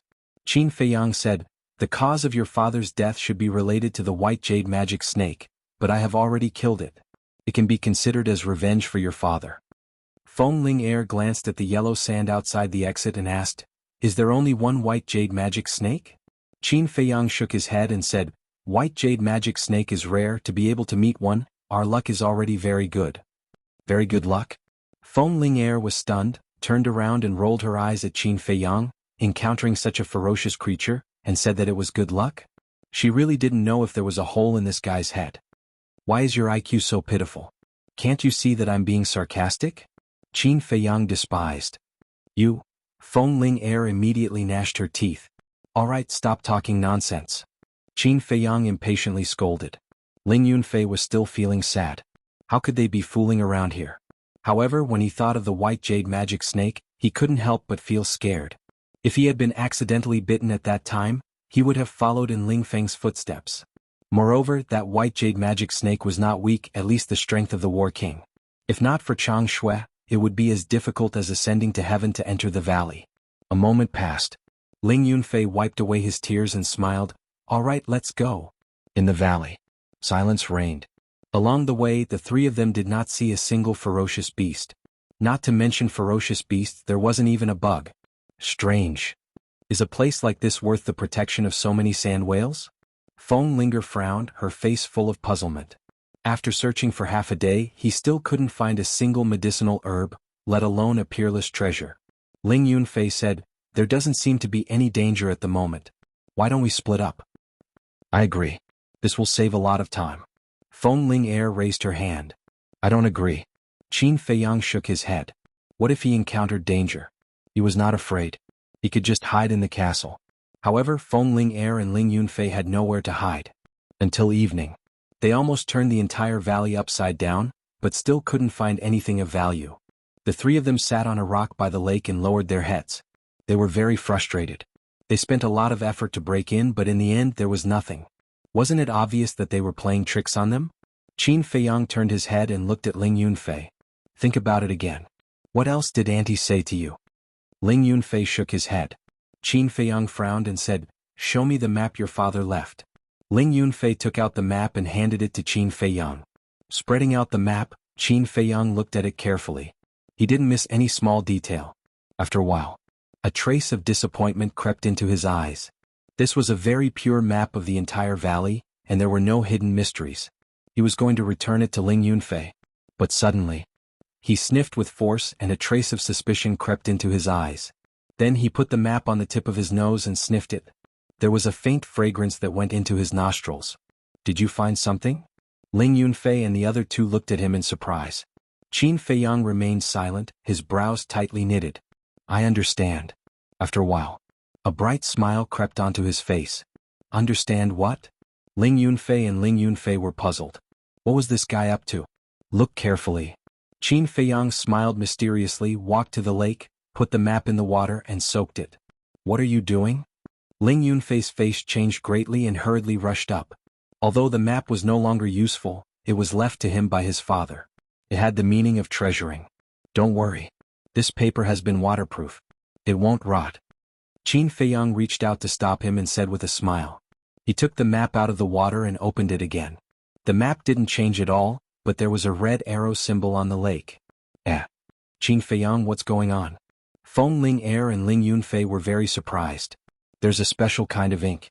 It will show up when it meets water. When the water dries up, it will disappear. And it can be preserved for hundreds of years. And this kind of ink usually emits a wisp of fragrance, but it's very light. If you don't pay attention, it's easy to miss." Qin Feiyang smiled. "Fragrance?" The two were stunned and went up to smell it carefully. "There really is." Feng Ling looked at Qin Feiyang strangely and said, "Ling Yunfei has been carrying it with him for so long, but he didn't smell it. You can smell it at once. Do you have a dog's nose?" Qin Feiyang's face darkened and said angrily, "I say, woman, can't you be a little bit more virtuous? Besides, I can smell it, which means that I'm careful. Unlike you, careless and heartless. Be careful that you don't become a leftover woman one day." "How dare you curse me?" Feng Ling gnashed her teeth and suddenly said with a teasing smile, Who was the one lying in my arms and saying that I smell good? Little brother, are you interested in me? Ling Yunfei was stunned and looked at the two strangely. Qin Feiyang was also a little stunned. Being molested by a woman? If this could be tolerated, what else could be tolerated? He stepped closer to Feng Ling Er and put his arms around her slender waist. He said with an evil smile, "Little girl, are you going to play with fire? Do you want me to help you?" Feng Ling Er's pretty face immediately turned crimson. "Bastard, how dare you molest me?" The next moment, she flew into a rage out of humiliation and pushed her knee up. Qin Feiyang hurriedly retreated and was so scared that he was sweating all over. If he was hit, wouldn't his balls be smashed on the spot? This stinky woman was really ruthless. Ahem. Ling Yunfei couldn't stand it anymore. He coughed and teased, "I don't object to the two of you flirting, but shouldn't you wait until you're done with your business?" Qin Feiyang and Feng Ling Er glared at him at the same time. Phew. Qin Feiyang secretly let out a sigh of relief. He threw the map to Ling Yunfei and turned around to look at the lake in front of him. He said, "Since the arrow points to this lake, then there must be something important underneath this lake." Ling Yunfei said hurriedly, "Then what are we waiting for? Let's go down." "Wait." Qin Feiyang grabbed him and shook his head. "Don't worry. Your father left a mark, which means that he must have been here and even entered the lake. But why didn't he bring the thing out?" After Qin Feiyang said this, Ling Yunfei and Feng Ling Er's expressions became serious. Qin Feiyang said again, "I suspect that this lake is not as calm as it looks." After that, he picked up a wash-basin-sized stone and threw it out with force. It smashed into the center of the lake and immediately splashed up big waves. Whoosh! At the same time, streaks of white light shot out of the waves. Qin Feiyang and the other two's expressions changed and they hurriedly hid behind a stone. Their whole bodies were dripping with cold sweat. Because that white shadow was none other than the white jade demonic snake. Moreover, not one or two. It was a group. It was a group. It was hard to imagine how many there were. The three of them looked out and saw that the white jade demonic snakes had returned to the water and the water surface was gradually calming down. Feng Ling Er turned to look at Qin Feiyang and said angrily, "Didn't you say that the white jade demonic snake is very rare? But why is there a nest here?" Ling Yunfei said with lingering fear, "Fortunately, I didn't jump down just now, otherwise," speaking of this he couldn't help but shiver. The white jade demonic snake is indeed rare, but in this place we can't treat it with common sense. But just now we didn't see a single white jade demonic snake by the lake, which means that they are basically concentrated in the center of the lake and at the bottom of the lake. The white jade demonic snake I met at the entrance should have heard the commotion outside and went out to check it out. In other words, Ling Yunfei, your father was not injured at the entrance, but after entering the lake he was bitten by the white jade demonic snake. Qin Feiyang thought. Ling Yunfei looked at the lake, his expression gloomy to the extreme. Feng Ling Er said, "Now is not the time to think about revenge, not to mention that there are so many white jade demonic snakes, who knows which one bit your father back then?" Ling Yunfei said, "Then let's kill all of them." Feng Ling Er said, "That depends on whether you have the ability now. Let's think about how to get into the lake first." "I have a way to get into the lake, but I'm afraid it's almost impossible to get out." Qin Feiyang furrowed his brows. He could use the castle to slowly sink to the bottom of the lake, but he couldn't use the castle to rise from the bottom of the lake. At that time they would have to swim up by themselves. But this method obviously wouldn't work. After pondering for a moment, Qin Feiyang said, "How about this, you guys hide here and wait for me, I'll go down and take a look. If there's an accident, at least we won't be trapped at the bottom of the lake." Ling Yunfei shook his head and said, "Even if you go to the bottom of the lake it won't help because you can't leave the castle." Qin Feiyang said, "Since we're already here we can't just turn around and go back." Ling Yunfei said, "No, since we came together we have to face any difficulties together. I'll go down with you, senior sister Ling, or we'll wait outside." "I don't even have the image crystal, what's the use of staying outside?" Feng Ling Er rolled her eyes. "Stop talking nonsense, do as I say." After Qin Feiyang finished speaking he walked to a big tree, took out the chang shui, cut the tree into several pieces, and threw them into the lake one by one. The last piece of wood floated in the middle of the lake. Chapter 165. Be careful. Wait for my news. After reminding Feng Ling Er and Li Zi, Qin Feiyang rushed out from behind the stone, stepped on the broken wood floating on the lake, and swept toward the center of the lake. Whoosh! As soon as he landed on the last broken wood, a group of white jade magic snakes jumped out of the water and swarmed toward Qin Feiyang. At this moment, Ling Yunfei and Li Zi's hearts were in their throats. If they were bitten, not to mention one Qin Feiyang, even 100 Qin Feiyang would die today. Whoosh! In a flash, Qin Feiyang entered the castle. The castle also fell into the lake and quickly sank to the bottom of the lake. Wolf King opened his eyes, glanced at Qin Feiyang and sighed. Little Qin Zi, you're courting death. Qin Feiyang smiled faintly and said, nothing ventured, nothing gained. Haven't you heard of this saying? Wolf King said disdainfully, Brother Wolf wants to see what kind of treasure you can get. Don't be trapped at the bottom of the lake and cry for your parents. Don't I still have you to accompany me? Qin Feiyang smiled slyly. Fuck, Brother Wolf forgot. Wolf King suddenly got up and roared at Qin Feiyang, you bastard, you actually dragged Brother Wolf into this. Do you still have a conscience? Brother Wolf must have been blind to be friends with a bastard like you. You're really slow. Qin Feiyang shook his head in disdain. He calmed down and listened carefully to the movements outside. What should we do? Brother Wolf hasn't fallen in love yet. He can't be trapped here. Who can save Brother Wolf? Little Qin Zi, you scammer, Brother Wolf won't let you go even if I become a ghost. The Wolf King cried out in grief and paced around anxiously. Shut up. Qin Feiyang glared at it and mocked, look at your cowardly face. Why don't you think about which female wolf would like you? Wolf King said disdainfully, Tisk, there's nothing in this world that Brother Wolf is afraid of. Today Brother Wolf will risk his life to accompany you. Villain? Qin Feiyang's face twitched. He was too lazy to talk nonsense with this ruffian wolf. He focused all his attention on the movements outside. The sound of water could be heard in the castle. It was like the sound of a fish swimming in the water. But it was definitely not a fish. It was the white jade devil snake. Moreover, as the castle continued to sink, the sound became louder and louder. This meant that, the more white jade demonic snakes he encountered, the more white jade demonic snakes there were. The Wolf King asked in puzzlement, Little Qin, is the speed at which this ancient castle is sinking fast? I'm sensing it. It's quite fast. Qin Feiyang said. Wolf King sighed, if only I could see the scene outside. It's too hard to listen like this. Don't be naive. It's good enough to hear the sound outside. Qin Feiyang shook his head. If he couldn't even hear the sound, it would be even more difficult. Hundreds of breaths passed. The noise outside actually gradually became softer. A man and a wolf looked at each other. Was there no white jade demonic snake at the bottom of the lake? Gradually, the sound disappeared completely, and the castle fell into a dead silence. Qin Feiyang said, Do you want me to go out and take a look? Wolf King hurriedly said, Don't alert the snake. Wait until it reaches the bottom. About 100 breaths passed. Qin Feiyang sensed that the castle was not moving. It should have sunk to the bottom. He listened carefully for a while. Hearing nothing, Qin Feiyang planned to go out and take a look. Brother Wolf said with a sinister smile, Little Qin Zi, if you die outside, this castle will be Brother Wolf's. You don't have any objections, do you? If you don't have any objections, ride a wolf first in case Uncle Yuan comes back and snatches it from Brother Wolf. I'm done with you. Qin Feiyang glared at him angrily and disappeared in an instant. At the bottom of the quiet lake, Qin Feiyang suddenly appeared. The first feeling was pressure. The water pressure was so strong that he almost suffocated. He hurriedly operated his true qi to protect his body and then looked around.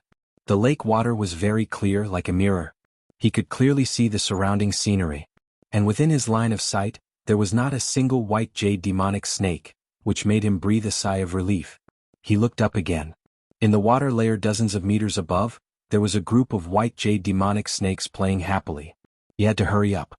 Otherwise, when those white jade demonic snakes found him and waited at the bottom of the lake, it would be bad. He glanced at the bottom of the lake and didn't find anything strange, so he slowly swam forward, trying not to make any noise. After swimming for about a dozen breaths, his eyes suddenly trembled. More than 10 meters ahead, there was a human skeleton sitting cross-legged. And that skeleton was very complete. Its whole body was as white as jade, without any trace of decay.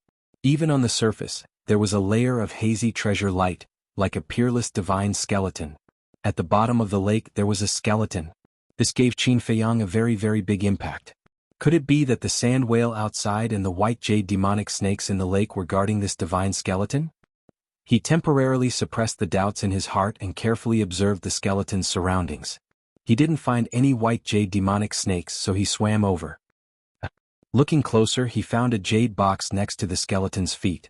The jade box was pure white, about a foot long, with a strange pattern engraved on it, which seemed to be the symbol of a cluster of flames. What's this? Qin Feiyang reached out to grab the jade box and was shocked to find that the jade box was as heavy as a mountain. Even if he used both hands, he couldn't move it half an inch. Is it stuck to the bottom of the lake? Qin Feiyang frowned. He simply let go and entered the castle. What did you find? Wolf King asked. I found a skeleton and a jade box, but the jade box is very heavy. I can't move it. Qin Feiyang explained the general situation. Wolf King's pupils constricted and he said in surprise, soaking in the water, the skeleton didn't show any signs of decay. How strong was he when he was alive? Qin Feiyang said, it's very likely that he was a peerless expert.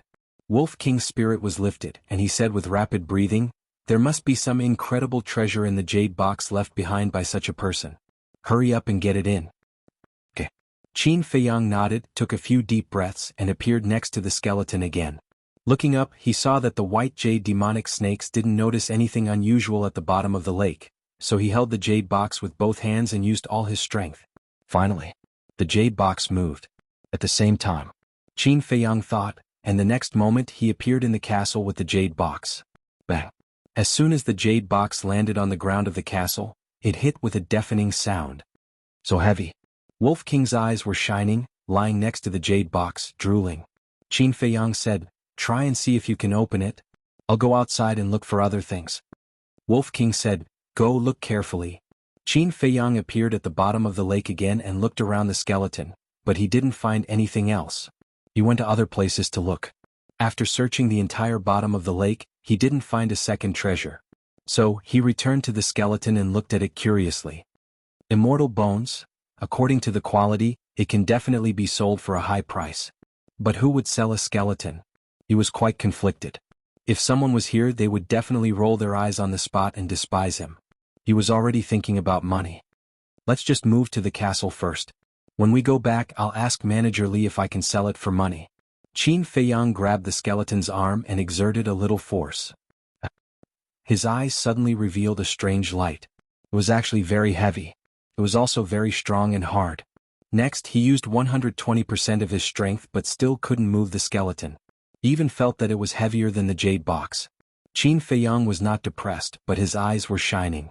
The strength of this skeleton must have been heaven-defying when it was alive.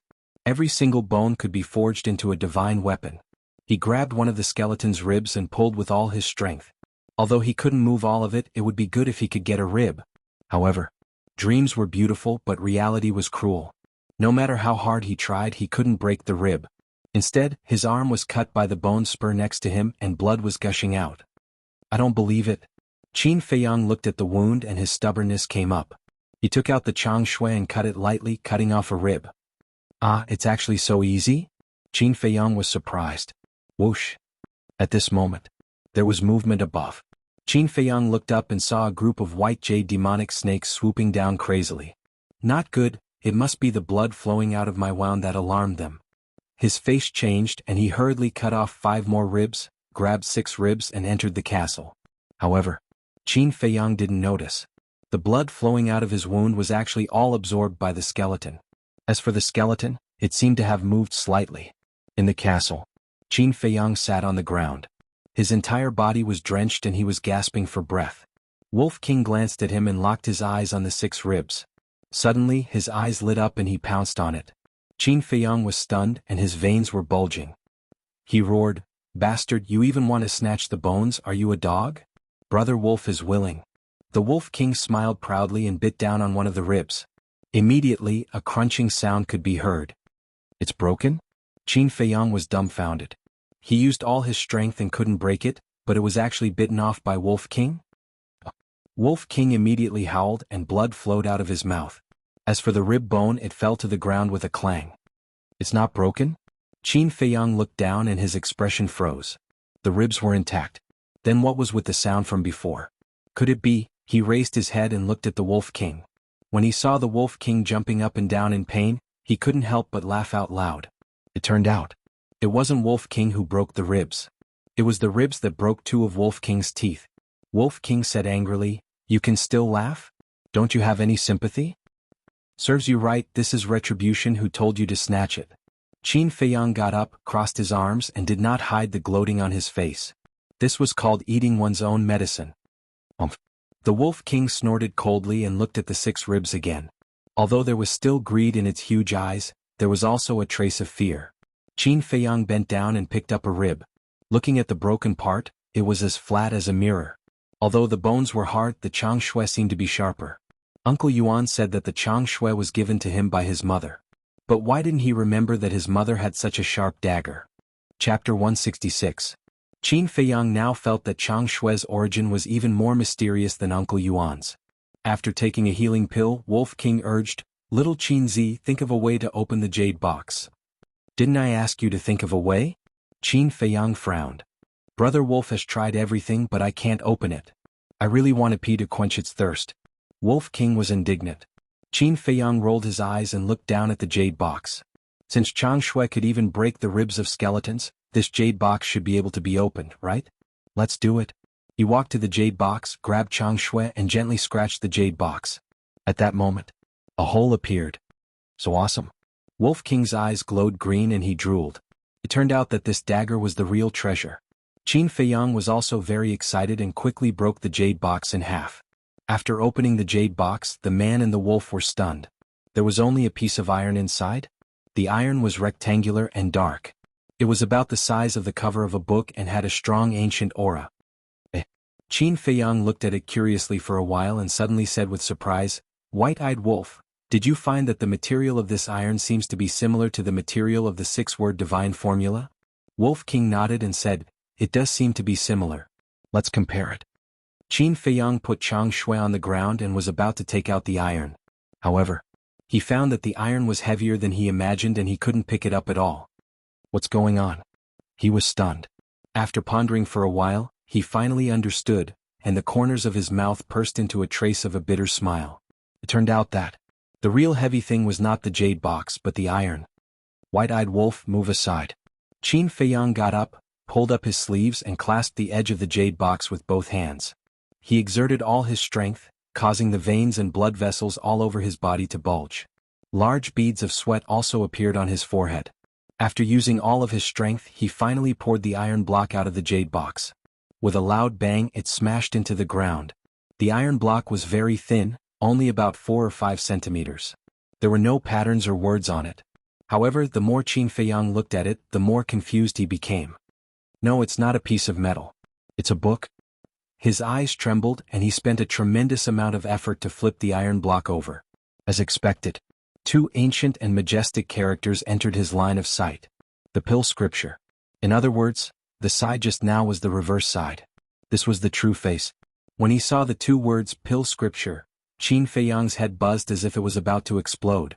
Although he didn't know what the pill scripture was for the time being, every stroke exuded a majestic aura that impacted his soul.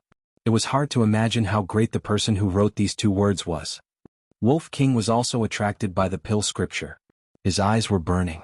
Suddenly, his eyes lit up and he said, "Look, there are 2 small words next to the 2 words pill scripture." Qin Feiyang looked. There were 2 small words. Wuxian. These 2 words were written with iron hooks and silver strokes, and they also carried a magnificent aura. Wuxian. This should be a name. But why have I never heard of this name? Is it not someone from the Great Qin Empire? Qin Feiyang squatted on the ground and looked at the 4 words on the cover.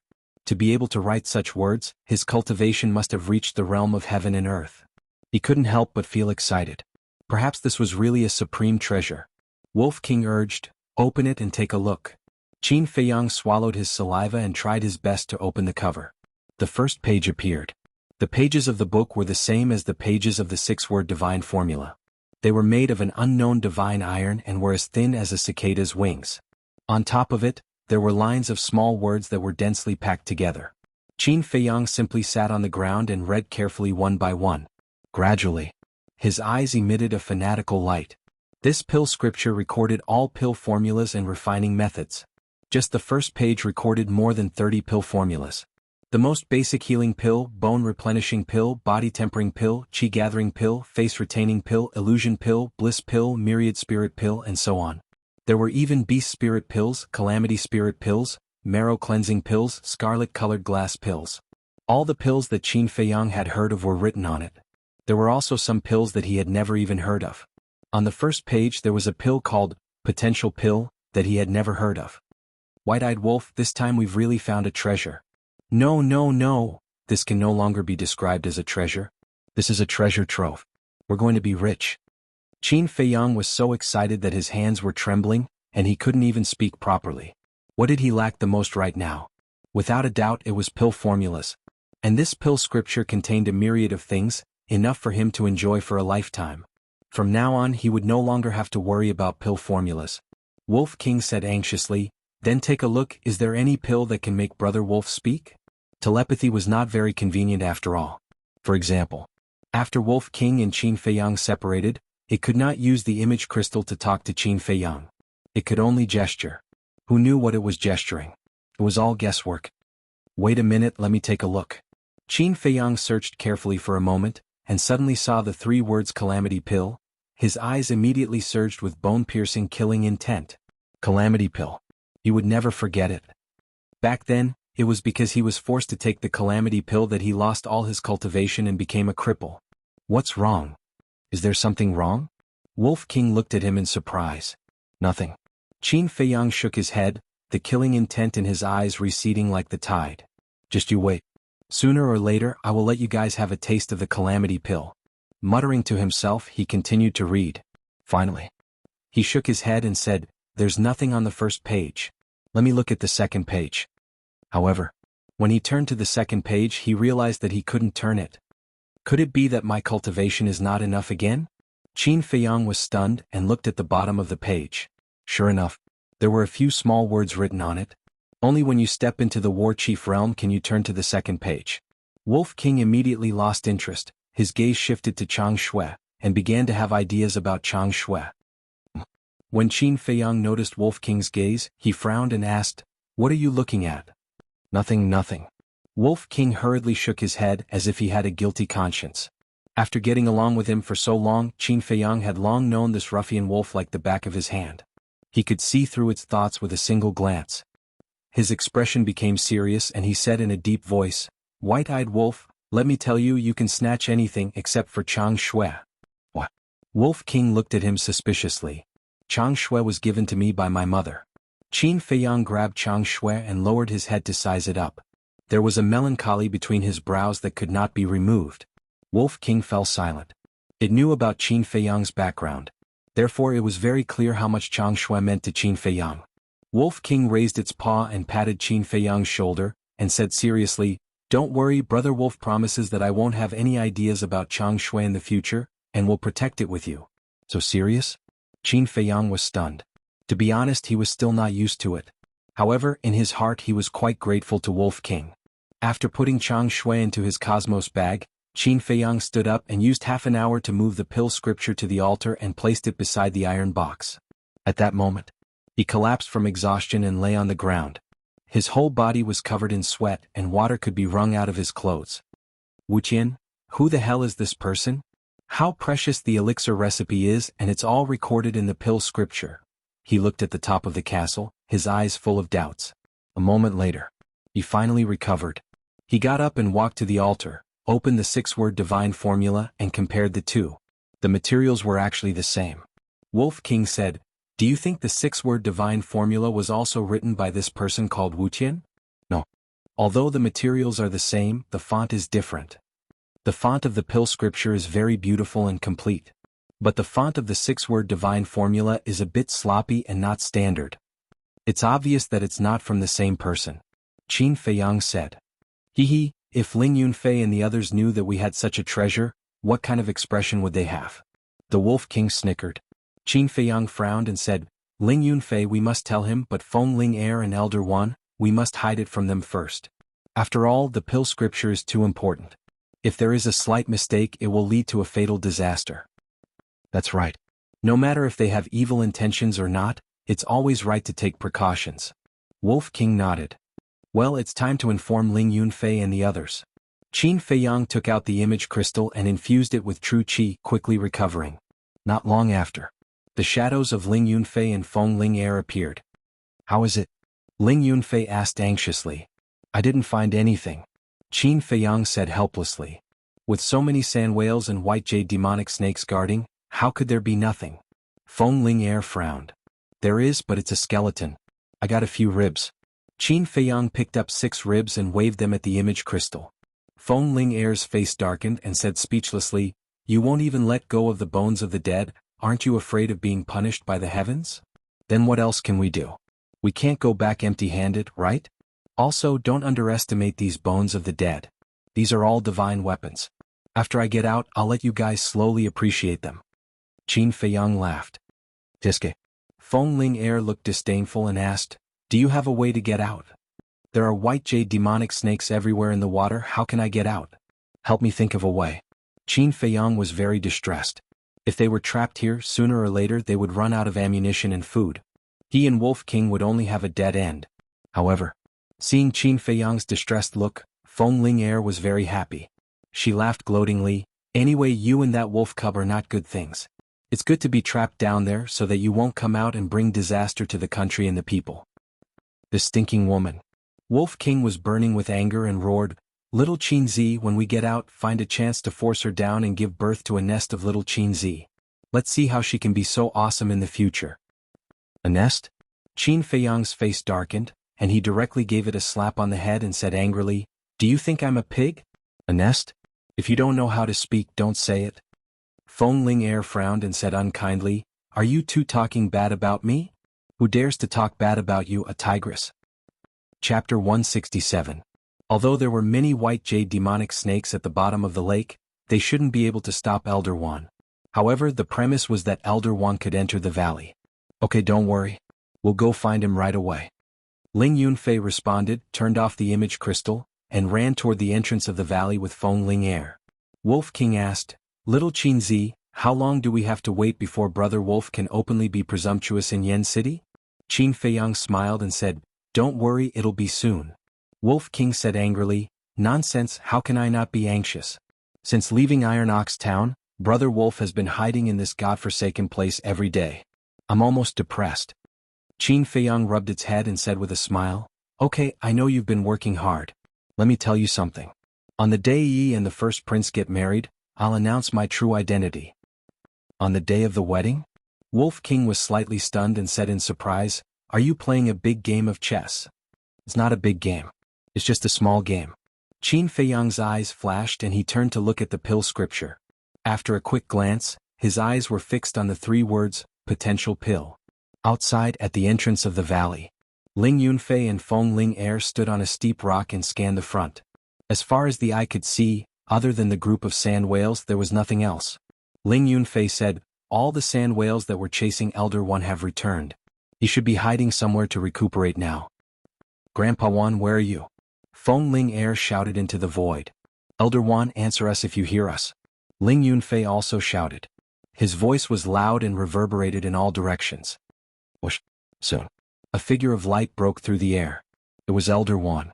The blood on his body was still wet.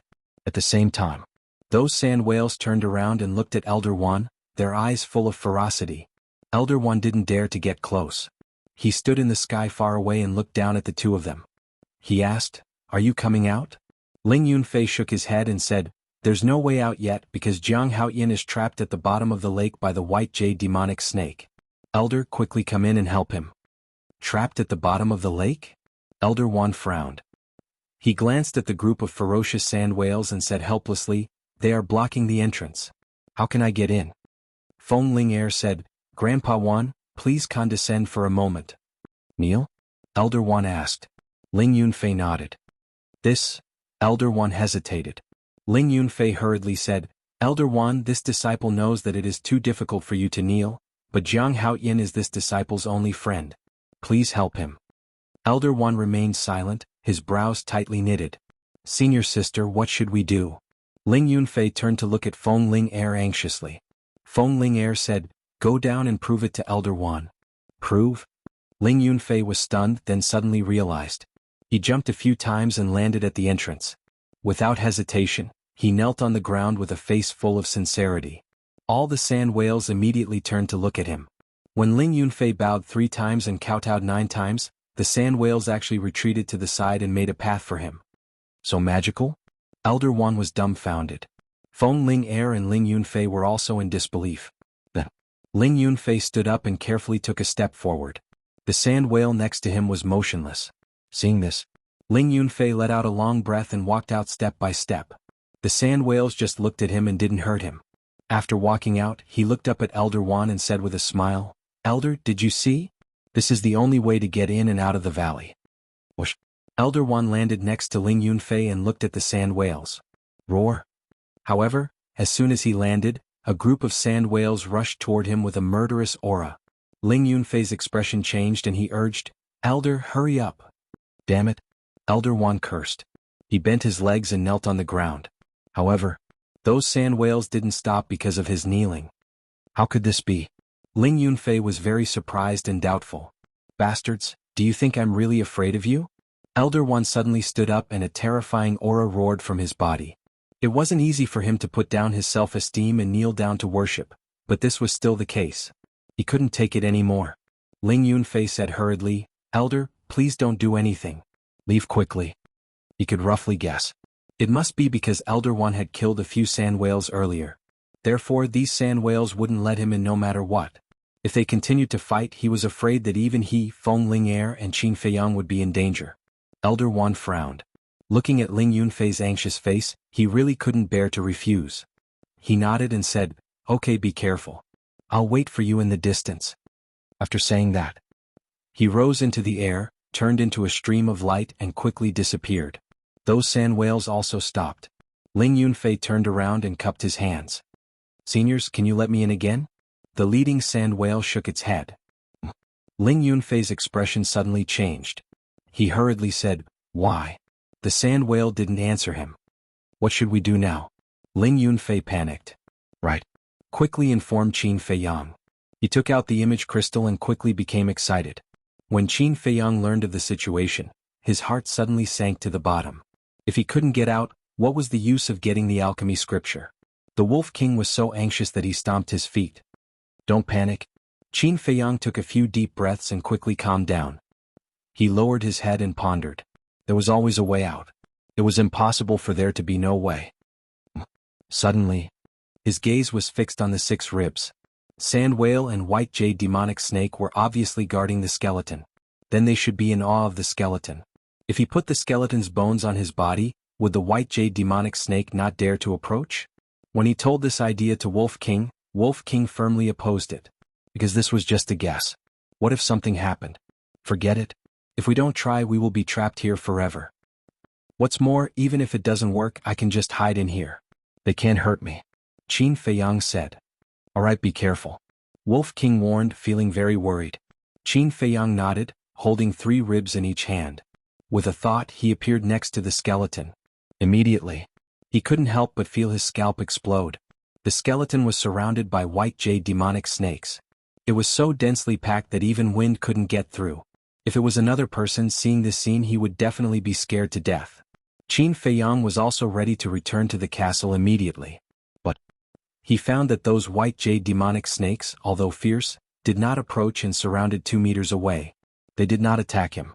In those narrow little eyes, when they saw the ribs in Qin Feiyang's hand, there seemed to be a trace of fear. Is it really as I guessed? Qin Feiyang was stunned. He lowered his head to look at the ribs and slowly lifted them up. Those white jade demonic snakes also retreated, the fear in their eyes was even stronger.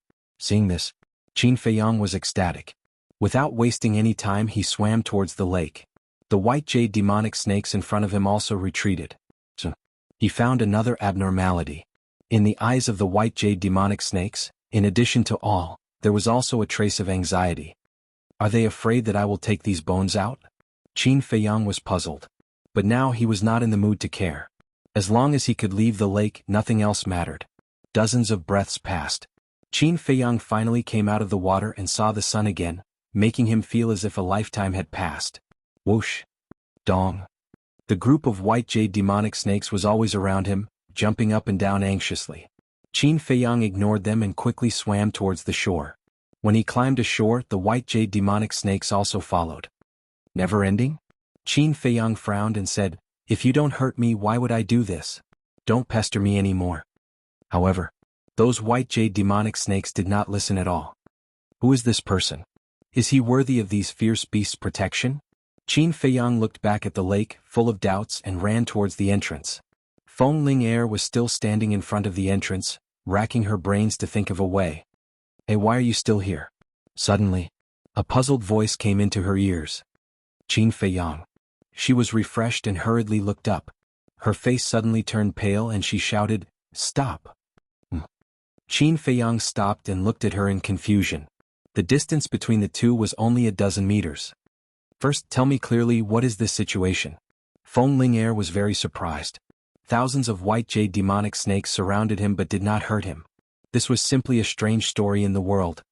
It's all thanks to them. Qin Feiyang grinned and waved the 6 ribs. Feng Ling frowned. I told you that these bones are treasures, but you don't believe me. Qin Feiyang shrugged helplessly. Feng Ling's mind was in a mess. Since when could even the bones of the dead be called treasures? Wasn't it too ridiculous?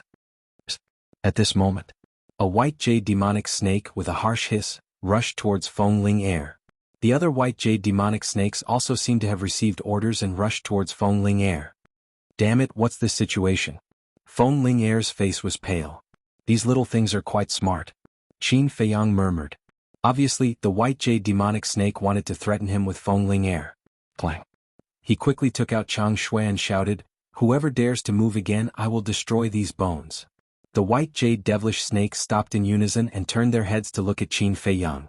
There was actually a trace of pleading in their cold eyes. Get out of the way. Qin Feiyang shouted coldly. Now he certainly could not give the 6 ribs to them. Otherwise, he and Feng Ling would be finished. However, the white jade demonic snakes did not get out of the way as if they were in a stalemate with him. A sand whale suddenly let out a furious roar. The white jade demonic snakes finally got out of the way. Qin Feiyang hurried over and joined Feng Ling. Feng Ling said in surprise, "Scoundrel brat, what the hell is this dead person's bone in your hand? Let's go out first." Chapter 168. Feng Ling looked at Qin Feiyang with disdain. Wasn't it just a few broken bones?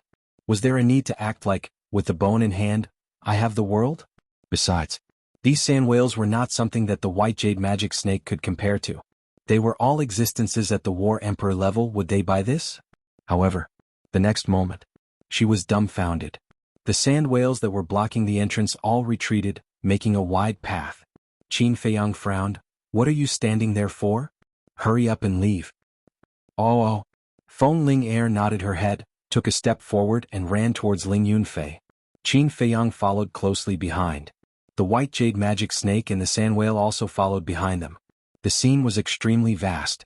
After the 3 of them met up, Ling Yunfei anxiously looked at Qin Feiyang and asked, "Are you all right?" "I won't die, let's go." Qin Feiyang smiled and urged. Feng Ling turned her head to look at the group of fierce beasts behind her, and said worriedly, "I'm afraid that no matter where we go, they will follow us." Qin Feiyang frowned and said, "Call Elder Wan over." Feng Ling shouted, "Grandpa Wan, come over quickly." Not long later, Elder Wan broke through the air and arrived. When he saw the scene, his old eyes were filled with bewilderment. Shwa. He vigilantly landed beside the 3 of them, looked at Qin Feiyang and asked, "Stinking brat, tell me honestly, what did you do to anger the heavens?" "Let's go first," Qin Feiyang said in a low voice.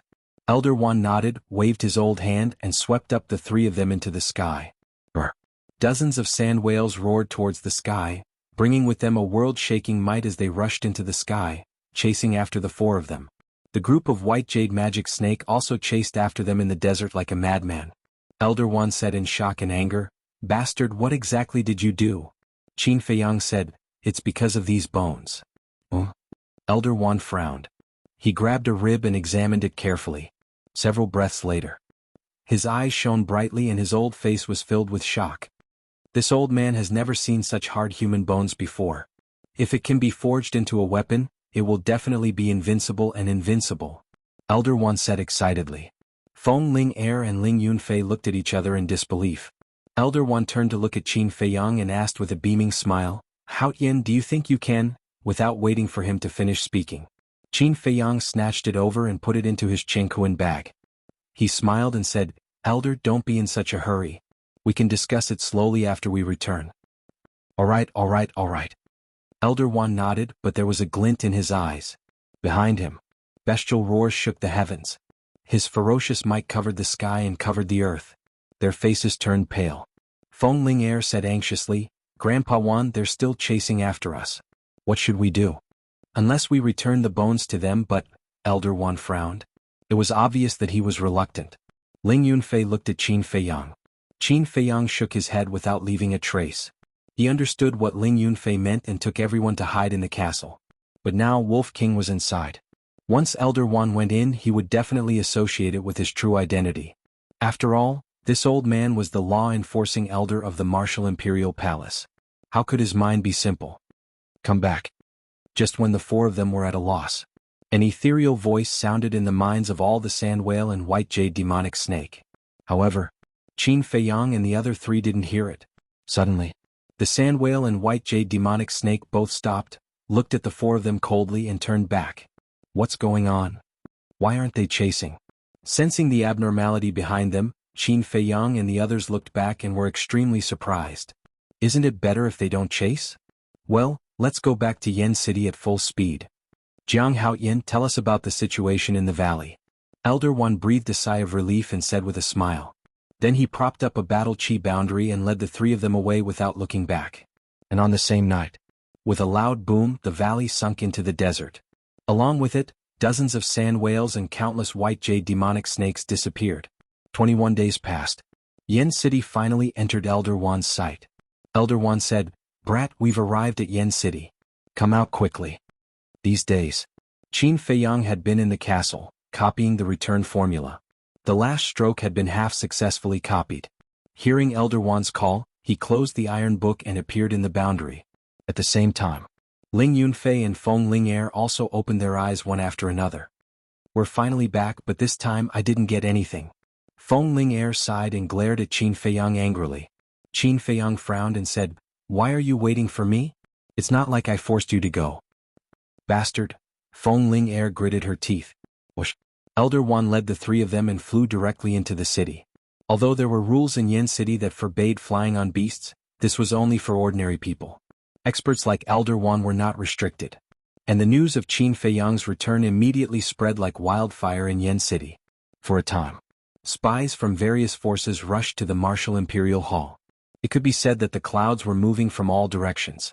Martial Imperial Hall. Conference Hall. The beautiful woman had been waiting for a long time. When Qin Feiyang and the other two entered, they were immediately scolded. The three of them were also unprecedentedly obedient, lowering their heads and silently being scolded. A moment later, the beautiful woman seemed to be thirsty. She picked up the teacup, took a sip, and asked, Do you dare to sneak out again in the future? The three of them shook their heads. The beautiful woman said, Since you know your mistake, then don't go to the pig cage. What? The three of them were stunned. Ling Yunfei asked, Elder, you really got a pig cage? Do you think we're joking? Elder Wan snorted coldly.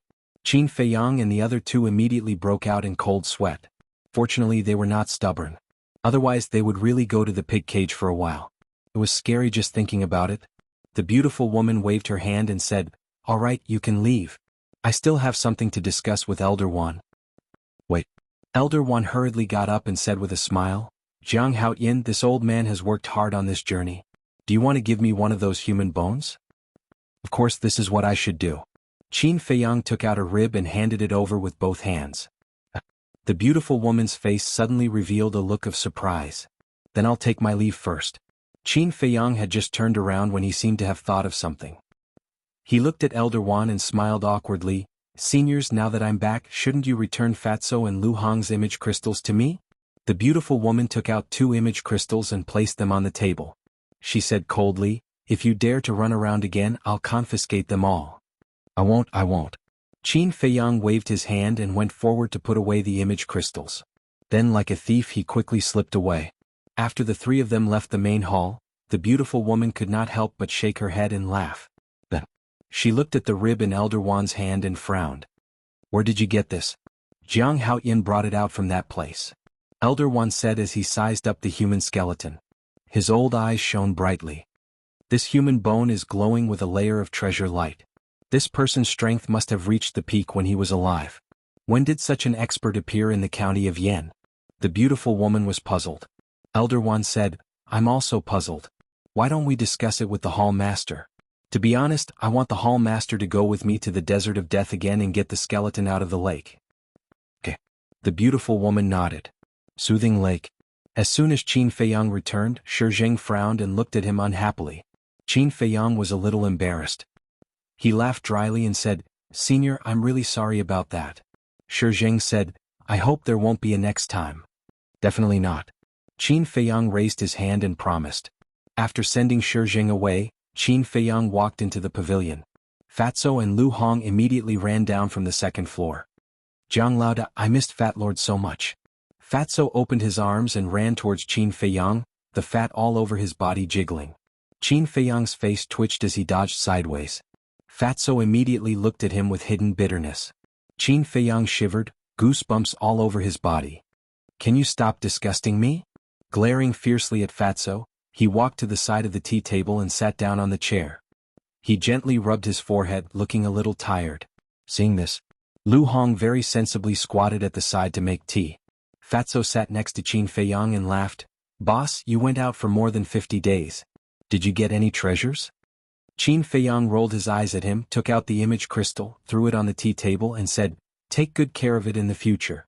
If it's confiscated again, I'm not responsible." Fatso chuckled and hurriedly put it away. "The tea is ready." Lu Hong poured a cup of tea and pushed it in front of Qin Feiyang. "Thank you." Qin Feiyang thanked her, picked up the teacup and said, "Tell me about the situation in Yen City these days." Lu Hong said, "Except for the marriage between the eldest prince and Lin Yi, nothing major happened. During this time, we also issued medicinal pills every 10 days according to your instructions. Since you left, we have issued 5 times. Qin Feiyang nodded and asked, "What about the blood-killing token?" Lu Hong shook her head and said, "Elder Ji is investigating but he hasn't found anything. There is no news from Steward Li." Qin Feiyang drank tea while pondering. He had an intuition that the origin of the blood-killing token was definitely not simple. After a while, Qin Feiyang put down the teacup and said, "Fatso, give me the eldest prince's medicinal herbs." Fatso frowned and said, "Do you really plan to refine for him? 10 sets of medicinal herbs, I can get 5 sets, which is equivalent to 20 million gold coins. Why wouldn't I refine? It's just that it's not so easy to take away these superb scarlet fire-colored glass pills. But this royal family is really rich. They actually used 5 superb scarlet fire-colored glass pills as a betrothal gift." Qin Feiyang lifted the corner of his mouth and sneered. Fatso was shocked. He took out a Jianghu bag, handed it to Qin Feiyang and asked, "What are you planning?" Qin Feiyang took the Jianghu bag, looked at it a little and said faintly, "If there is no accident, the eldest prince will definitely come to me in these 2 days. At that time, you can say that I am cultivating and have no time to receive him." Okay. The two nodded. Qin Feiyang said, "Lu Hong, help me prepare a brush and ink."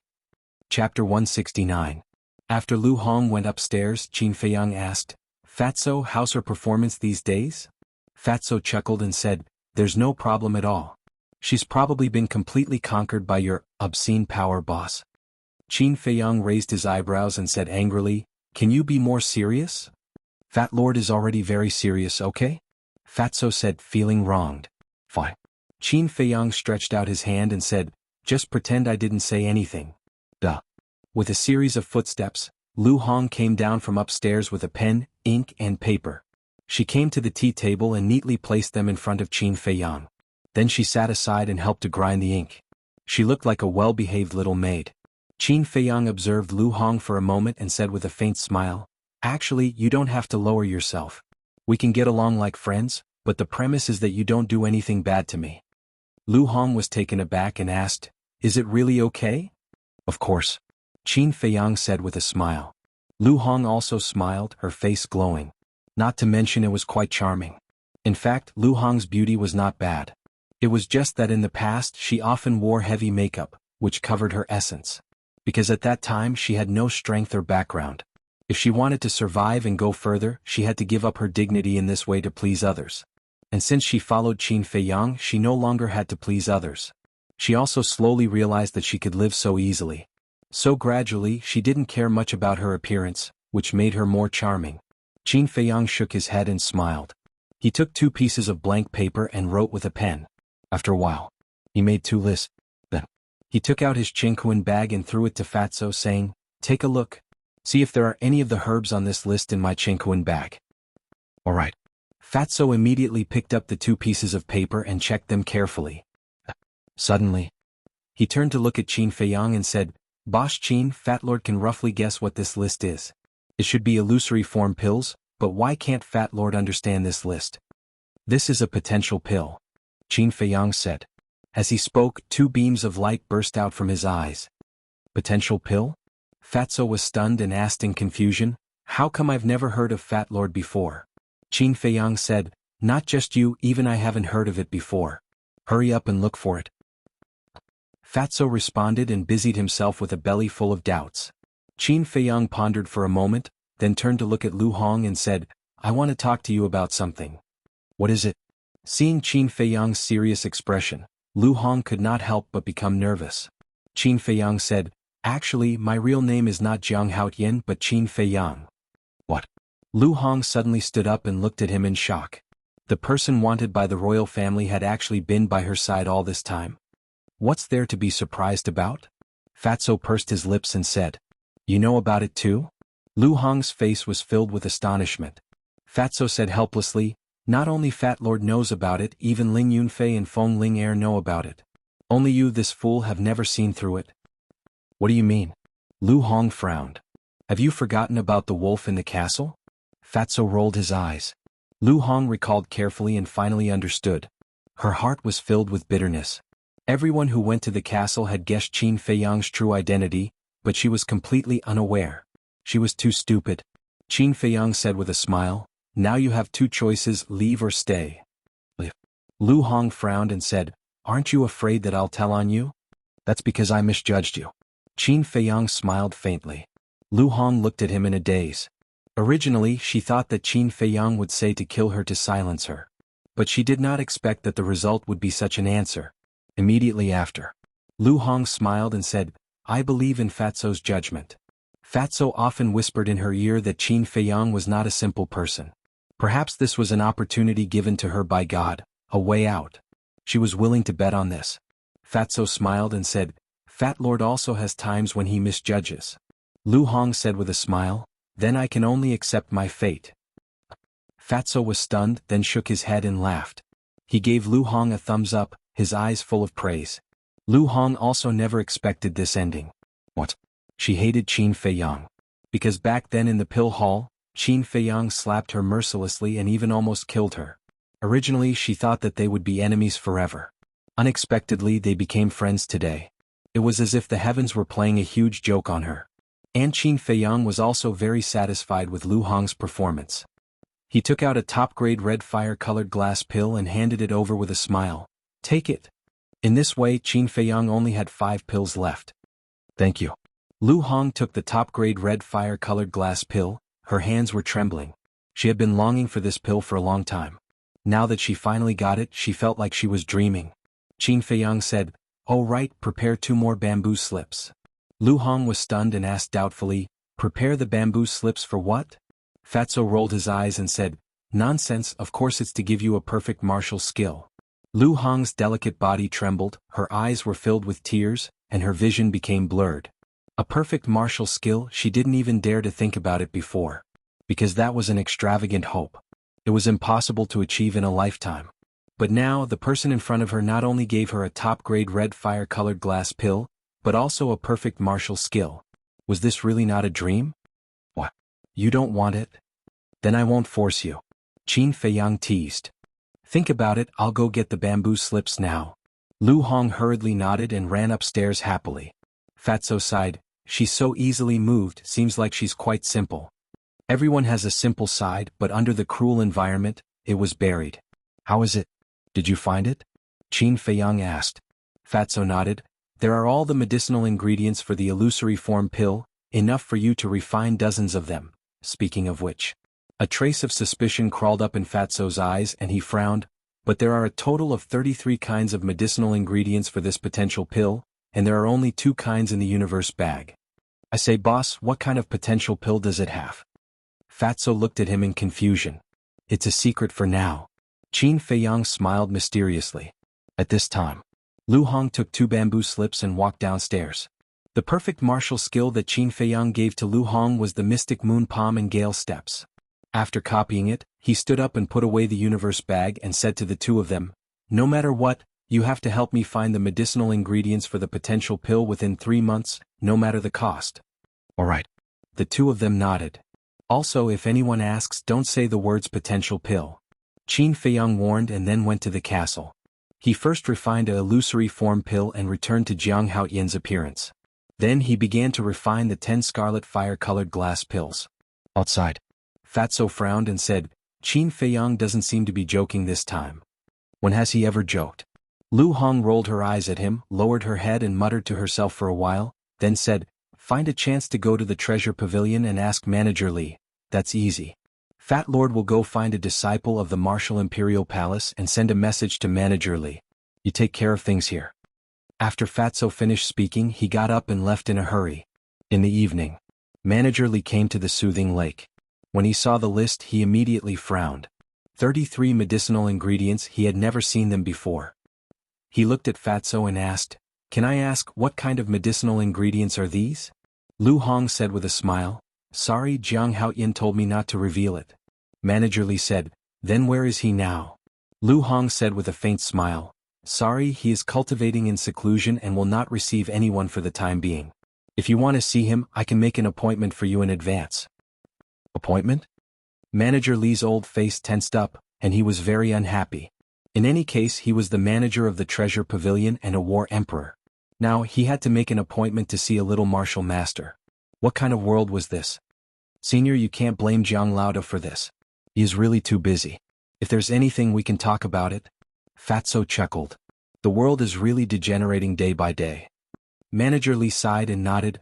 "Okay, I will try my best to help you find these medicinal ingredients, but in terms of price," Lu Hong said with a smile, "Senior, we are all old acquaintances. If you can give me a discount, try to give me a discount. You really don't want to suffer any losses. How much do you want?" Manager Li was a little helpless.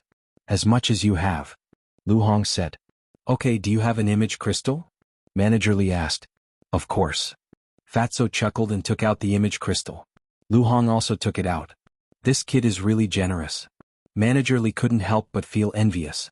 The three of them bit their fingers and dripped a drop of blood on each other's image crystal, establishing a contract bridge. This way it would be convenient for them to contact each other in the future. Dong. At this time, there was a knock on the door. "Who is it?" Fatso frowned. "His Royal Highness the eldest prince is here. Quickly open the door to welcome him." A shout was heard. "So arrogant?" Fatso lifted the corner of his mouth and shouted mercilessly, "Fat Lord is meeting an important guest. Wait outside for Fat Lord." Hearing this, the eldest prince, who was standing outside the door, couldn't help but raise his eyebrows. Next to the eldest prince, there was a young man in luxurious clothes. It was Lin Han's son Lin Hao. Beside the two of them stood 4 palace guards. But these 4 guards were stunned at this moment. Lin Hao was also dumbfounded. Someone actually dared to speak to the eldest prince like this? After coming back to his senses, one of the guards suddenly shouted, "You dare to let the eldest prince outside in the cold wind? Are you tired of living?" Damn. So what if he's the eldest prince? This is not the palace. Don't be a tyrant here. Since you are here, you have to abide by Jiang Laoda's rules. If I ask you to wait outside, then wait outside. Why are you talking so much nonsense? Fatso was extremely arrogant. He didn't take the eldest prince seriously at all. This is outrageous. Chapter 170. Stop. The first prince shouted. The guard turned around and looked at him with a face full of anger. "First prince, your body is priceless. How can you be humiliated by these lowly commoners?"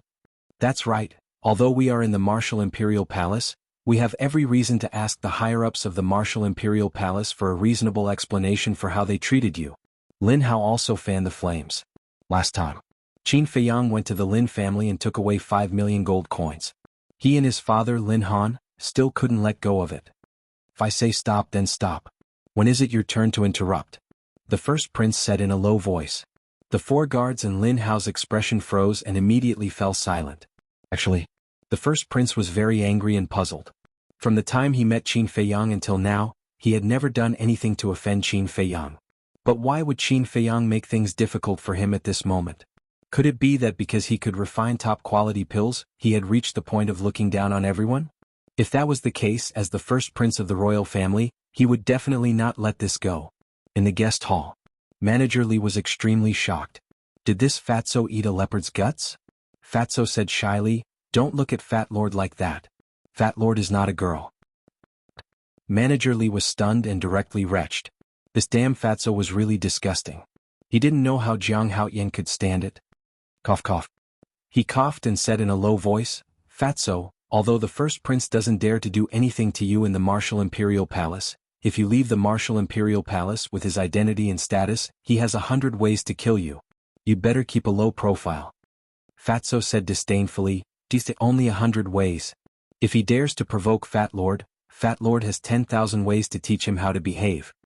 Manager Li's face twitched and he had the urge to beat Fatso up. It seemed that he couldn't stay in this place any longer. He didn't want to lose control and beat up Fatso. "This old man is leaving. You don't have to send me off." After putting away the image crystal, Manager Li turned around and left in a hurry. "Senior, please wait a moment." At this moment, Lu Hong opened her mouth and earnestly requested, "I hope that you can help us gather these herbs within 3 months. 3 months? Manager Li frowned and nodded. "All right, I'll start dealing with it when I get back." Lu Hong walked over and opened the door. She stepped aside and said with a smile, "Senior, take care." Manager Li walked to the door and smiled at the first prince. The first prince bowed in a very humble manner. After that, Manager Li walked out and left the soothing lake without looking back. Only then did Lu Hong look at the first prince. She bowed and asked, "Your Highness, is there anything I can help you with?" Lin Hao said angrily, "Are you going to let the first prince stand here forever? Who are you?" Lu Hong furrowed her brows. Lin Hao said proudly, "I'm the first young master of the Lin family, Lin Hao. I've heard a lot about you, young Master Lin. Now that I've met you today, you're indeed a talented and outstanding man." Lu Hong said with a smile, appearing gentle and courteous. Lin Hao became more and more proud. But suddenly, Lu Hong changed the topic and said coldly, "We don't have many people here, so there's no one to serve you. If you want to be a first young master, go back to your Lin family. I won't see you out." Lin Hao's face immediately turned green. The first prince frowned and said with a smile, "Miss, can you give me some face?" "How would I dare not give face to your Highness? However, Jianghu is cultivating in seclusion. Before he started, he told me not to meet anyone. If your Highness is here for me and Fatso, we'll naturally welcome you. But if you're here for Jianghu, please go back first and come back another day." Lu Hong said with a smile. "How dare you? He really thinks he's a big shot. Tell him to come out immediately and kneel to greet your Highness." The 4 guards flew into a rage. The first prince had lowered himself and came to visit in person, but he was rejected at the door. This was simply too much. "Kneel to greet?" Lu Hong raised her beautiful eyebrows. Fatso shouted and walked to Lu Hong's side with his head held high. He glanced at the 4 guards and said disdainfully, "Fat Lord, I was wondering who it was. So it's just 4 lackeys. Why are you so arrogant?" In fact, no one was more arrogant than him now. "Who are you talking about?" The 4 guards' faces were gloomy. "I'm talking about you. Can't you tell? Idiots." Fatso sneered. Clang. The 4 guards drew their swords at the same time. "You want to fight? Come on, Fat Lord is standing here. If Fat Lord hides, he'll be your grandson." Fatso crossed his arms in front of his chest and raised his nose to the sky, showing extreme arrogance. "I can't take it anymore. I'm going to kill you." The 4 guards were furious. They raised their swords and slashed at Fatso's head. But at this moment, the first prince took a step forward and gave each of them a loud slap. The 4 guards were stunned on the spot. They were all fighting for the first prince. They thought that the first prince would reward them well. But they didn't expect that they would be slapped in front of everyone. The first prince shouted, "What did I teach you? You have to be humble and polite. Don't you remember? Apologize to them now." They were also very angry. Didn't they see Shizheng glaring at them from next door?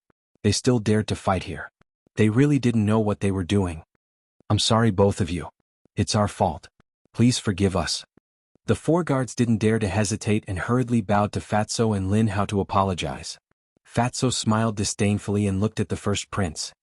He said lightly, "Your Highness, even Steward Li didn't see Jiang Laoda just now, so we didn't discriminate against anyone. Please go back." In other words, he was saying that even Steward Li couldn't see him, let alone him. If he knew what was good for him, he should get out of here as soon as possible. The first prince grew up in the palace and had experienced a lot of intrigue. How could he not understand? But he didn't get angry. He chuckled and said, "Since Brother Jiang is cultivating in seclusion, then let's forget about this matter. But I want to talk to the two of you. Do you have time?" Fatso and Lu Hong looked at each other with a trace of doubt in their eyes. Lu Hong stepped aside and stretched out her hand. "Your Highness, please come in." The first prince smiled and walked into the living room. Lin Hao and the 4 guards were about to follow him in. Bang! Fatso closed the door and shouted, "Trash, wait outside." Trash. Lin Hao clenched his hands together with a ferocious look on his face. The first prince smiled bitterly and said, "Brother Fatty, Lin Hao is my future brother-in-law. Do you think you can give me some face?" Fatso said disdainfully, "TSK, who in Yanqing City doesn't know that Lin Yi is not his sister?" Lu Hong smiled and said, "Your Highness, just say it if you have something to say." A cold light flashed in the depths of the first prince's eyes. He smiled and said, "Who do you think has a better future between me and Jiang Haoyin?" "What do you mean?" The two frowned. The first prince said, "To be honest, I want you to follow me. As long as you agree, I will let my father personally come forward to reconcile with the Danwang Hall. At that time, you don't have to continue to hide like this." "Poach people?" Fatso couldn't help but sneer secretly. However, he didn't make a sound and paid attention to the changes in Lu Hong's expression. Lu Hong was also a little surprised. But she didn't show any expression of being moved. After a little hesitation, she smiled and said, "Your Highness, I don't believe that a pie will fall from the sky. You're all smart people." The first prince smiled and said, "I want you to be undercover around Jiang Haoyin and help me control his whereabouts." Fatso joked, "We haven't agreed yet and you have already told us your purpose. Aren't you too confident?" Although Jiang Haoyin is a superb alchemist, he has no background and is not strong. If one day Martial Emperor Hall no longer protects him, will he have a good end? You also know that the Danwang Hall will definitely not let him go. But I am different. I have the entire royal family behind me. Even if I make a big mistake, I will be safe and sound. You are sensible people. I believe you know very well what to choose. The first prince looked at the two confidently. Fatso said, "I think your real purpose is to take Jiang Lauda under your command." The first prince was astonished. He shook his head and smiled. "Brother Fatty is really smart. That's right, this prince's ultimate goal is him. But you can rest assured that even if Jiang Haoyin surrenders to this prince will still regard you highly." Fatso smiled slyly, "Then what can you give us?" Seeing that Fatty's heart was starting to waver, the crown prince's heart warmed. He smiled, "Other than helping you to reconcile your relationship with the Pill Emperor Hall, this Highness also solemnly promises to give each of you 1,000,000 gold coins as well as a top-tier martial art." "1,000,000? Superior martial skill?" Fatso was stunned and sighed, "Your Highness is really generous." The first prince smiled, "This is the value you deserve." "Fuck, Fat Lord can't hold it anymore." Fatso cursed and turned hostile on the spot. He shouted, "I said you are fat and you are really arrogant.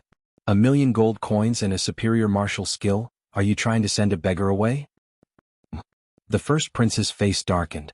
Fatso took out the image crystal and threw it on the tea table. He said contemptuously, "This is a gift from Jiang Lauda to Fat Lord. How much is it worth?" The first prince's eyes widened in disbelief. Surprised by this? Fatso sneered and said to Lu Hong, "Let him see it again. Don't you know how to keep a low profile?" Lu Hong rolled her eyes at Fatso, but she also took out the image crystal and the superior red fire-colored glass pill that she had not taken yet. Because she also couldn't stand the first prince's self-righteous and arrogant face.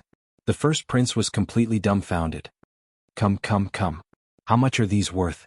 "By the way, there are 4 perfect martial skills also given by Jiang Lauda. Fat Lord really can't understand. You are a prince, how can you give away 1,000,000 gold coins and superior martial skills? What are you still talking about? This is the value you deserve." "Fuck, Fat Lord and Lu Hong are so cheap in your eyes? Originally, Fat Lord didn't want to embarrass you, but you shamelessly came. Tell me, aren't you looking for trouble?"